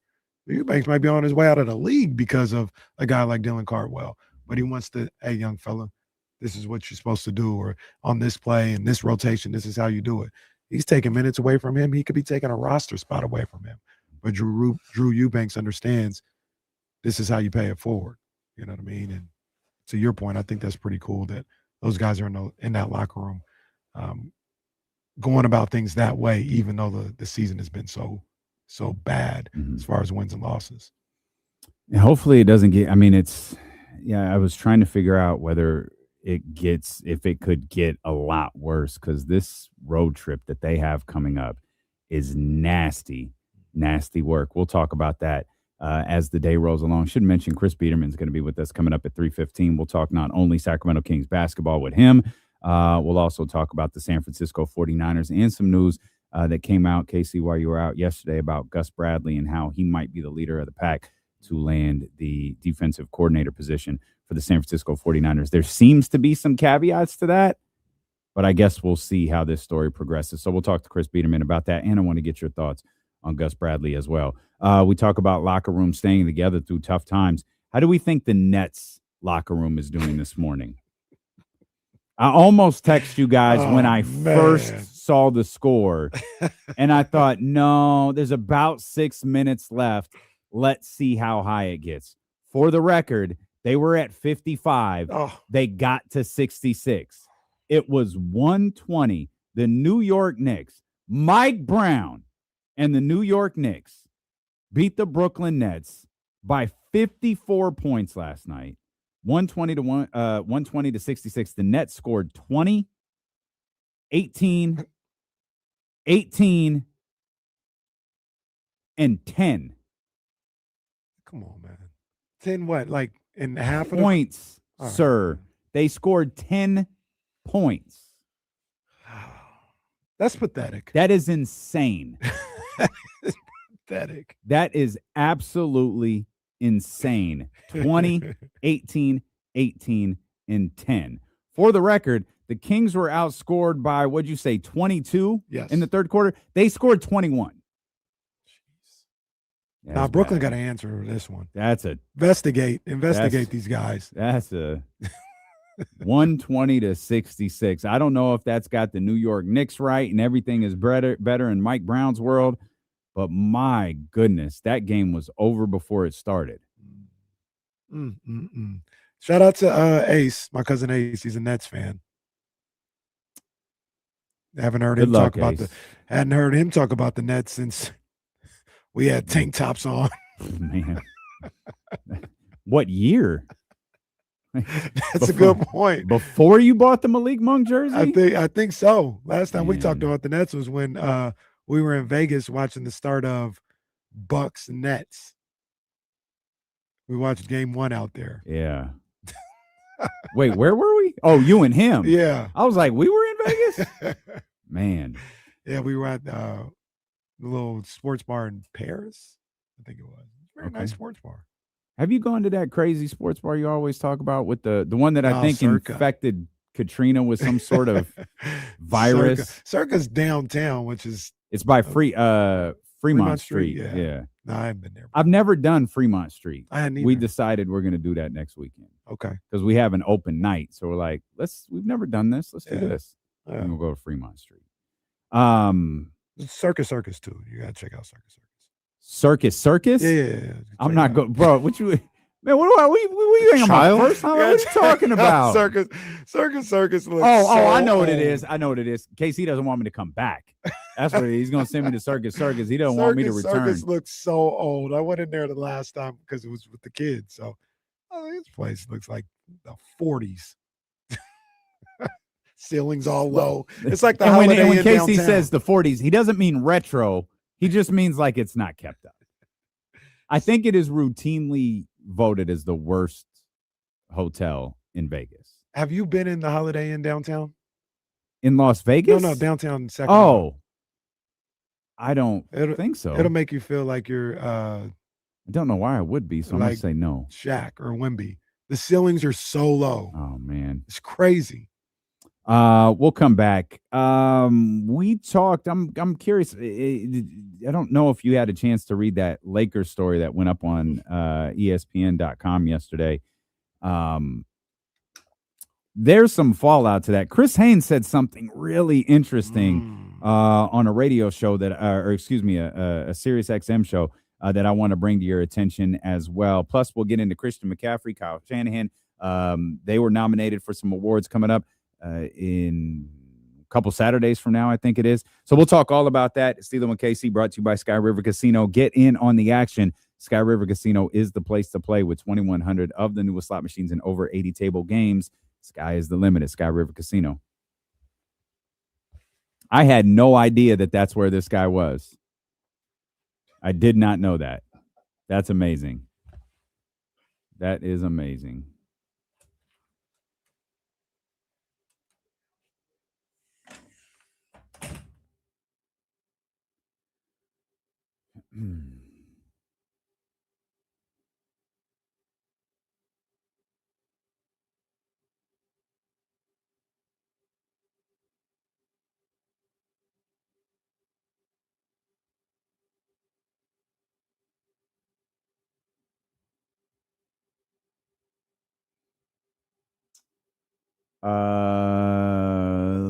Lazy. Well,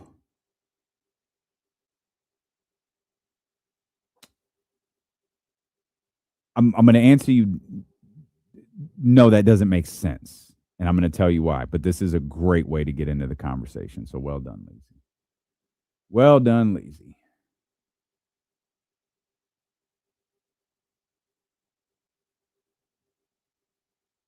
Did you go get food? Yeah. Okay.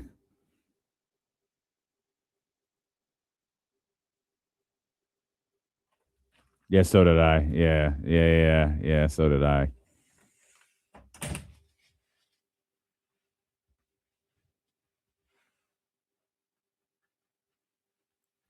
think the bill got a little too high for that one. Pay it. All right.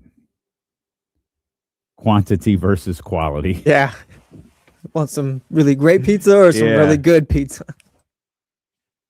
Did you see any of the Paris Week stuff? I saw Chris Brown. I saw Usher. I saw Malice. Did you see the collection? Mm-mm. Pharrell has 2 bags coming out. I saw the reversible one. Is that one of them? Yeah. Well, he's got a lot of bags coming out. The reversible one is pretty crazy. He's got one that looks like a boombox. I did see that one. And then he's got another one that looks like a Walkman. Like the handle is the headphones, and the actual bag part is like what would be the tape deck. All right. It's pretty. I hadn't seen that one. I saw the boombox. It's pretty. Now that you The mentioned boombox. It's like a small trunk. Yeah. Oh, I need to stop, but I need that. I need that boombox one. That one looked fire. That boombox one is bad.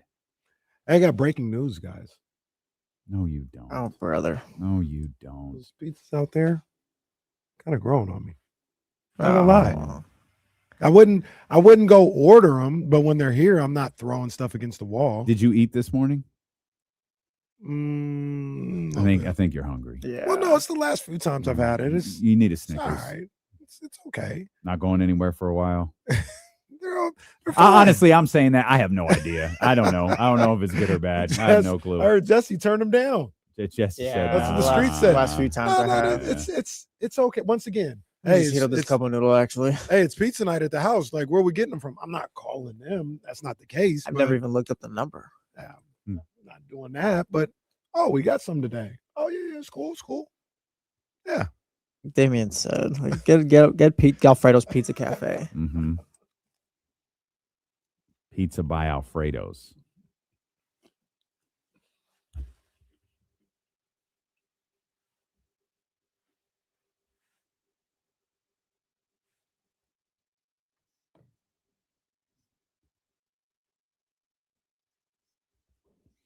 You want to get in on the conversation, you most definitely can. 916-909-1320. Of course, if you're watching, you could always jump in the chatty house. Don't get too caught up in what everybody else is doing because, well, it's a dangerous place to be. But if you want to just send your thoughts on what we're talking about, youtube.com/ESPN1320, twitch.tv/ESPN1320 is a great way to do it. You can even respond there on Twitter at ESPN1320.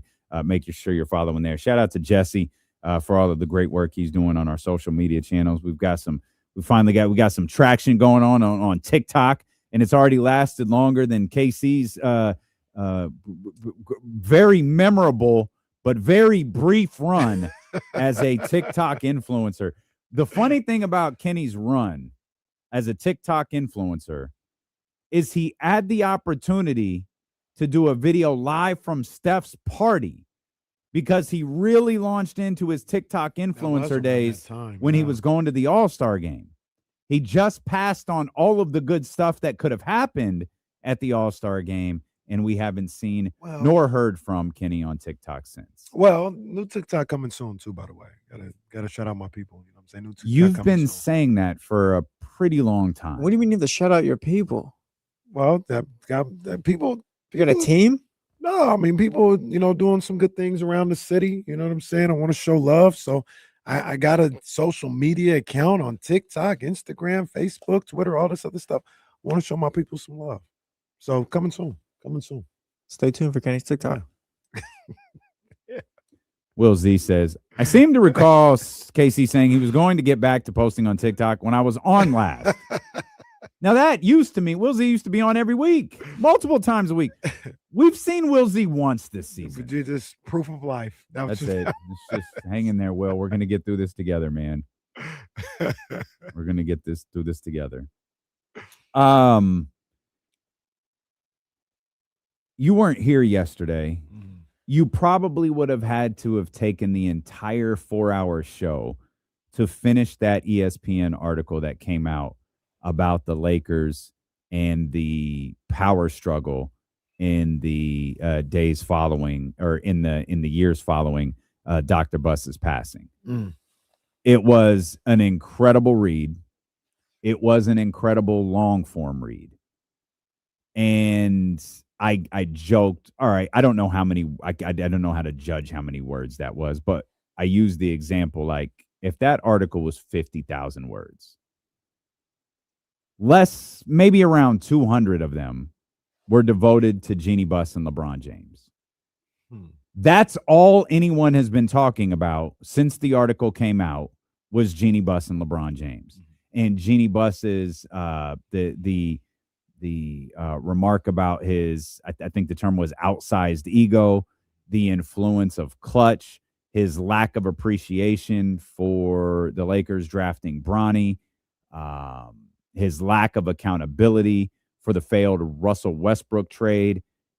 All of those things were mentioned in one part of the article. That's it.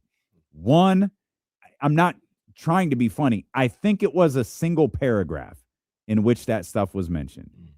And then they went right back to the family and the family dynamics. And I said yesterday, when you read an article like that, it's not because it is said, and shout out to Baxter Holmes, that he tried to reach out to the Lakers. He tried to reach out to LeBron James. He tried to reach out to Rich Paul, Clutch Sports, and Jeanie Buss. They all declined comment for the story. So he has the accounts of Jeannie's family on record. Joey, Jess, all of them. They're on record. Then he has a few remarks that aren't on record, or I'm sorry, that are from sources where their names aren't attached to it, including the LeBron stuff. And I kept reading this like, this is very obviously coming from the family. Now, that doesn't mean that it's not true. It just means you have to be careful how you're reading this, because there's a motive behind this. And the motive could be to make Jeanie look stupid in this transition to her being the governor for the next 5 years and there being new ownership for the Los Angeles Lakers. She is the only Buss left for the Lakers organization. So it's not difficult to figure out, just by who was speaking on the record, who wants to frame her as looking poorly and who would feel good about this relationship between LeBron James and the Lakers failing.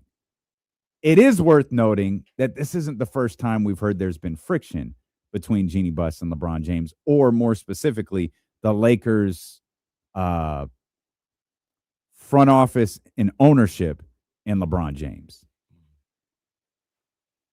Chris Haynes said yesterday, he said there's a reason that this article came out. And Leezy asked in the chat just a couple of minutes ago, where's Leezy? D-Lo, is this LeBron article being leaked to help put on pressure for Lakers to trade him?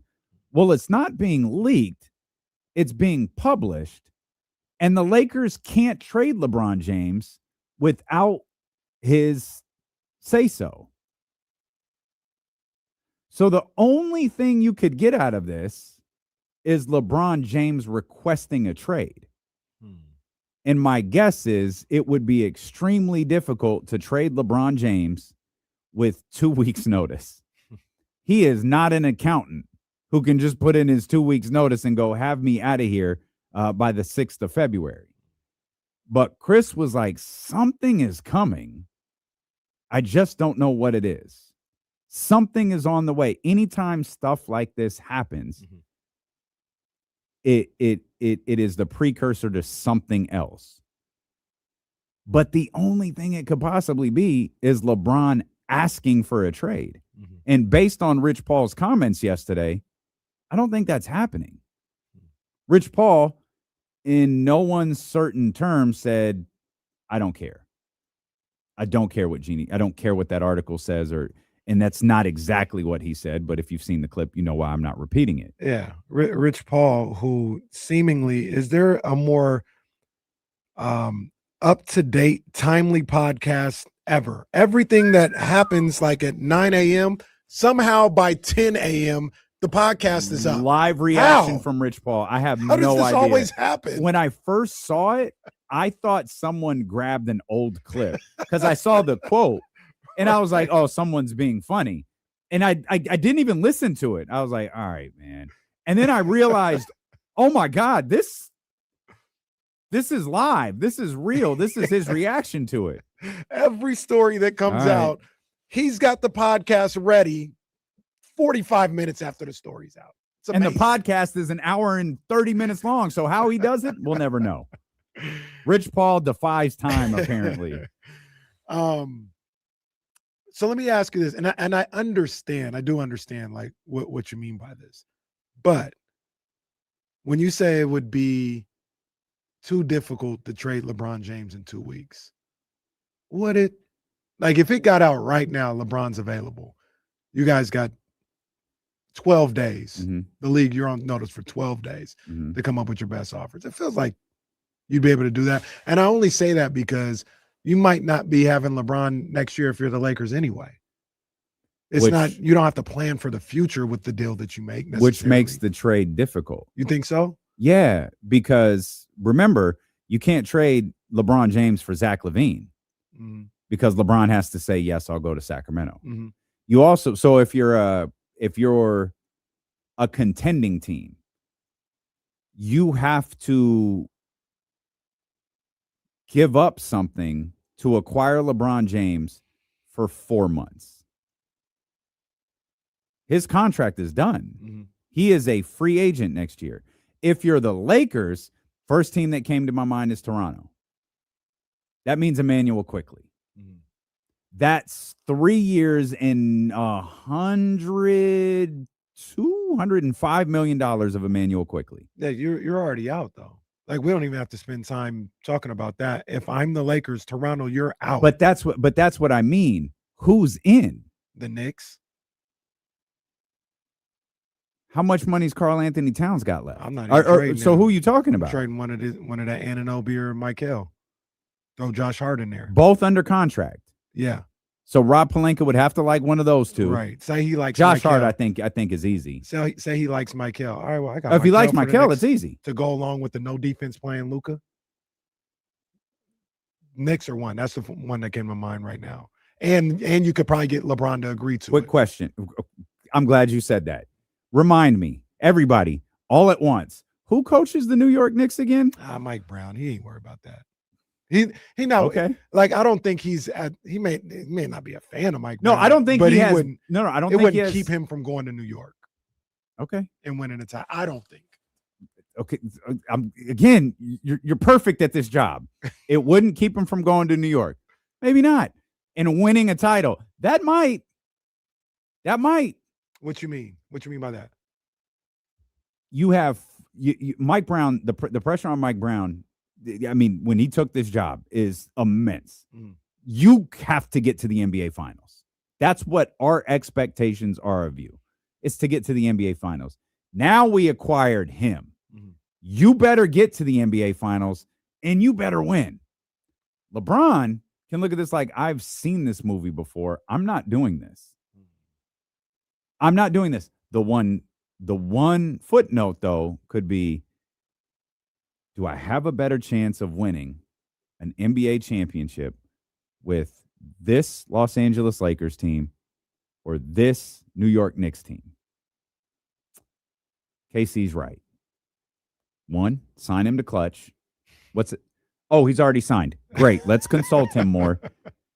Then I'm going to go to New York. And if it doesn't go the way I want to, and he's still that same coach he was 12 years ago, I'll just leave. Yeah. And if I'm James Dolan, if I'm Worldwide West. And Mike being fired after a year would be insane. Just insane. Well, he wouldn't be. Yeah. Because they can't hire anyone. If it came down to that, I don't know if I'd choose LeBron at that point if I was late. No, what I mean is they would see Mike as failed with what they did. Mike is, he locked in. He locked in at least for 2 years. He should be. But yeah, I mean, that one and the other one that comes to mind is the Warriors. Okay. Now, to your original Dominga point, there's maybe a handful of teams max that can get in on these sweepstakes with all things considered, right? Yeah. Like what would come back to the Lakers, where LeBron would approve to go. There's less than 5, I think. But if today you said, we're open for business, I think you can get something done in 2 weeks, which was what I was originally saying. Or I think you can. I feel like you can. Just because you're only dealing with a specific amount of teams, I think that makes it a little easier. You either figure it out with those 4 teams or you don't, and he stays. But it's not a league-wide thing. Do you think Chris Haynes' gut is right and LeBron is good? Because that's the only thing it could possibly be. Because it doesn't serve the Lakers any benefit to publicly go, we want to trade LeBron James. Jeanie issued this really weird statement to Sam Amick yesterday. Kind of misspoke. So I'm glad you said that. I didn't even read the statement on the air. I saw Sam, and I was telling I think it had to have been during a commercial break. I was like, I think she misspoke. I read it 4 I was times. like, either there's a typo or she misspoke, or I just don't understand what she's trying to say. But in the 2-sentence statement, and I don't think Sam edited for clarity. Yeah. There was no, this isn't true. There was none of this is, all she said was, it's a shame LeBron has to get swept up into my family drama. And then she said something else that clearly neither one of us understood. She said something like, how we feel about LeBron James is not true. Or something. No, like I'll get it. I'll read it verbatim. I did. Wait, what? This was just brutal to try to read through. Lakers governor Jeanie Buss issued this statement to The Athletic in response to today's ESPN story, which includes reporting about her relationship with LeBron James. This is the statement in full. It's really not right, given all the great things LeBron has done for the Lakers, that he has to be pulled into my family drama. Got it. To say that it wasn't appreciated is just not true and completely unfair to him. Read that again. I still don't get it. Read that again. To say that it wasn't appreciated is just not true and completely unfair to him. I don't. To say what wasn't appreciated. Right. And what's not true. So is she saying that to say that LeBron James coming to the Los Angeles Lakers wasn't appreciated? Like, is that it? Because there was something about, that's the first time I thought about there was something in the article about Jeanie allegedly resented the idea that LeBron was some sort of savior for the Los Angeles Lakers, some sort of middling franchise, and he came in here and saved it. She might want to check the Carfax on that one, because there's a lot of evidence to support the fact number that, 2 like 5 years in a row. There's a lot of evidence to support that that's exactly what LeBron James did. So now maybe that's what she meant under that, because I didn't even think about it in that respect. I was thinking about the article as a whole, but in that respect, read that for me one more time. That last to say that it wasn't appreciated is just not true and completely unfair to him. Now that makes perfect sense. I didn't read it in that context before. I was talking. So I'm going to be honest. I read it in that context yesterday, and I still didn't think that was it. that makes perfect sense. Okay. Okay. It's really not right, given all the great things LeBron has done for the Lakers, that he has to be pulled into my family drama. To say that it wasn't appreciated is just not true and completely unfair to him. Okay. There's also Sam has a very good relationship, or it has a very good relationship with Jeanie. That's not a trade secret. Like, when he launched his Athletic podcast, he had an amazing conversation. I don't know. I think it was the first episode of his Athletic podcast. He had an amazing article with Jeanie Buss. He's written great profiles on the Los Angeles Lakers. So I think Sam's ability to reach out to her directly isn't crazy. I would love to know, like, what Sam, like, if Sam reached out via text, hey, do you have a response, an on-the-record response to the ESPN article, and maybe the fact that you didn't appreciate, some aspects of LeBron James in his time with the Lakers? Because if the question is framed like that, then that statement makes a lot more sense. It was very specific, but to that one part, right? Yeah. Right. And to me, it's clear one of the brothers was trying to stir up some stuff. They got issues. They got issues with Jeanie. Yeah. They're trying to stir up something. I really want to go back and finish this. Did you watch the 11-part or the 10-part thing that was on Hulu with the Buss family? Because I saw, God, I think I saw remember. 2 episodes, and I haven't gone back to it. But I actually think I getting did. interesting. I think I did. I think I watched all of it because I feel like this could. So you haven't finished it. I haven't finished it. So where I get confused is now.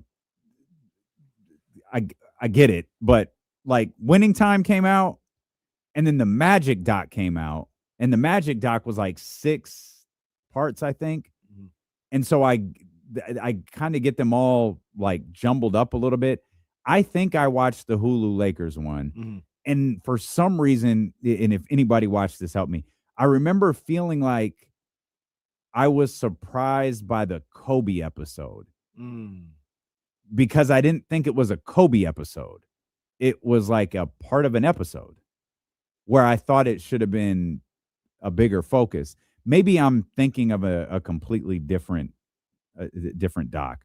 They had, at that time, but I they definitely did have like watched 3. some of it. Yeah, they had Winning Time. They had that doc, and I think they had another. The Magic one. The They called me one. Magic. That's right. Yeah, and I saw them all except for I was a little Lakered out at that point. Yeah. Well, let's be honest. It was all downhill after Winning Time. Like nothing. Nothing. Like, why can't they all be winning? Yeah, nothing. Clipped came out. I was like, this is garbage. I don't want to watch a factually accurate, documented account of what happened. I want to watch Clipped. I want to watch Jerry West throw a trophy through a glass window. I want that. Jerry West, the MVP of that show. 100%. Everybody came to Jerry's defense like, oh, that's not okay. How are you going to depict Jerry Jones like that? What? Jerry had a temper and he was smashing the whole documentary. This is great. And that second episode did not need to open like that. No, I mean, it didn't, but it's like, hey, this is an HBO show, so like we got to do it. Good point. Good point. They watching that show, I thought Jerry West came off fantastic. Outside of, well, I don't have no issue with that. Do your thing. Yeah. But like the smashing or the throwing the trophy? Both. Like, do what you do. Jerry, what you so mad about, Jerry? Do what you do. But his mind and him really being as crazy as like they had him, like an exaggerated character as they had him, he's the one that saw all of that. He's like, no, I think Pat Riley's your guy. Mm-hmm. And he's like, I think, like, do what you got to do to get him out and put Pat in there. Mm-hmm. He's the mastermind. Yeah, and like it's as funny. It went along, he was making all the right decisions. It's funny that I think people felt a certain way about that. And it's like, well, what did you think happened? Like, how did you think this all took place? Like, you want to call Jerry West the mastermind of all of this stuff. Do you think he did all of this politely? Right. Nah, man, you have to fire people along the way. Mm-hmm. You gotta you've got to move on. You've got to make changes. Those changes aren't easy, and they're not always all sweet and like, I'm sorry, brother's bike crashes. He's not quite as functional. Mm-hmm. Hey, man, get well. We'll got your insurance covered. You can't do this job anymore. We're trying to win. Yeah, well, no, job. I have a business to run, and we want you better. You just can't have this job anymore. Mm-hmm. I thought it's not pretty, it's not nice, but that's the game. Mm-hmm. And he saw it. Jerry saw it before everybody saw it. So he saw it before Pat saw it. Back to my original question, because I can't remember your answer. You laid out how it can happen. Do you think LeBron James is going to ask for a trade? No. I saw the same Chris Haynes clip, and did you interpret it differently? That's the only way I could. I interpreted it as something's going to happen. Maybe not necessarily that LeBron will ask, but I couldn't decide whether it'd be LeBron ask or the Lakers just make the move. But I'm understanding completely his sentiment that this type of stuff doesn't just happen out of thin air. The only caveat that I'll give to that is the Lakers didn't orchestrate that coming out. That was a family member with an axe to grind who went to somebody who was writing the story. Yep. And that's how it came out. Yep. So it's not like the Lakers are preparing or starting to lay the groundwork for that. That's the only difference maybe I'll give to this one leading towards something bigger, is this wasn't supposed to get out on the Lakers side of things. Chris Haynes said something else in that same interview that has me wondering if this trade deadline is going to be a bigger dud than the free agency period. We'll share what that is. And there are two teams that could be brutally awful down the stretch because they refuse to make a trade. The Bucks are one of them. We brought up Giannis Antetokounmpo earlier. We're going to dive a little bit more into that. I want to make sure we spend some time giving some flowers to Christian McCaffrey and Kyle Shanahan, as well as the, nominees, finalists. I don't know the right way to term that, but those guys are up for some awards here coming up in the next couple of weeks. So we'll talk about that as well. Chris Biderman, an hour from now, it's Dylan and KC on Sacramento Sports Leader, ESPN 1320.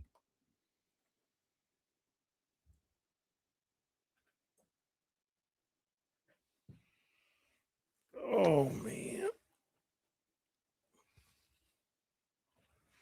Yeah, Michigan and Stephen Brown have been going at it all day.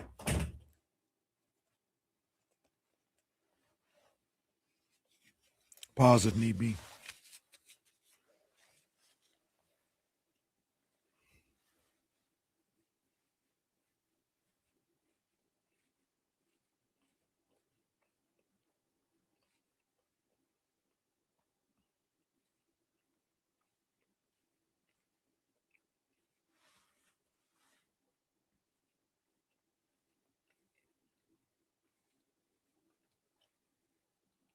Hold on, guys.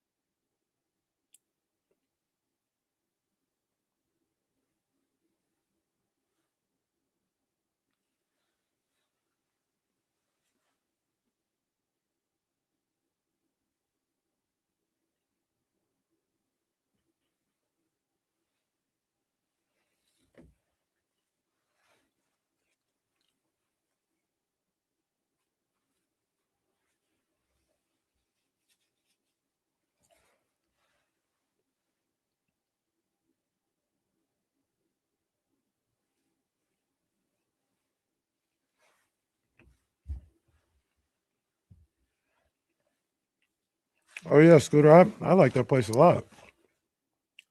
I like that place a lot. I think it's just the cheesesteak shop. I think that's what it is. But that place is hella good.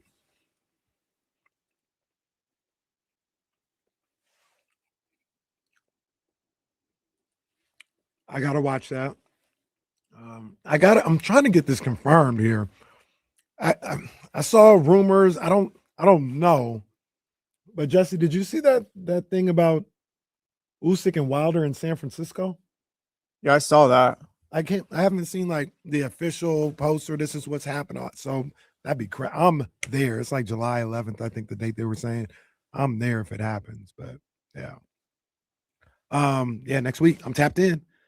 And Jay Hardaway, I agree with you. I think Shakur beats T.O. That's a good fight, though. That is a good fight.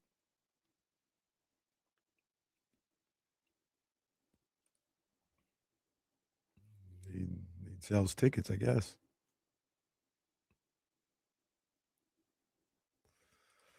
Chase Center, they're saying, huh? Once again, I've seen different reports. I haven't seen anybody say officially this is what's happening. So I don't know.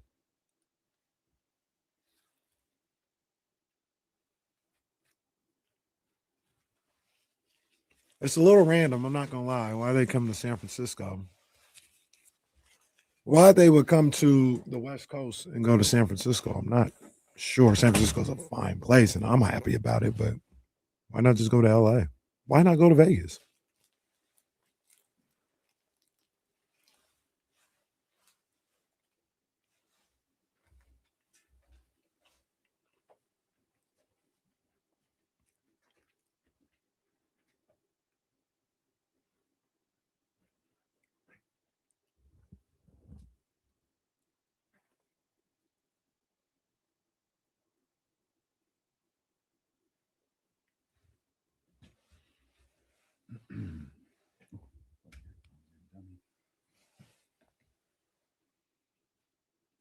Zesty Unk or Nasty Unk.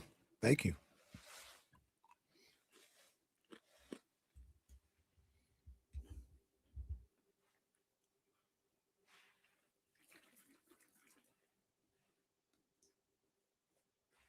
Didn't his name used to be Zesty Unk?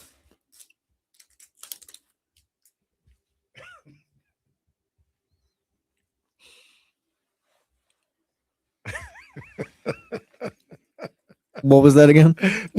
Yeah, you want to repeat that question here for the radio got going on? audience? I'm going to be honest. I don't even know the context of that question, and it was a very weird time to come back in from getting my drink. So you want to fill us in?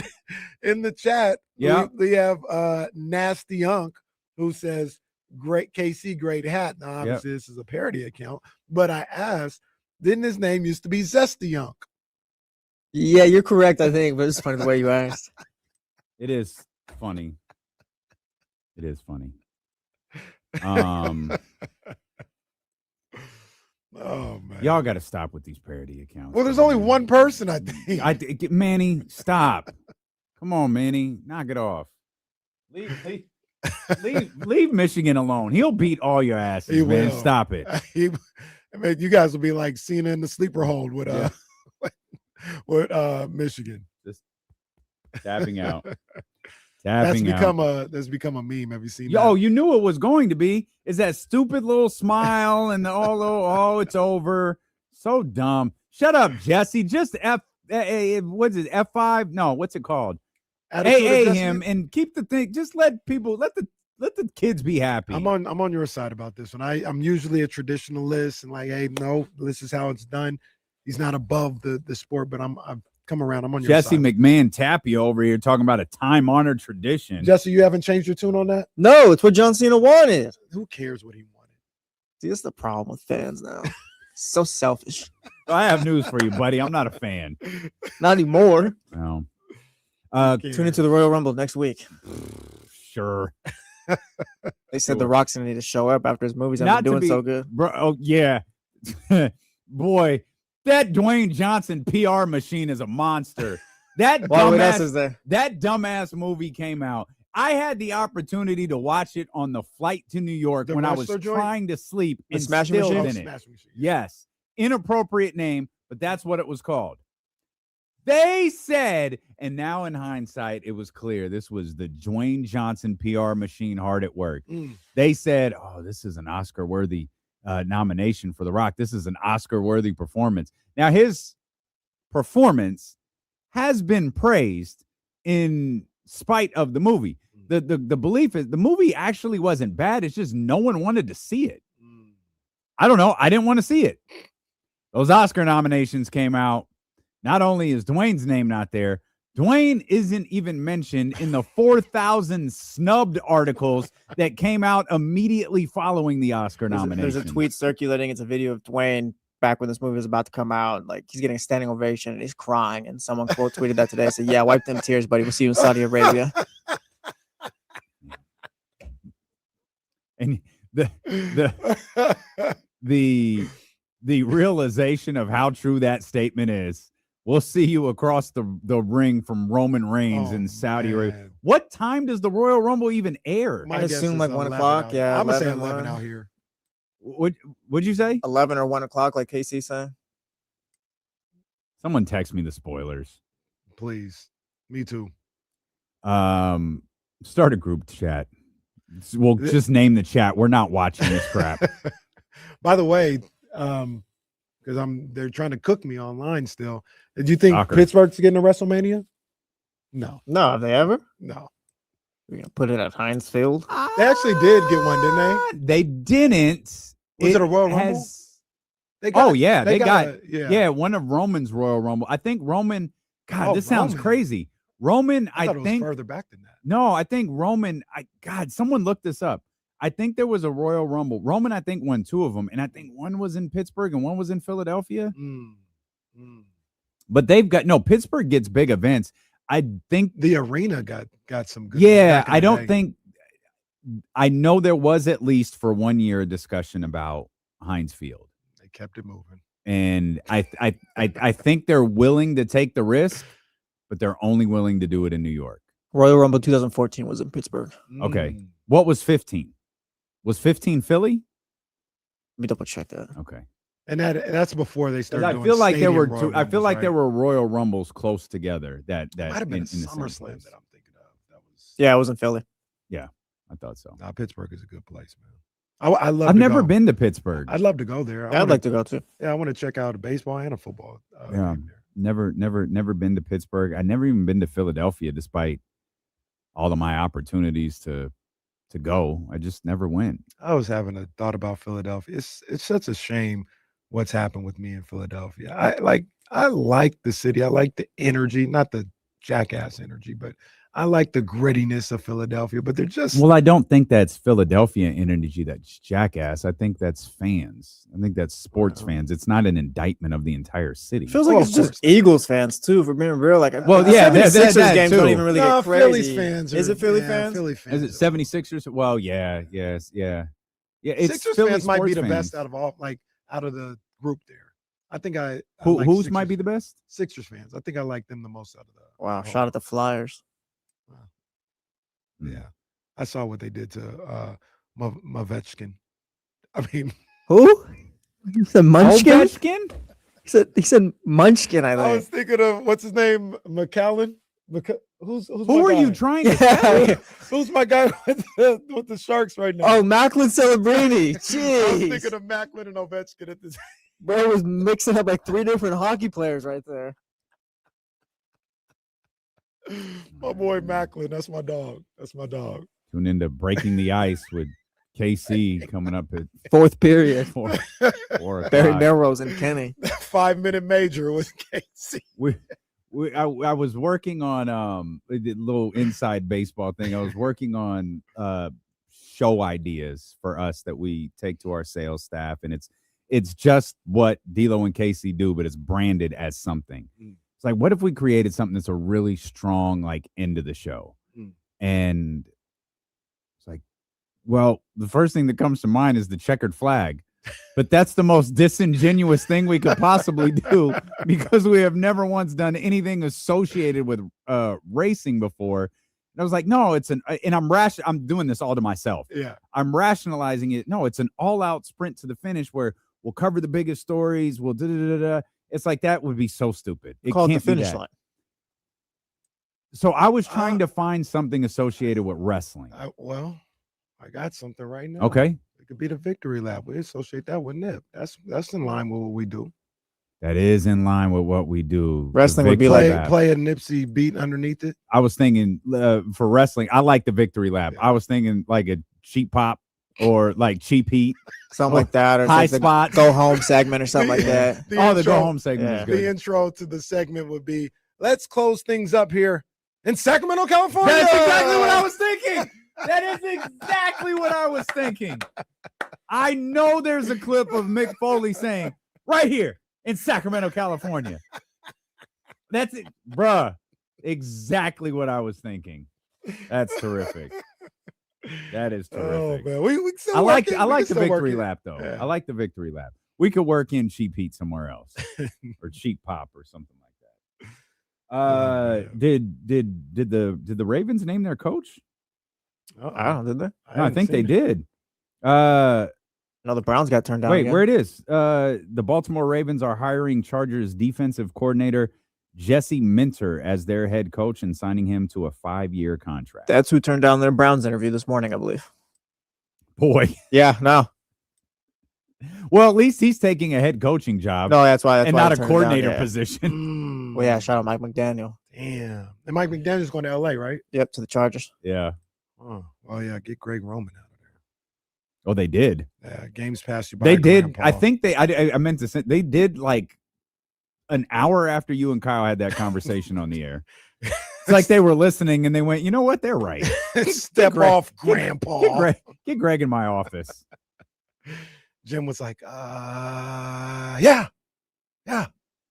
Well, I think we will move on from Greg. We have speculated as to what the interview with Jim Harbaugh and Mike McDaniel might have sounded like. Oh, boy. Do we have a reenactment? Well, no. It was just like it'd probably be the most like uncoordinated attempt at a conversation we've ever heard before. And the amount of people that appear to be seeing Mike McDaniel for the first time and are sending me gifts. Yeah, and it's pictures. making its way back again. It's like someone hit us up. Am I the only one seeing it? Like, no, buddy. Everybody has seen it for years. Wait till you see how he wears his sweats. It's going to blow your mind. WCW walked so these tweets could run. Shout out. We haven't forgot. We have. Okay. Yeah. Shout out WCW. You Shout know out who you WCW, are. man. You know who you are. Yeah, he's been head coach almost as long as we've been doing the show. Head coach. He wasn't on a staff somewhere. He was the head coach. Yes, we've gone over this. Again, I'm curious. Like, you guys are seeing him for the first time, huh? All right. Salute. Well, hopefully he can help Justin Herbert. Not to be. I hope so too. I think Jim has, but like he's got either one of two things is going to happen. Mike McDaniel is going to help him, or you all were wrong. Jim is, by you all, I mean all of you. Jim is the opposite of Nick Sirianni. Everywhere Jim goes, he's got an OC and he's got a DC. There are coaches that handle that side of the football respectively. Jim is the overseer, the culture builder. He's just good at it. Nick Sirianni is not. He definitely isn't. We were talking about a Chris Haynes conversation that happened on Sirius XM yesterday. We centered it around LeBron James, but he said something else that got my attention, and it doesn't really move me one way or the other, but I just wonder what we might have ahead of us the next 2 weeks. We're coming off the dullest and most boring free agency period we've ever experienced. Chris Haynes said that in the same interview that he was discussing LeBron James and the Los Angeles Lakers, that the Memphis Grizzlies are very comfortable in keeping Ja Morant through the trade deadline. That's not a surprise at all. To me, at least, it's not a surprise. Just because you're open to trading somebody doesn't mean that you actually are. It feels like there's a disconnect there between Memphis and Ja that may be affecting them a little bit more than, the losing is happening with this locker room here in Sacramento that we talked about earlier. But it did make me think, man, this trade deadline could be a dud. The biggest trade may have already happened. Which was? People always forget. This happens every year. A trade is done before the deadline, and people don't associate it with the trade deadline. Oh, Trae Young. A big player was traded. I was trying to figure out what happened. Now, he doesn't play, but he was traded. Last year, we ended up having a flood of some good trades, but people forget Julius Randle and Cat was the preseason, I think it was. Yeah. But that might be as good as it gets this year. I just don't see it happening, man. I don't see it happening for the league. I don't see it happening specifically for the Kings as far as a big time trade. Now we keep hearing in the last 24 hours, we're hearing more rumblings about the Sabonis to Toronto situation. That would be a big deal because Sabonis, that would be very surprising if he was the first one to be moved in Sacramento. I think he should have been one that should be moved, but I never thought he'd be the first one to be moved. Does he need to be to free up Max, Dylan, and Precious, I guess? Not that he's the biggest problem, but like that kind of moves you forward with the young guys at that position. Here's the thing that I worry about, though, and that I think about Jesse is, you guys know I love Dylan. I love Max. That doesn't feel like the end game. It's not, but it's also just development for those guys. It's just more minutes for you to find out whether it is or it isn't, I guess. Understandable. That's kind of I don't think Dylan is like, oh yeah, they found their starting center or Max or anything like that. But those are two young guys on your team that you like to develop. You want to see them kind of what their future's like here. So that's a way to free up their time. That's fair. It's really James was talking about it on the Insiders, how this was. I wish I would have brought it up to James, where I guess he asked Doug about Sabonis playing and his playing time and stuff like that. And Doug goes, "Well, there's two guys ahead of him right now." I'm sorry, this isn't Drew Eubanks here. We're talking about playing over two rookies, a second rounder and an undrafted guy. It's Domantas Sabonis. What do you mean there's two guys ahead of him? But maybe that's how they look at him. That's crazy. That was a hell of a line from. That was a hell of a line. Wait, Doug. Doug, walk me through the depth chart really quick. Walk me through how you see this position in the depth chart. Walk me through this real quick. That was a crazy quote. But speaking of crazy quotes, shame on us for letting this go for 40 minutes or whatever it's been. DeMar DeRozan, don't do that. Bam Adebayo, shut your ass up. What are you doing? DeMar to Pele Larson later in the game. I can't even fake my way through that. Do something. B-A-N. Poor Larson responds, that's not a basketball play. DeMar was on 10 the other night against Miami. DeMar knocked the crap out of him. He absolutely did. I thought he was going to get thrown out. I thought that could have been a flagrant too. If you look at you could see this live, but looking at the Legends clip right now, his fists are balled up. When he's talking to that kid. Yeah, he was turned up. I don't know what Larson did to him. He was beating Larson's ass off all game long. What did Larson do? Shout out Bam. Bam, hella funny. Bam pushes DeMar and says, stop it, bro. Shut your ass up, DeMar. I don't know what Larson did to DeMar. I remember watching the telecast, and they're like, well, see, it's not necessarily what happened then. It could have happened a play or two before. They go back to the replay. Nothing happened. Larson just played good defense. Bam. Nothing happened. Bam. That foul on Dennis last night was terrible. Which Dennis, I think I missed this one. Dennis got pushed over. Oh, no. Yeah, that was crazy. Offensive foul on yeah, that was crazy. Yeah, like that was bro, ridiculous. What? Bam is pushing DeMar. He says, stop it, bro. Shut your ass up, DeMar. He goes to push him again. He damn near punches Davion in the face. Yeah, Davion got he got a stray. I remember seeing that. DeMar hit him with the don't do that. Don't do that. Bam, don't do that stuff. Paraphrasing. Oh man, yeah. DeMar. They went at it for a while, and I was like, "Hey, shout out Bam." Bam said, "That's my guy." Damn, DeMar, don't do that.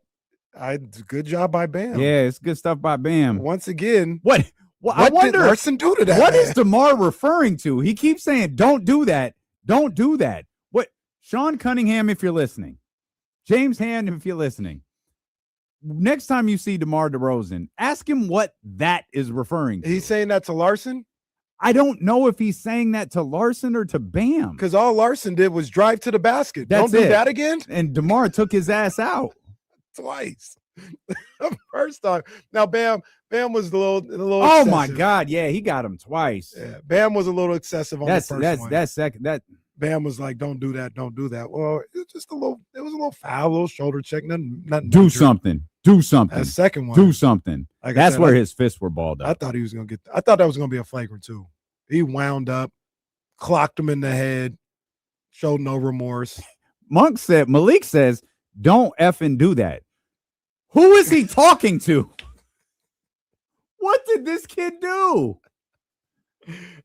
Somebody get the film on Larson's game against Sacramento. What did this kid do?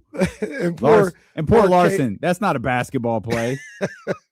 Poor Katie and Mark were like, there had to have been something previously on the couple times down before that sparked this. And they played a replay.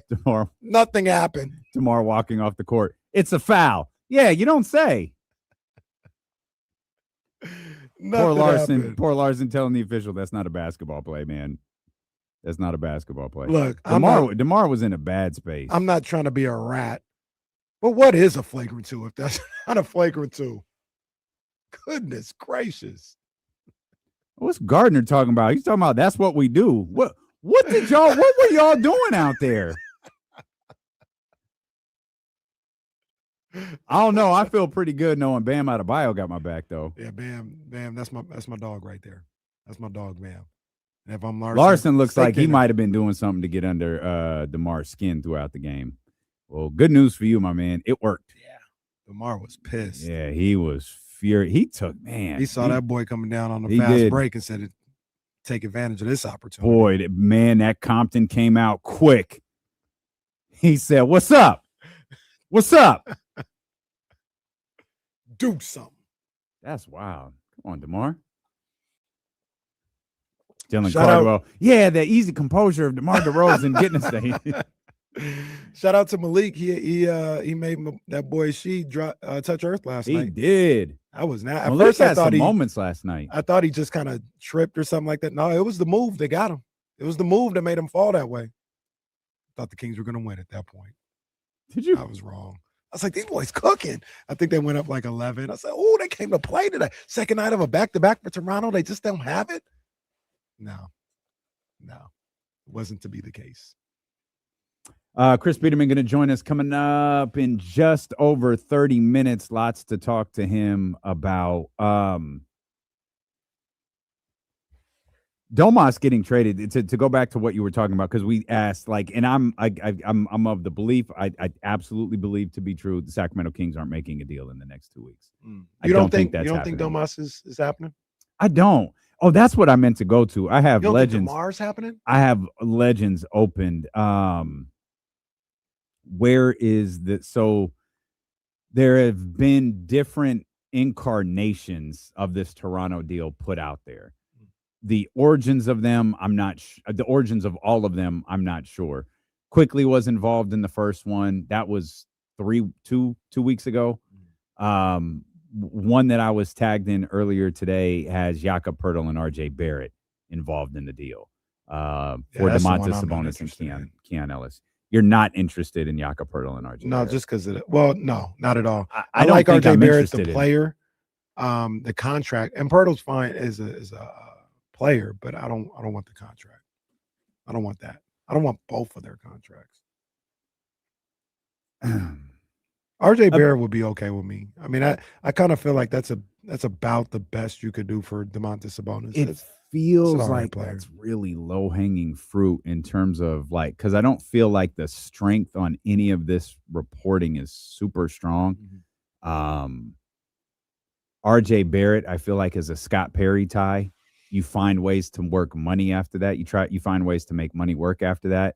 The Emmanuel Quickly one seems counterproductive to what Sacramento is going to have to go through. So having a player making $105 million over the course of the next 3 years probably isn't like your best move. I don't know. I'm not going to pretend I'm James Ham here and I'm working the phones on this deal. I have no idea the validity of it, any of this, but it feels like people are putting some different things together to see what have traction. I'm guessing they've talked because there was enough out there that there's Anthony Davis and Domantas Sabonis. Toronto is looking to do something this trade deadline. In the immediate aftermath of Anthony Davis's injury, it felt like it didn't slow down trade talks, but for a team like Toronto, who is attempting to capitalize on where the Eastern Conference is right now, that might not be the most productive move for you unless you are absolutely certain he's going to be able to come back at the end of this year and help you. And you have to survive until he's able to join you, because the trade deadline is going to pass and you're still not going to have Anthony Davis if you acquire him. RJ Barrett, 25 years old, averaging 19.6 points per game, 5 rebounds, 3.7 assists, coming off of a season last year where he was 21.1 with 6.3 rebounds and 5.4 assists. I'd take a look at RJ Barrett if that's really on the table. I don't want the big man's contract, But if RJ Barrett for Sabonis and some cap filler on both sides is a possibility, it's not going to completely change your fortunes as a franchise, but I think that's a good step in the right direction. For those unaware, Jakob Hurdle 27.3 for the rest of for this year. 29.4. That's not correct. 27.3 starts next year. Yeah, I'm not interested in that. 29.4, 27.3. He's a good player, though. Mr. Caraway, I want to calm down before you shut this trade down, don't hang up yet. What? Yeah, I'm here. We want to get this deal done. Mm-hmm. We're willing to throw in a protected first-round pick. How many years left does Porto have left on this? Ask for it to be unprotected. 3. Oh. Yeah. Yeah. It's got to be an unprotected first to even start the conversation. I'm like the meme of the white guy who's taking the headphones off his ears. Yeah. 3 years. Oh. Yeah, it's got to be unprotected. If I do that, we have to be talking about unprotected. Would you rather have picks? Well, as TC once said, unprotect that thing.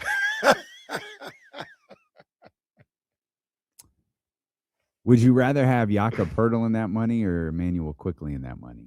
Jakob Poeltl. I think Emmanuel Quickley is 35 across the board. And I like Emmanuel Quickley a lot as a basketball player, but I don't. I had like 41 the other night. Yeah, I think he was like 10 or 13 from the field. Yeah, and something crazy. But I don't need to bring in another guard. I don't need to do that. We got RJ. I'm bringing him back. I'll need to bring back another guard after that. Okay. All right. Jakob Poeltl it is. I didn't say yes. Oh, no, I'll give you the unprotected first-round pick. Okay, well, I need to talk to D'Lo about this now. Oh, I'm in charge. Okay. Well, what did please don't say we're Monty and What did West. Joe Lacob say? It's team effort. We're all working on this together. Yeah, I'm glad you brought. Oh, we got to go to break. Hey, man, I was about to keep going. We'll come back. I have to ask you. In fact, I'm going to ask you right now, and I'm going to give you a chance to think about it. Okay. Has your opinion on Mike Dunleavy changed since we talked to you last? Chris Biderman, in 30 minutes, we got to show some love to the San Francisco 49ers as well. Steelo and KC on ESPN 1320.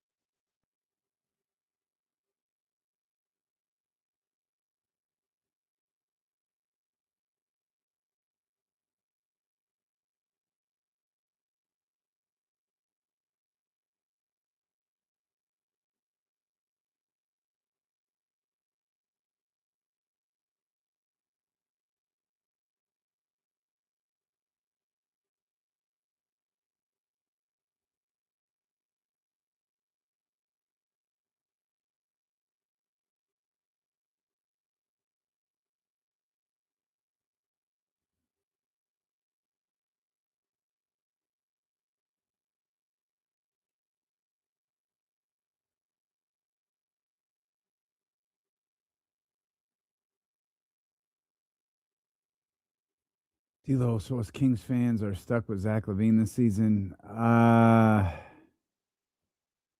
think so. Yeah, I think so. I think so.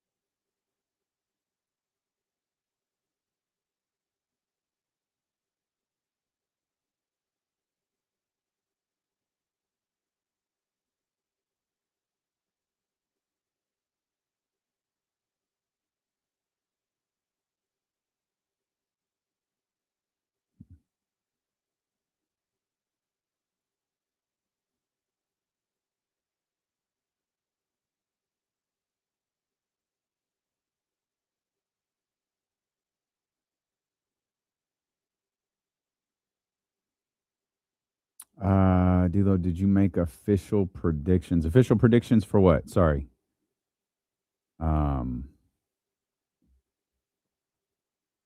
What do I need to make official predictions on?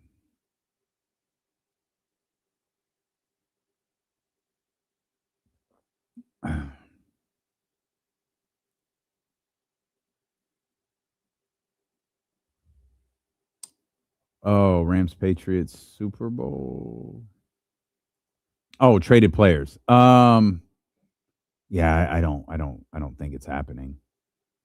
I don't think Keon gets traded by I know Hammer was talking about a potential excuse me, Keon for like a draft pick.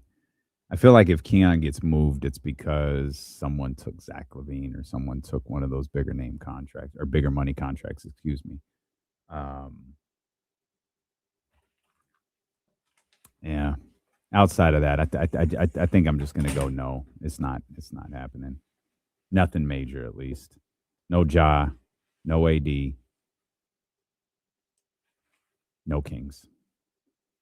Hope I'm wrong though, on all fronts. Hope I'm wrong.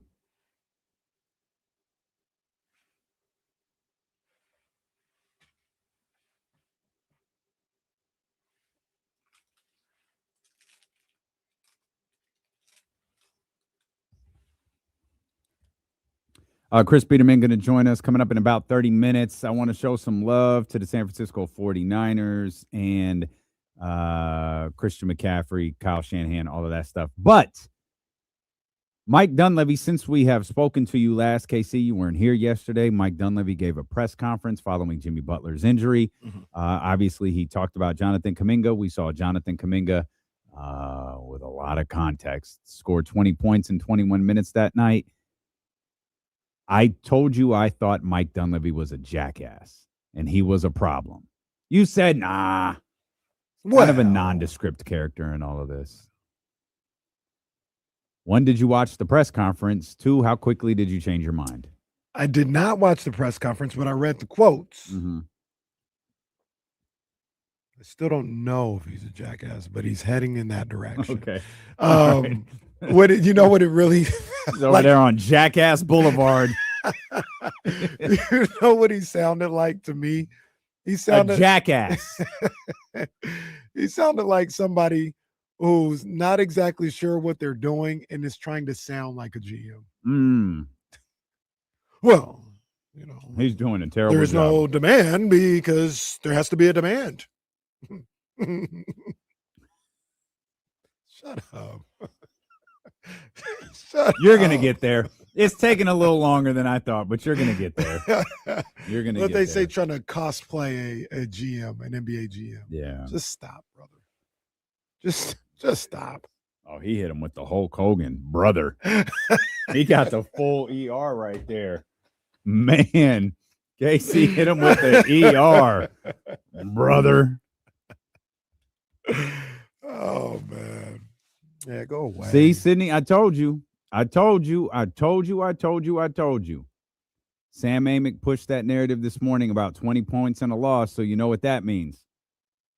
That was something that I guess it was Sam that wrote it. I wasn't sure if it was Sam or Slater. You know, Kuminga played the other night. Did you happen to clock when they put him in the game? I didn't. They were down 13. They were down 13 at the start of the second quarter. Steve had already substituted about 4 or 5 different guys. Kuminga was the final substitution he could make. They were down 13, and they are running with this narrative that he's empty calories. I don't. It really is baffling how they treating this young man. Like what? Why? Once again, if you're not a fan of his and you want to move on from him and you want to get the best value that you can, why do you continue to trash him? Yeah. To the media. Yeah. Don't get it. Wouldn't you be doing the Floyd Mayweather and hyping him up?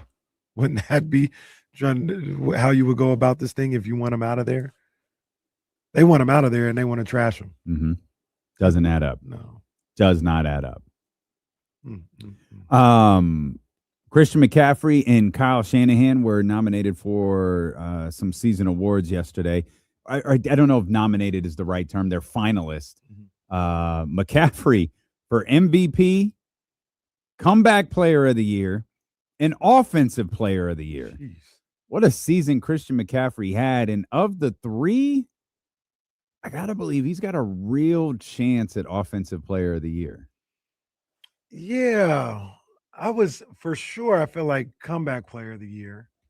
Okay. And then I thought about the offensive player of the year, and I was trying to be fair to the rest of the league, and there's got to be somebody out there that's a little bit more deserving. But as we always talk about, that's a non-quarterback award. That's what they give to the non-quarterbacks. Unofficially. Yeah. Unofficially. I think maybe only JSN was the only guy I could think of. Puka's up there too, though. 129 catches, 1,700 yards, 10 touchdowns for Puka. Did you say? Yeah. Puka? Yeah. Kenny could do what Puka does. Well, yeah, I know, but Kenny could be offensive player of the year. Once again, certain aspects, absolutely. I'd say Puka and JSN have a Very, better chance. very certain, like very definitive things that I can do that Puka can do. And it's very, very, it's not even really that big of a section of his game. But yeah, nobody guarded me at the line. I can run 5 yards and turn around and catch it. Sure. That's where it ends. Very good. That's where it ends. Very good. That's where it is. Once again, I wonder if you could do it if you knew Aiden Hutchinson was just waiting for you to catch the ball to lay you out. Yeah, catch the ball and get down. Okay. I didn't say nothing about yak. Better be quick. Well, yeah, he ain't got no yak. I didn't say nothing about one-handed catches, yak. although I have great hands. But one-handed catches, none of that. I didn't say nothing about that. What can't you do? It's a good question. Yeah.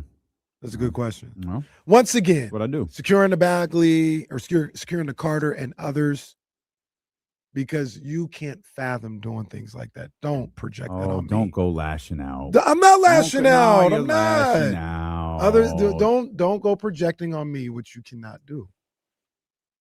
You can't fathom doing. That's all I'm saying. That's all I'm saying. I'm athletic. You're what? I'm athletic. I can run 5 yards, turn around, and catch a football. Yes, that's not hard to be. I can beat a 67-year-old Steve Kerr in basketball today. Yes, that's not crazy. That's not athletic, though. You just beat an old guy. That's what I said. That's not a big deal, but people thought that was so crazy. They'd be like, Steve Kerr would destroy you. All right. Guy's 67 with the worst back in America. Second, Phil Jackson is still alive. Ah, you're right. Actually, so is Dwight Howard. Is Steve Nash still alive? Okay, he might have the fourth Michael Porter worst Jr. Goddamn. And there's a bidding war for Michael Porter Jr. Jeez. All of that to get back to Jackson Smith and Jigba. He was the guy who I thought, well, that was Trent. Like, if it's not Christian, and I don't think they'll do the thing where, well, if Drake May loses, like, I don't even know if Stafford was nominated for Offensive Player of the Year. Was he? Drake May definitely was. I don't know if I don't remember seeing his name, and that's kind of crazy. I don't think so, because it's Bijan, JSN, Puka, McCaffrey, and May. That's five. It's Drake May, yeah. That's kind of crazy that Stafford wasn't. If Drake May was up there, right, it's crazy. That was Stafford Offensive Player of the Year going to be the new consolation for you didn't win MVP? Maybe. Well, no. Leave the quarterbacks out of this one. Come on now. Yeah, I kind of. Josh Allen won MVP last year. Lamar got first team, right, or something like that. Yeah, that was first team, but that wasn't. Who was yeah. Offensive Player of the Year last year? Do we know? Saquon. Oh yeah, it might have been Saquon, it absolutely was Saquon. Yeah. Yeah, leave the quarterbacks out of that. Yeah. I didn't think about Puka. Puka is a good choice. Puka was the best receiver in football this year, right? Either him or JSN. It's him or JSN. I feel like it's JSN. Yeah. I mean, I don't know what the number. What was JSN like? He was like 1,800 yards, like 1,700 yards. I feel yards. like it was 130 something receptions too. Maybe I'm making that number up. Maybe Jesse said that for Puka, and I'm 1,700 yards is crazy. That's crazy. I'm pausing because I know Jesse's looking at the numbers right now. Yeah, like Jason had 1,793 yards. Puka was 1,715. Puka has 10 more receptions at 129. Jason was 119. Both tied at touchdowns. Okay. Oh my God. How many touchdowns? 10 each. Wow. Damn. That's ridiculous. So do they split? Okay, now I'm being serious. Do you split votes? Probably. Christian McCaffrey. Christian McCaffrey going to get the offensive player of the year. Yeah. That's crazy. Those numbers are insane. And okay, and I'll ask you guys this real quick. Today, they say you can have any receiver in the league that you want, but only one. Who's my quarterback? Whoever you want. All right, then I'll take Justin Jefferson. That's what I was trying to figure out. Like, are those two guys the number one wide receiver in the league? Are they not yet? But they're top 5 now. Yeah, for sure. Tyreek Hill, you can go home. Tyreek, he's been at home, hasn't he? Well, I'm just saying, like now it's official. He's not top 5 anymore. Been at home 2 years. Well, he's been Hill. No, last year maybe. he went top 5. I don't know. Tyreek Who's your MVP? Stafford. Yeah, I think it's Stafford. Oh, good. Okay. Which is pretty great. easily. Like it is, but the thing that I get caught up on with Stafford is, hey, MVP gonna be the 6th seed, huh? And I know it was a crazy division and all this other stuff, but even though I'm gonna give him that award if I'm voting, 6th seed, that's fine. It's fine. If Drake May had played two other teams that were any good, he would have won. But I mean, it's one of the worst winning percentages. And I don't think it's that close. Like Drake May didn't, like he's like 10 or more touchdowns less than Stafford. Like Stafford's got him pretty beat with stats and things like that. Like Drake May is the best team. Well, not best team because it's Denver or whatever, but just kind of always on one of the best teams in the AFC MVP. I feel like it's the year Russ won. And they did this big when he did the triple-double thing for the first time, 1st to 5, by the way. When he did it for the first time, it was like, is it him or James Harden? This will be a monumental. It wasn't. Like, it was not close. It's a good story. Drake May's phenomenal. This is a great story. These two guys again. There's so much here. It's the young kid versus the vet. Yeah. And I did, and I don't mean this in a way to diminish what Matthew Stafford has done at all. He is the MVP to me. But when you're looking for a story, there is a certain lifetime achievement award that goes along with this. Like, he's not going to win one next year. He's not going to win another one. Drake May, if this progresses well for him and the Patriots, he could be in line for a lot of these moving forward. But there's a certain Matt Stafford had, perhaps his best season of his long career in which he's been very good. Also, give him comeback player of the year because I thought he was damn near dead this preseason. That was crazy at the beginning. The way that they were like not answering questions about his back and all of that different stuff. But yeah, I got Stafford as one. Drake. Sorry, go ahead. I'm sorry. Drake May, and I completely understand what you're saying, and I've heard it, in other places as well. But the thought that Drake May is just getting started, I think he's really good. He's a really good quarterback. But let's make no bones about it. Mm-hmm. He's being considered this year in part because it's such a down year for the top quarterbacks. Sure. Like Daniel Jones was being mentioned. Sure. So are we going to assume that in the next 2-3 years, Mahomes, Josh Allen, Lamar, Burrow, Dak, even Jordan, whoever, go down the list, they just going to have more down years like this? I think more times than not, like Josh Allen next year probably be the front runner for MVP. Sure. Like before the season starts, of course. Yeah. So I only say that Drake, the thought process of like, oh, Drake, he'll be back. He might not. Yeah, to be clear, that's not my thought process. Yeah. He can be. Yeah. I whether he is or not, I don't care. He can't. I don't think Matthew Stafford can. Matthew Stafford's going to be 38 years old next year. I don't think he can be in line for another season like this. I'm sorry. I don't think he can be in line for another MVP, even if he puts up, a similar season for reasons that you just mentioned. Patrick is back. Mahomes is back. Lamar, Josh Allen. You expect all of these guys to like come back. Also, in the same vein, though, like Drake May could get better. He could be better next year. For sure. He could be a bigger reason why they win football games.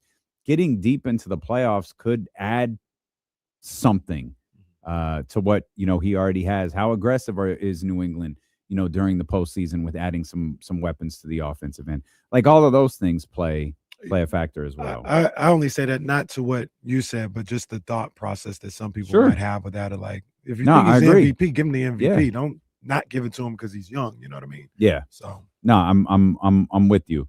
I don't think Kyle Shanahan is going to win Coach of the Year. No. He is nominated. Again, he's always nominated. He never wins. He's finished second twice. I said it then. I still think it's true. What he did in 2022 was the most phenomenal coaching job I've ever seen. This was really close. I don't think, Fred Warner, Nick Bosa, George Kittle, Brandon Ayuk never playing for you, Ricky Pearsall in and out, what he was put all of that is incredible. Replacing your quarterback twice through the course of a season and not missing a beat. I didn't do the history. I didn't do the research to back this statement up, but I sure feel like that's unheard of. You've seen the Colts signed Phillip Rivers when their starting quarterback went out because they thought that was the best opportunity for them to win. The 49ers had planned for something going wrong with their quarterback. They had a just in case, and they had to go to it pretty quickly. A rare thing where a starting quarterback goes down, and if I remember correctly, Super Bowl odds didn't change. Might have went up. I can't remember, but I know they didn't go down. That quarterback comes out, and the last pick of the draft steps in. Doesn't miss a beat. That is Kyle Shanahan's definitive coaching job for me, and he did not win. He's not going to win for this year, but he's deserving. He's what was her name? Susan Lucci? Was that the daytime actress trying to get the daytime Emmy? All My Children. Oh, yes. Except I don't think that's ever going to happen for Kyle. The daytime Emmy's never going to come. No, she eventually got one. I don't think Kyle's ever going to get. It's like when the Oscars realize, oh my God, Meryl Streep has never won let's make up a category and give her the award. Kyle didn't get it. He's not going to get it for this year. He didn't get it for 2022, like you talked about. He didn't get it when they were the best team in the league. What's left? Like what scenario is left for him to get the Coach of the Year? You better go 17-0, and your entire 53-man roster goes down at some point. And they'd still give it to Stefanski. It's the third time for Kevin Stefanski here winning the award. Went 10-7 this year. Really brilliant offensive coaching job. He's gone through every scenario and not one. So and he's already been fired by the Falcons, so Stefanski's on another team now by the time it's the award. On the Rams. Right. Yeah. Great job being the successor to Sean McVay over here. No, I know they lost 3 more games than Sean McVay's last year, but Kevin Stefanski, my God. He got this job while he was the coach of the Falcons. That's right. He's so good. That's what happens. He's so good. So shout out, Kyle. Shout out CMC. Good for them, man. Let me ask you a question. The 49ers, and this will be a great thing to talk about with Chris Biderman as well. And we'll talk about the Sacramento Kings also in this brutal road trip that they have coming up. The 49ers run with Kyle Shanahan has been pretty good. They've had down years, but never a down stretch. Mm-hmm. It's been 2020. It was 2024, excuse me. 2024. And but that's it. Like right. It's surrounded by once they the first 2 seasons were once they got going. Yeah. And a lot of the same players, Kittle, a lot of the same names around. How much longer do the 49ers have at this level?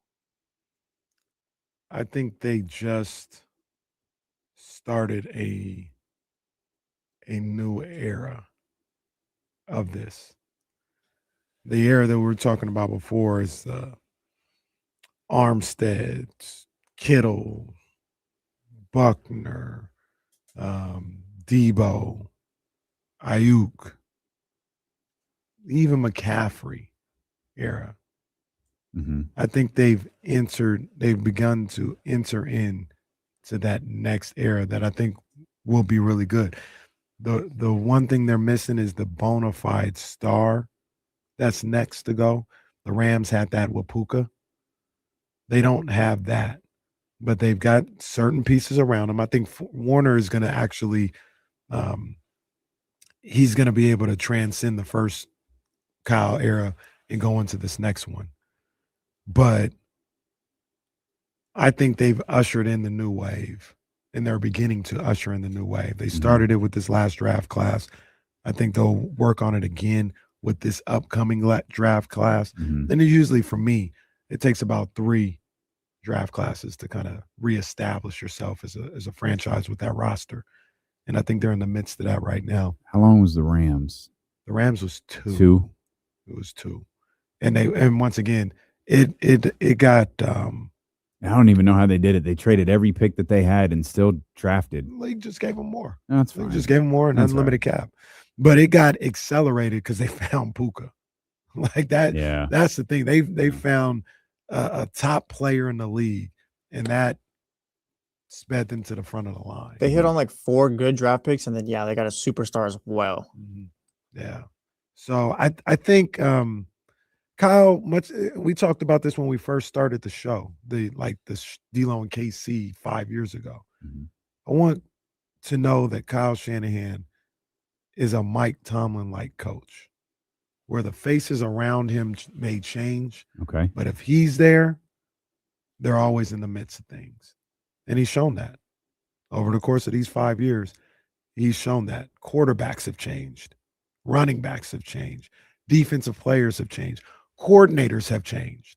The one constant has been Kyle Shanahan. And as long as he's there, and John Lynch, I want to give him credit too. As long as those two are doing their thing, they're always going to be around. They're always going to have an opportunity.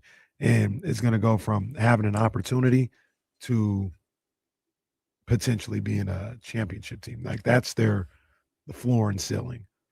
Wild card team, the championship team always. Well, there's no history that says they're a wild card team or losing in the wild card. That's for sure. Right. Just keep playing the Eagles. We'll be all right. Come on, man. What? They could play the Cowboys. That's too. true too. Stop, That's true too. stop. Actually saw the play of Zeke lining up under center the other day. How was that? It was hilarious. Still good? I think that the play was for them, for Zeke to snap it. I don't think he was supposed to get blown up by whoever that Niners player was. I think they were hoping they'd kind of like, excuse me, Zeke, let me get out the way. Do that or whatever. Throw it to the wide receiver. And I think Zeke was supposed to come around and catch the pitch, but the wide receiver got blown up as well. It was just bad. Let's just put Zeke there. They won't touch him. He's not a football player. That was at one point his last play as a Cowboy too, I think, before he came back. Yeah, that was tough. Dak had 2 picks in that game too. That Cowboys defense, the Cowboys were ready to play in that game. That was not a Mike McCarthy, they're scared like it was the week before. Even Michael Parsons was there to play. Dak tricked that one off. Dak was not good. Now, with that being said, Dak had a really good season. You know, I've been you're a big Dak Prescott guy. Yeah, but if he can find a way to do that, that's a good thing. They're not going to be good next year. They're not going to be contenders, but that's the better Dak this past season's Dak. You think he can keep that up? I do, because I think it went less with what his stats were and how he led that team. Basically the same year Drake May did, just they stunk. It took him 30 touchdowns, 10 picks, 4,500 yards. Man, yeah, good. And if you have his numbers up right there, the numbers are probably down, but he played better, I thought. He was probably in the mid-40s with touchdowns the couple years prior. Not mid-40s, but he's been higher. Like there's seasons before where he wasn't hurt or whatever, where he 36, 37. Okay. Recently. Yeah. I thought he had a really good year this year. That divisional game, though, was. You want a jersey? No. You sure? I'm positive. Don't need no Dak Prescott jersey. Damn, we'll get his T.O. one back. Be Dak and T.O. Hey. Don't do that, dude. You used to be a fan. It's fine.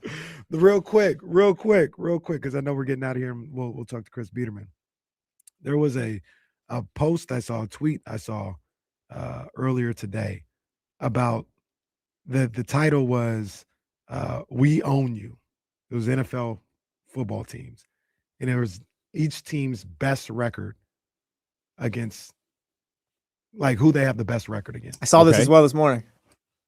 Do you know who? You want to take a guess on who the Niners own? Who they have the best record against? The Cardinals? No. I mean, it's a division opponent, right? No. Oh. I'll give you a hint. Okay. Probably none of these will be division opponents because that's too many games played. Okay. I have no idea. The New York Jets. That probably would have been the last team I said. Take that, Fireman Ed. They are 12-3 against the New York Jets. Wow. Miami Dolphins 13-2 against the Los Angeles Rams. Don't forget it. The Niners, I think it's the Niners and the Giants. The two teams not on this list. Nobody owns them. Okay. Fascinating. Yeah. Know who the Cowboys own? Themselves. I was being nice. Take a guess. Who do the Cowboys own? I don't know. It's gonna the Panthers. Okay, they're 12. That's embarrassing. Okay, that's terrible. Really. Wow, you could be Jake Delhomme sick. That's awful. That's just terrible. Shame on everybody involved. We'll come back. Chris Biderman joins us. We'll talk Kings basketball, and we'll continue this 49ers discussion with our man from the Sacramento Bee next on Sacramento Sports Leader ESPN 1320. Chris, what's up, my friend? What's up, guys? How are you? Good. How are you? What's up, Chris? Fantastic. I think the Panthers and the Texans are owned the most on this list. Let me see. The Jags might be on here too. I think the Texans are owned 4 times. The Panthers 1, 2, 3, 4 times. And the Jags 1, 2, 3, 4 times. Yeah. Where are the Raiders at? The Raiders, are the Raiders on this list as being owned? I don't think they are. They're another team not on the list. Yeah. You want to take a guess on who they own? Who the Raiders own? Yeah. Chargers? This is such a Raiders team to own too. The Saints? Jacksonville? Close. The Bucks? The Bucks. 7-4, but the Bucks beat your ass to win. Yeah, that one doesn't even count. Yeah. Also 7. Say there's one game that offset that pretty substantially. Jesse, I think your Dolphins have the craziest record, like the most dominant record. Although I don't know what the percentage is here. The Lions are 16-5 against the Browns.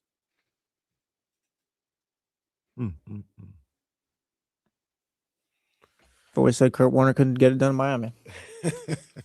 That might be the most random NFL information compiling I've ever heard.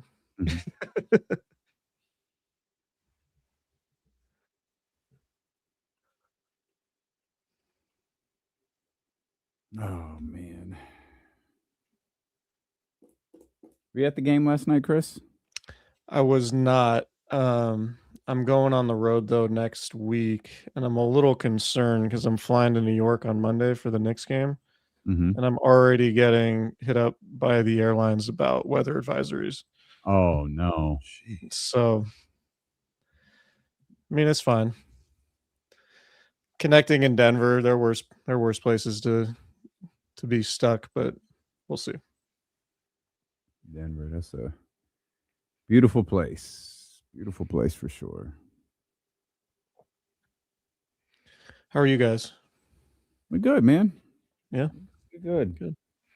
Rolling along here, baby. I enjoyed meeting the kiddos the other night.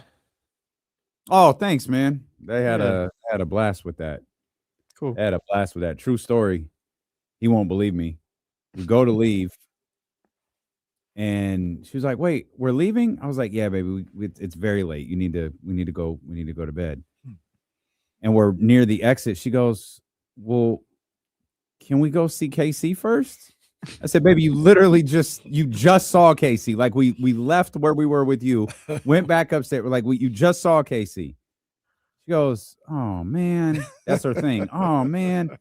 And then she points, she goes, "Can we go see Morgan?" Like, yeah. We had to go over to Morgan and Drapes, but she loves Morgan, the little one. Girl. She loves her some KC, The man. best whistler west of the Mississippi. She loves her some KC. I still can't whistle at 42 years old. She tries to impress everybody with her whistling. I'm surprised she didn't whistle for you, Chris. Like, that is her. She's whistled for Dusty Baker, whistled for Kenny. That is her thing. Watch this. You know what I watch from time to time? NFL Primetime. Oh, good for you. It's Booger and what's old boy's name? It's a good watch. It is pretty good. On Sunday nights, if you're just trying to catch up on everything, like, and you got half hour to kill, it's a good watch. It's Booger and who? Yeah, Chris. Back. Yeah. Oh, okay. Damn, No relation. Chris Berman. I kept wanting to say Chris Biderman. No, it's not Chris Biderman. Hang on, Chris.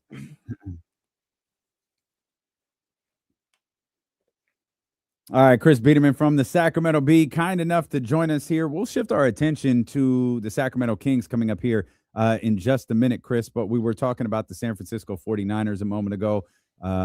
Christian McCaffrey, a finalist for multiple awards coming up this awards season. Kyle Shanahan is just as commonplace, a finalist for Coach of the Year. He's not going to win. He's never going to win. But I have that 2022 performance he did as the greatest job as a head coach I've ever seen when he lost Trey, Jimmy, and then went to Brock Purdy. This year is really, really close to that for me. Yeah, for sure. I think when it comes to the award, I think he's probably a victim of his own success in the past. Because just in general, if you're a casual observer, you look at the 49ers and say, well, they've been to a couple Super Bowls the last few years. Kyle Shanahan's one of the best coaches in the league. Like, it's not super surprising to see them in the playoffs. But you kind of have to peel the onion back a little bit and be like, wait, they got how many games for Mac Jones? And they were with what was their receiving core looking like? And what did their defense look like throughout the season? And then that's when you kind of see the case for like, wow, this was a really impressive coaching job. And to that end too, Robert Saleh now joining the Titans, there's going to be a lot of it's a big hire. There's a lot of pressure on the hire for defensive coordinator to replace Robert Saleh. So very curious to see who that's going to be. Gus Bradley sounds like the leader in the clubhouse. I'm not totally I'm not as certain as everybody else seems to be that that's going to be the hire, but we'll see what happens with Raheem Morris. I know he's still in the mix for the Cardinals head coaching job. I'd be curious if he would want to join his pal Kyle Shanahan with the Niners if he doesn't get a head job. So but yeah, I'm with you. Like, I think this is clearly Kyle Shanahan's best coaching job since coming to the Niners, and particularly given the injuries, because we've seen them have similar injury situations before in 2020 and last season. And obviously they were well below 500 in each of those years. And this year they went 12-5 and defeated the defending Super Bowl champs in a playoff game. So I think Kyle Shanahan deserves a ton of credit for how that went. I got a question I want to ask you regarding the 49ers and Kyle Shanahan and coaching and all this other stuff. But did you guys, I'm pretty sure Chris saw it. Dame, did you see the throwback to when Kyle Shanahan, they're showing the pictures of when he was first the 49ers coach and compared to today? Oh my goodness. A completely different yes, the poor man is Obama just leaving office. Oh my goodness. It looks like two completely different people. And it's funny, I see like guys like Kyle Shanahan and other coaches, when they're coaching, even Barack Obama, when they're doing this stuff, they age like crazy. The second they get out of the coaching job or go back to regular life, they're just vibrant and all this other stuff. I don't know if Kyle's shirtless on the beach. I don't know if Kyle's ever going to get that opportunity because he's still pretty young. But yeah, it's drastic seeing him from when he first hired to today. I've seen a bunch of those posts, and I think they do Shanahan a little bit dirty with those, because a lot of the after pictures are from the owners' meetings, and it's like the coach's breakfast. And that coach's breakfast is at 7 a.m. the morning after their big old party that they have. And the parties are, I've been to one of them, and they're pretty epic. It's open bar, it's media, and all the NFL power brokers in one place. And then they have this breakfast, and it never makes sense to anybody why this breakfast is immediately after the party at 7 a.m. So the after photo of Shanahan in that moment is like 7 a.m., big old bags under his eyes, obviously having a couple of his favorite beverages the night before. It's like, man, you got to find another photo for that. You're doing the guy dirty. The before pictures don't even look real. These are hilarious. These are absolutely hilarious. Before you continue, I caught something on the stream. Did you roll your eyes when Chris said Gus Bradley? Maybe a little bit. Look, I don't want to judge the guy too much, but he's not my first choice. He's not my first choice. I'd rather have Raheem Morris or Jim Schwartz. Yeah, I think Jim Schwartz is another good one. Just sort of, you talk about wide nine and all that stuff. He's kind of one of the forefathers of that. So that would make sense to me too. Gus Bradley I think he's a good coordinator and he's a respected guy. And Kyle Shanahan talked a lot about what the value he had sort of from like an emotional and character perspective. He, told a lot of stories at team meetings this year, et cetera, et cetera. But the last 5 years of him as a defensive coordinator have been pretty uninspiring with the Colts and with the Raiders. And so I think he's probably a good guy to have in your building as a high level of assistant, but I'm not sure he's the guy that you tap to, coach up your roster that might not be as elite as it once was defensively. Right. And, like the 49ers, when they've been contending, they've had a top 5 defense. I'm not sure that Gus Bradley is getting that out of that group. Right. The other thing I wanted to ask you about that is, do the Niners get a pick for Salah this year, or is it next draft? No, they won't get one because he was only with the team for a year. He needed to be with the Niners for 2 years before they'll get one. They might. That's a bad. They might get one. Josh Williams is interviewing with the Atlanta Falcons for their GM role, and they might get 1 or 2 if Josh gets that job, which I've heard positive things about that, at least for Josh's perspective. So, we'll see. But there's a chance they might get some extra comp picks for that. That's a bad rule. He was under contract. Oh, Kenny just trying to sell off black coaches. Wow. It's a wild rule. It's really wild. Wow. I need my 5th round pick. Well, that's where we do work. That's right.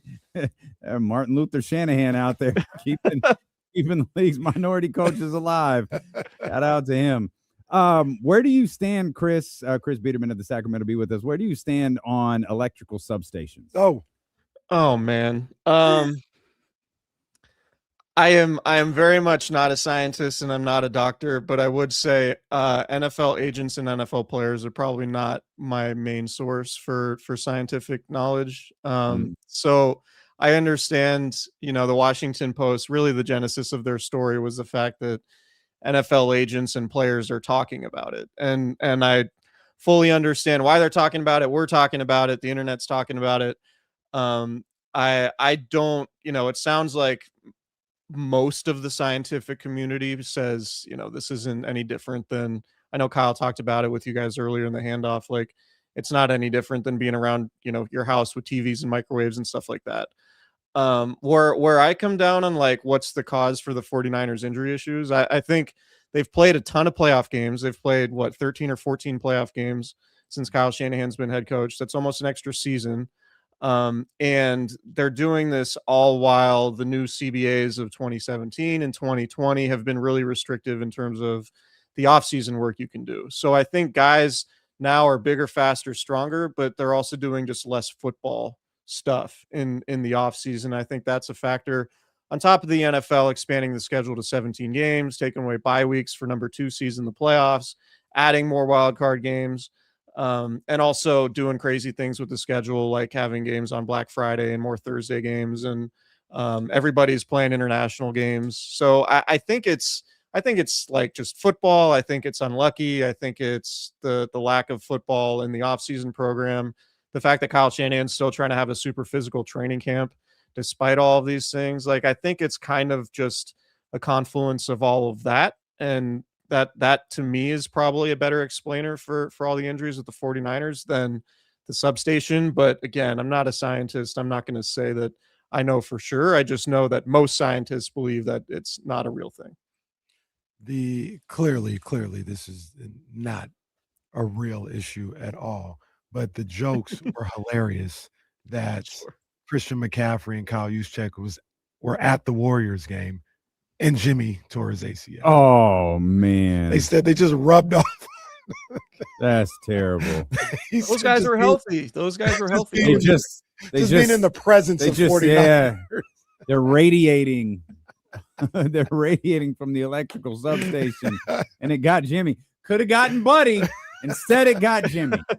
Damn. It wasn't going to get That's Kuminga. cold. He's not in the game. No. Yeah, play to get hurt. You know, I thought this was I only thought about this as we were having the conversation, but I thought it's kind of a interesting, and your response, Damien's response to what I was asking was interesting.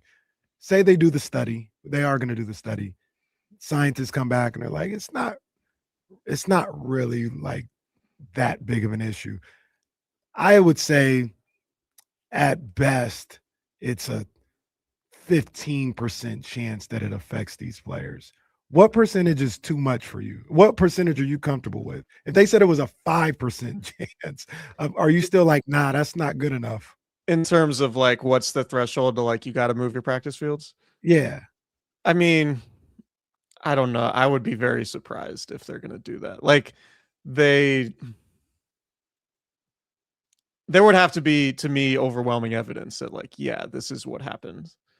You know, like they would have to be like, well, you know, we tracked George Kittle and George Kittle was over on this side of the field for this many minutes and doing this many reps. And he was within this distance of the substation and yep, popped his Achilles. Like, and there's a correlation between another guy who got hurt, who, you know, was using the same, I don't know. I think it's a super high threshold. It's like, it's very much like, I don't know, not like innocent and like you to be guilty, you got to come up with overwhelming evidence sometimes, right? Beyond I just don't. doubt.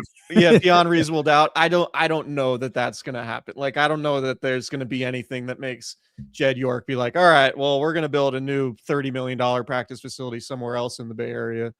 Like I just don't really. I guess there's a scenario. There are soccer fields. There are public soccer fields right next to the Niners practice fields. That I know there's been kind of contentious relationship, and it's been a contentious topic between the Niners and the city of Santa Clara with those soccer fields in particular, because I think the 49ers have wanted those to like build parking lots or whatever.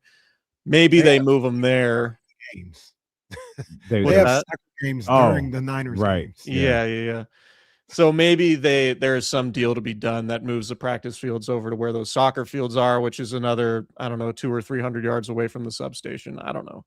Kids, you move closer to the radiating substation. You know what's ironic about it too? Can't be anything worse than what's in your food, so you'll be fine. The ironic thing about this, Chris, and you can tell me if I'm like wrong about this, is nobody ever gets hurt at practice.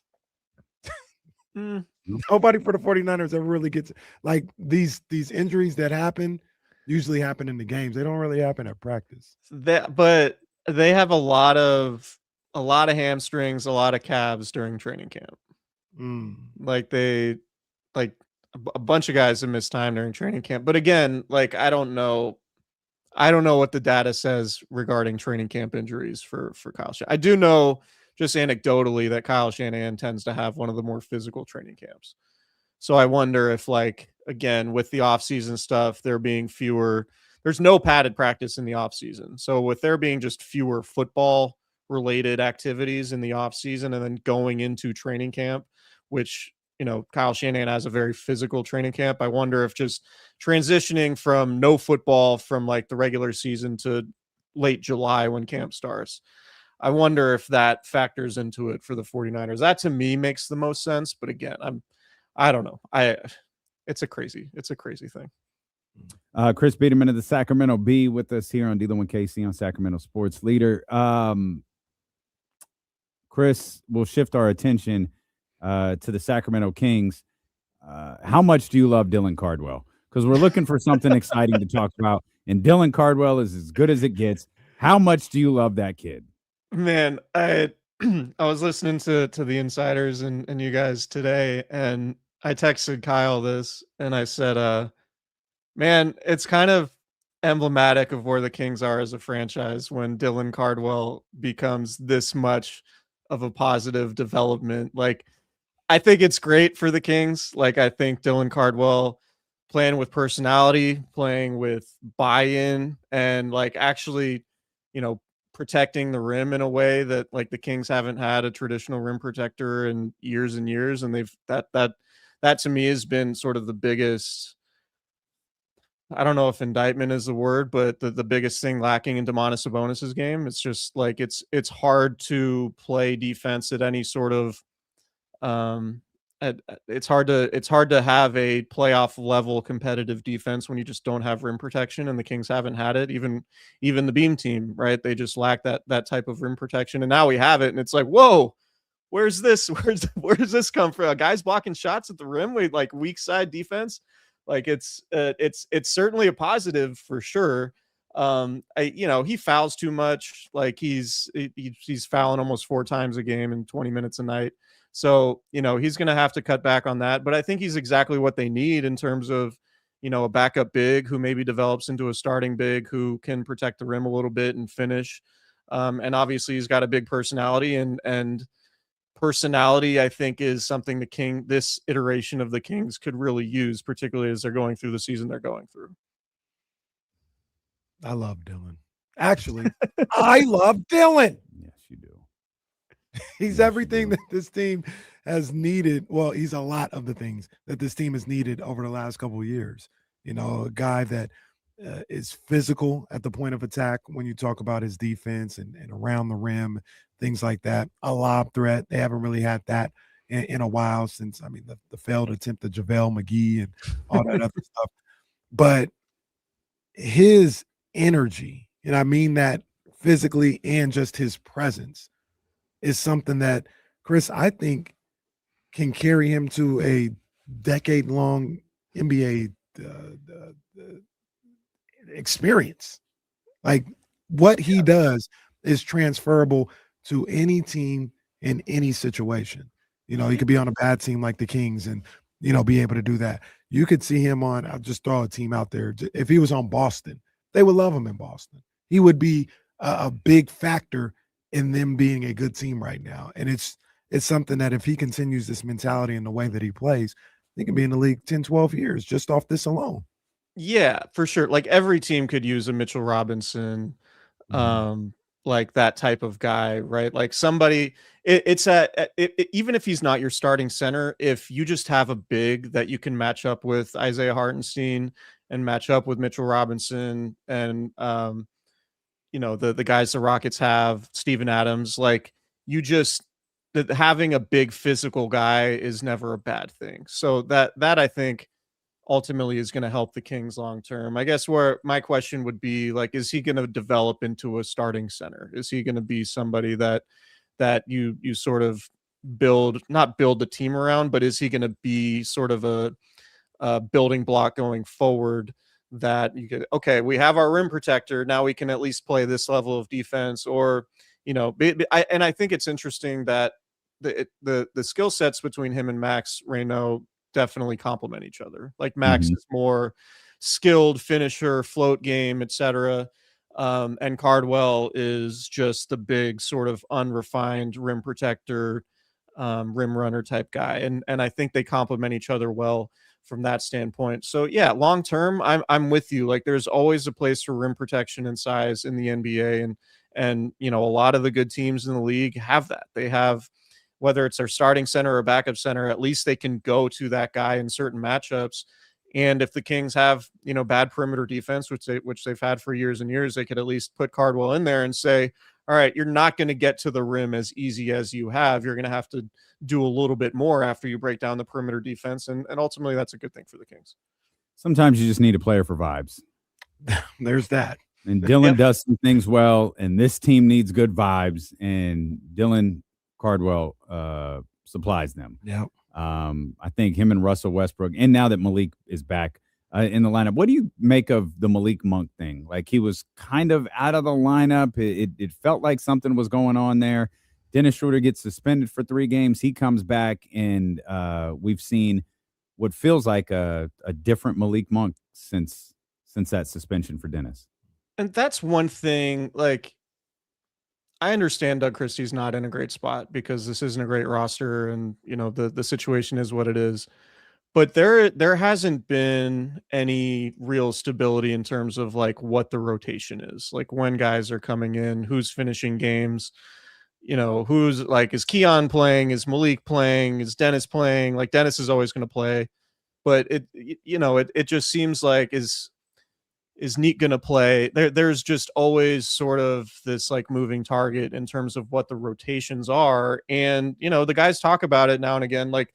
There's so many different lineups. There have been so many different starting lineups. And yeah, some of that's for sure due to injury, but it feels like Russ and DeMar are really the only guys that have solidified roles that know kind of where their minutes are coming. And, the Kings are obviously, this is not the long-term roster. Like, Doug's still trying to figure it out. But I think one of the reasons why they haven't played all that well is because there isn't really any consistency in terms of what these guys' roles are. And I think the Malik thing plays to that a little bit. The fact that, Malik can go from being out of the rotation altogether to one of the team's most important players in a matter of like a week, right? Like, to me, like, I don't, I think at some point, and maybe it'll happen here in the second half of the season and after the All-Star break, where guys' roles start to get solidified. But it just kind of feels like nobody really has a solidified role. And I don't know if that's, I'm sure that there's an element of that being a chicken or egg thing. Like, is it Doug's fault? Is it the player's fault? It's probably a combination of both. But for now, just the Kings' rotation just seems kind of jumbled, and it's night to night. And I think that lack of consistency ultimately is affecting the product on the court. I want to go to Domantas Sabonis. Him not starting. It's more than Doug has said lately. No, never mind. Go ahead. Him not starting. Him being on a de facto minutes restriction. I understand what Doug said. It's a minutes restriction. That's what I'm going to go label it as. Mm-hmm. But the comment that we talked about earlier when he was asked about, when is he going to start playing more minutes again, and he says, well, there's 2 guys ahead of him right now, talking about Dylan and Max. What do you make of the energy around Domantas Sabonis and the Kings right now? Is it just, hey, he's coming back from an injury and it's business as normal, this is how you treat somebody coming back from an injury, or is there something more going on in your opinion? I think there's something more going on. I'm sure you guys have heard the rumors that it's, their people thought that there might have been a Domantas Sabonis deal done within the last couple of weeks. I haven't verified that, but I have heard that rumor. It's weird, man, because, and that's sort of one of the other things that's clunky about this next season, or this King season, is that they're clearly trying to trade guys, but there also isn't really any showcasing going on. Like, that it's happening with Domas. Not that Domas has fit really with this roster at all. Like, the numbers even before he got hurt with Domas were pretty bad, just in terms of, net rating and all of those things. And even just the eye test, just like what the offense was. There isn't, like, DeMar's not a dribble handoff guy. Zach's not a dribble handoff guy. Like, so you have Domas, like, taking a lot of oxygen on offense with guys who aren't really good at moving without the ball, and they need the ball in their hands. And then where does that leave Domas? Like, that whole thing has been a little bit awkward. So, I mean, I would guess that there's probably some weirdness in the fact that Domas is still on this team, and the Kings would love to get off of his contract. And it's probably not just a Domas thing. I think it's probably very clear with Zach and to a certain extent DeMar that, like, yeah, if the Kings had their druthers, they'd be able to move these guys, but there just isn't much market for them. And Doug clearly wants to play the young centers. And at the same time, it's like, are you hurting Domas's trade value by not playing him? I don't know. I mean, Domas is probably also a known commodity. I don't think anybody trading for Domas is going to be like, well, the last week he hasn't played all that much. What's going on? It's like, it's probably just sort of a situational thing. But yeah, I think we're probably nearing the end of the Domantas Sabonis road, if I were to guess. And whether that's before the trade deadline or this upcoming offseason. And I don't think Domas would be too terribly upset if he got a fresh start on, elsewhere with a team that has a better shot at contending in the near term. Okay, real quick. It all feels a little strange. The Domas, the Kings situation. Mm-hmm. You were at the game. I was at the game too. Mm-hmm. Oh, Domas is working out. Mm-hmm. I thought he was like on the mend. I thought he was out for another week. He's out here. We had gotten no progression update on Domas at all. All of a sudden, he's working out in the big court, not even in the practice in front facility, of people. Yeah, in the big court. Plays a couple of days later, and I don't know. It does feel a little strange. Yeah. It does feel a little strange around Domas right now. Yeah, and like the injury stuff, it makes sense for him not to play in a back-to-back like that. That's. I try not to read too much into that. I heard, people mentioning like, oh, it's showcase game against Toronto because Toronto's reportedly been interested. It's like, I don't know that stuff is real. And then of course, Domas doesn't play. So it's, I just think it's emblematic of the Kings season. Like all of this has been uncomfortable for a while because the Kings obviously want to move on from some of these guys, and these guys are still here and still sticking it out. Chris, great stuff as always. We appreciate you, my friend. Give the missus a big shout out for me. She did a story on the Black Youth Leadership Project recently. I've been a board member of that group for the last 4 years. So awesome. I'll tell her that. Yeah, definitely. We appreciate you, Chris. Thank you, my friend. Appreciate you guys. We'll talk soon. Go Blue. That's our man. Okay. All right. You don't have to take that, Chris. You don't have to take that. I'll deal with it. We'll deal with the matters internally. Thanks, Chris. See you guys. Chris Biderman in the Sacramento Bee right there. Unprovoked attack.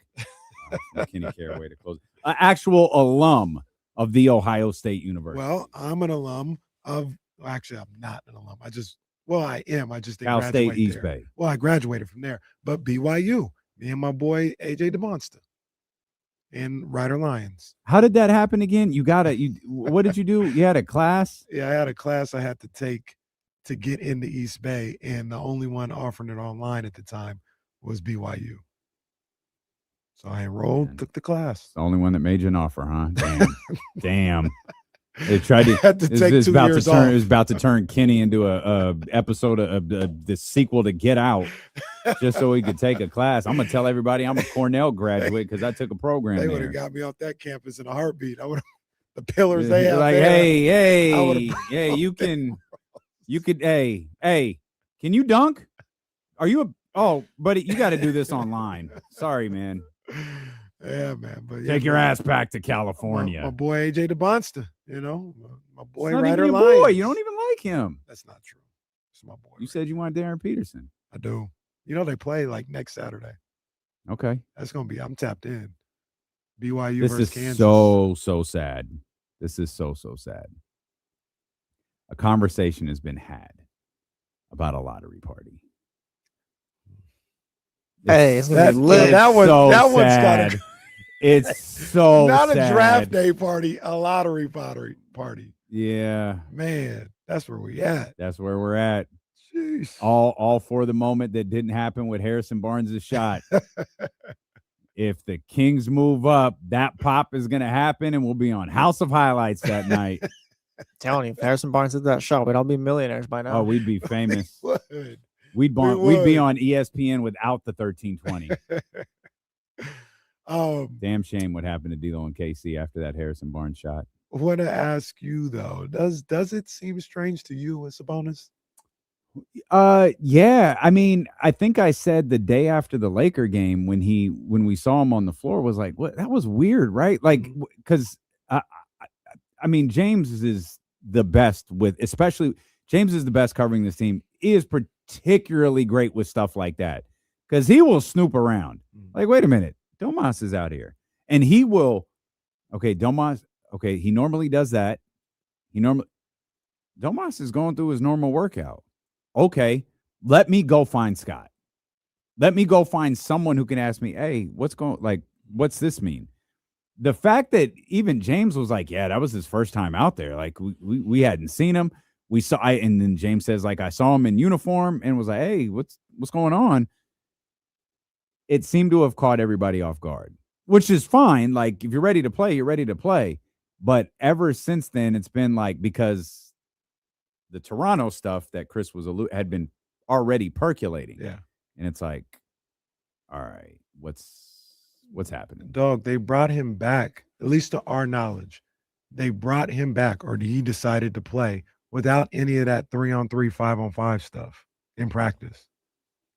Like, how long we've been doing this show for 5 years. Every time somebody's hurt, we hear, oh, such and such was on the side court playing 3-on-3. We've heard that every time. And to our knowledge, unless they were, doing it, keeping it under wraps, they brought him back to playing a game without any of that. What it feels like to me, could be 100% wrong, but this is just me reading the tea leaves and what it feels like to me. Feels like they're trying to rush this to get him out of here by the deadline, or he's trying to get out of here by the deadline. That's what it feels like. Maybe. Yes, that's absolutely what it feels like. But in execution, that might not be the best approach. Is he sitting because he doesn't want to play here, or is he sitting because he's not healthy? His history says he's not healthy. Like, his history says he doesn't just not play. I don't think he's going to start doing that now. Like, if he can get on the floor, he's going to get on the floor. So I don't believe, like, if you're Toronto, you know who Domantas Sabonis is. It's like the Malik Monk thing again. Oh, Malik Monk, boy, really showcased that 20 points he had the other. Oh, like, you know what he is. But if you're Toronto, you got to know he can play. Sure. So we need to see him move. It's like, hey, we ain't got time for no ramp up. Like, yeah, let's go. So let me ask this: did anything that happened in the 3 games he played? I don't know who the general manager of that team is anymore. Wow. If you run the Toronto Raptors, is anything you saw over the last 3 games made you think, all right? Yeah, just that he's playing. Just that he can move? Proof of life? Well, that he was out. He's back from his injury. Okay. You know what I mean? Because, like, to your original point, I don't need to see his game. I know his game. I know what he could provide. That's why we're interested. I just need to know he's not somebody that we're going to make a trade for that can't play, like who physically is unable to play. I've seen him play now. Okay, let's start talking again. Bobby Webster, the general manager of the Toronto Raptors, he appears to be 12 years old. Well, Webster. Okay, he's 41 or 42. Apparently, it's a mystery.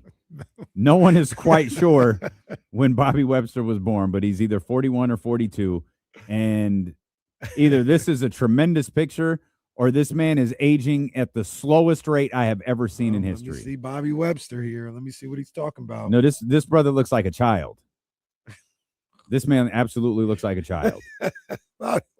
He does. You got the picture in the gray suit with the blue tie? Yeah. He looks like a child. 17. Yeah, he looks like he's interning at daddy's law firm. This one's crazy. This one look really young. Look at this one right here. That's the one I'm looking at. That's absolutely the one I'm looking at. Oh man, that's a young boy. Shout out, Bobby. That's a young boy. Yeah, I mean, I got to know. Hopefully, he's a big Domas fan. I got to know he can play. Yeah, I got to know he can play, and that's once again, this is all speculation, but that's the only thing that kind of makes sense about him just bypassing everything that we've seen this organization do for X amount of NBA players do. Yeah, on any franchise. Oh, he's returned to 5-on-5 action. We ain't never even hear that from Domas. Yep. All of a sudden, he's shooting in the big gym and playing on Friday. Back. He's just back. Yeah. And it feels like, all right, we might have something brewing, but we need to know he's okay to play. Okay. You okay to play? Cool. Let's get out here. I don't know if Toronto's going to be able to pull a move off. We'll see. They might have to attach something to it. Scott. If they want to move Jakob Poeltl or RJ Barrett. Emmanuel quickly. Yeah. You probably have to attach a pic to it. Scott sees a noob. Wait, Scott sees a noob. He's hey, like, Bobby. Hey, Bobby, it's Scott. You call me Scotty. He sees a noob. Let's go to work. No, your predecessor was a bitch to deal with. I'm excited to talk to you. Do you think the Bucks make a move? We didn't get into this. Maybe we could do it tomorrow. Eddie Gonzalez is with us tomorrow at 2:15. It's always good to talk broad NBA stuff with him. Giannis was talking about the team being selfish, and he was really displeased with their performance last night. That team is going nowhere. The good news for them is they are getting there quickly. They're 18-25 now. They're in the 11th spot. Maybe this is a situation that gets better after the trade deadline. But I'm not sure. This feels bad. And I don't know if you can fix anything with the move. I don't know if they're trying to talk themselves out of doing something stupid with an effort of they recognized what everybody else recognizes. He's not staying in Milwaukee for the long term. But that is a team, along with the Golden State Warriors, that is headed nowhere quickly. And they need to do something this offseason or this trade season. Milwaukee's not going to do the one thing that they need to do. But they might be able to tread water the rest of the season if they do something. It feels like it could get worse over the next 2 weeks for the Bucks and Giannis. They look so disjointed. I understand why Giannis said everything that he said last night. I understand why he talked about the chemistry. I don't know about guys being selfish and all of that, but I understand why he brought up the chemistry and effort and all of that. Bro, you are a big part of this. You have everybody there wondering, like, what's happening? Like, he was asked the other day about, this is the same guy who sat with Sam Amick while the bus was waiting for him and said, I'm not asking for a trade. I'm never going to do that. I'm fine. Less than a week later, he says he's asked about being a Milwaukee Buck for the rest of the season, and his response is, I don't know. I'm just taking it day to day. Giannis, what? You just said something completely different. And now you're just taking being a Milwaukee Buck the rest of the season day to day? I don't know, man. Yeah. It's not going to get better for them, bro. It's not. And that's why I think they make a move. I do think they make a move. I don't know if it's a Zach LaVine level move, but I think they try to do something. Because even if Giannis wants to be out of here, I don't think it happens in the middle of the season. That's a summer move. Yeah, I guess. People say that. I just don't understand why. I feel like because wouldn't you want to do it before the draft?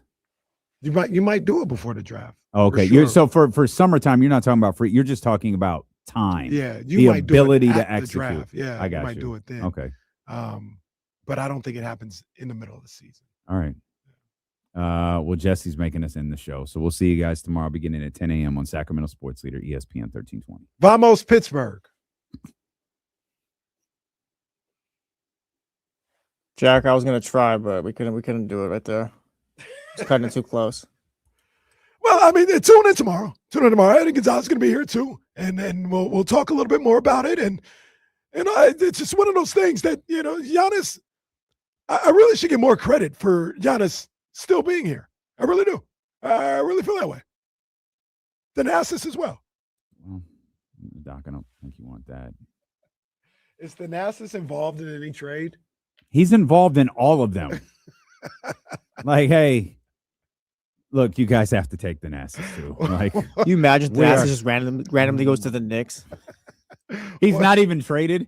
He just shows up to New York on the bench. Just out in the city sitting there. What if they were doing a deal? They're like, Thanasis has to be involved. Like, we don't have the cap space. No, if you want Giannis, Thanasis has to be involved. All right.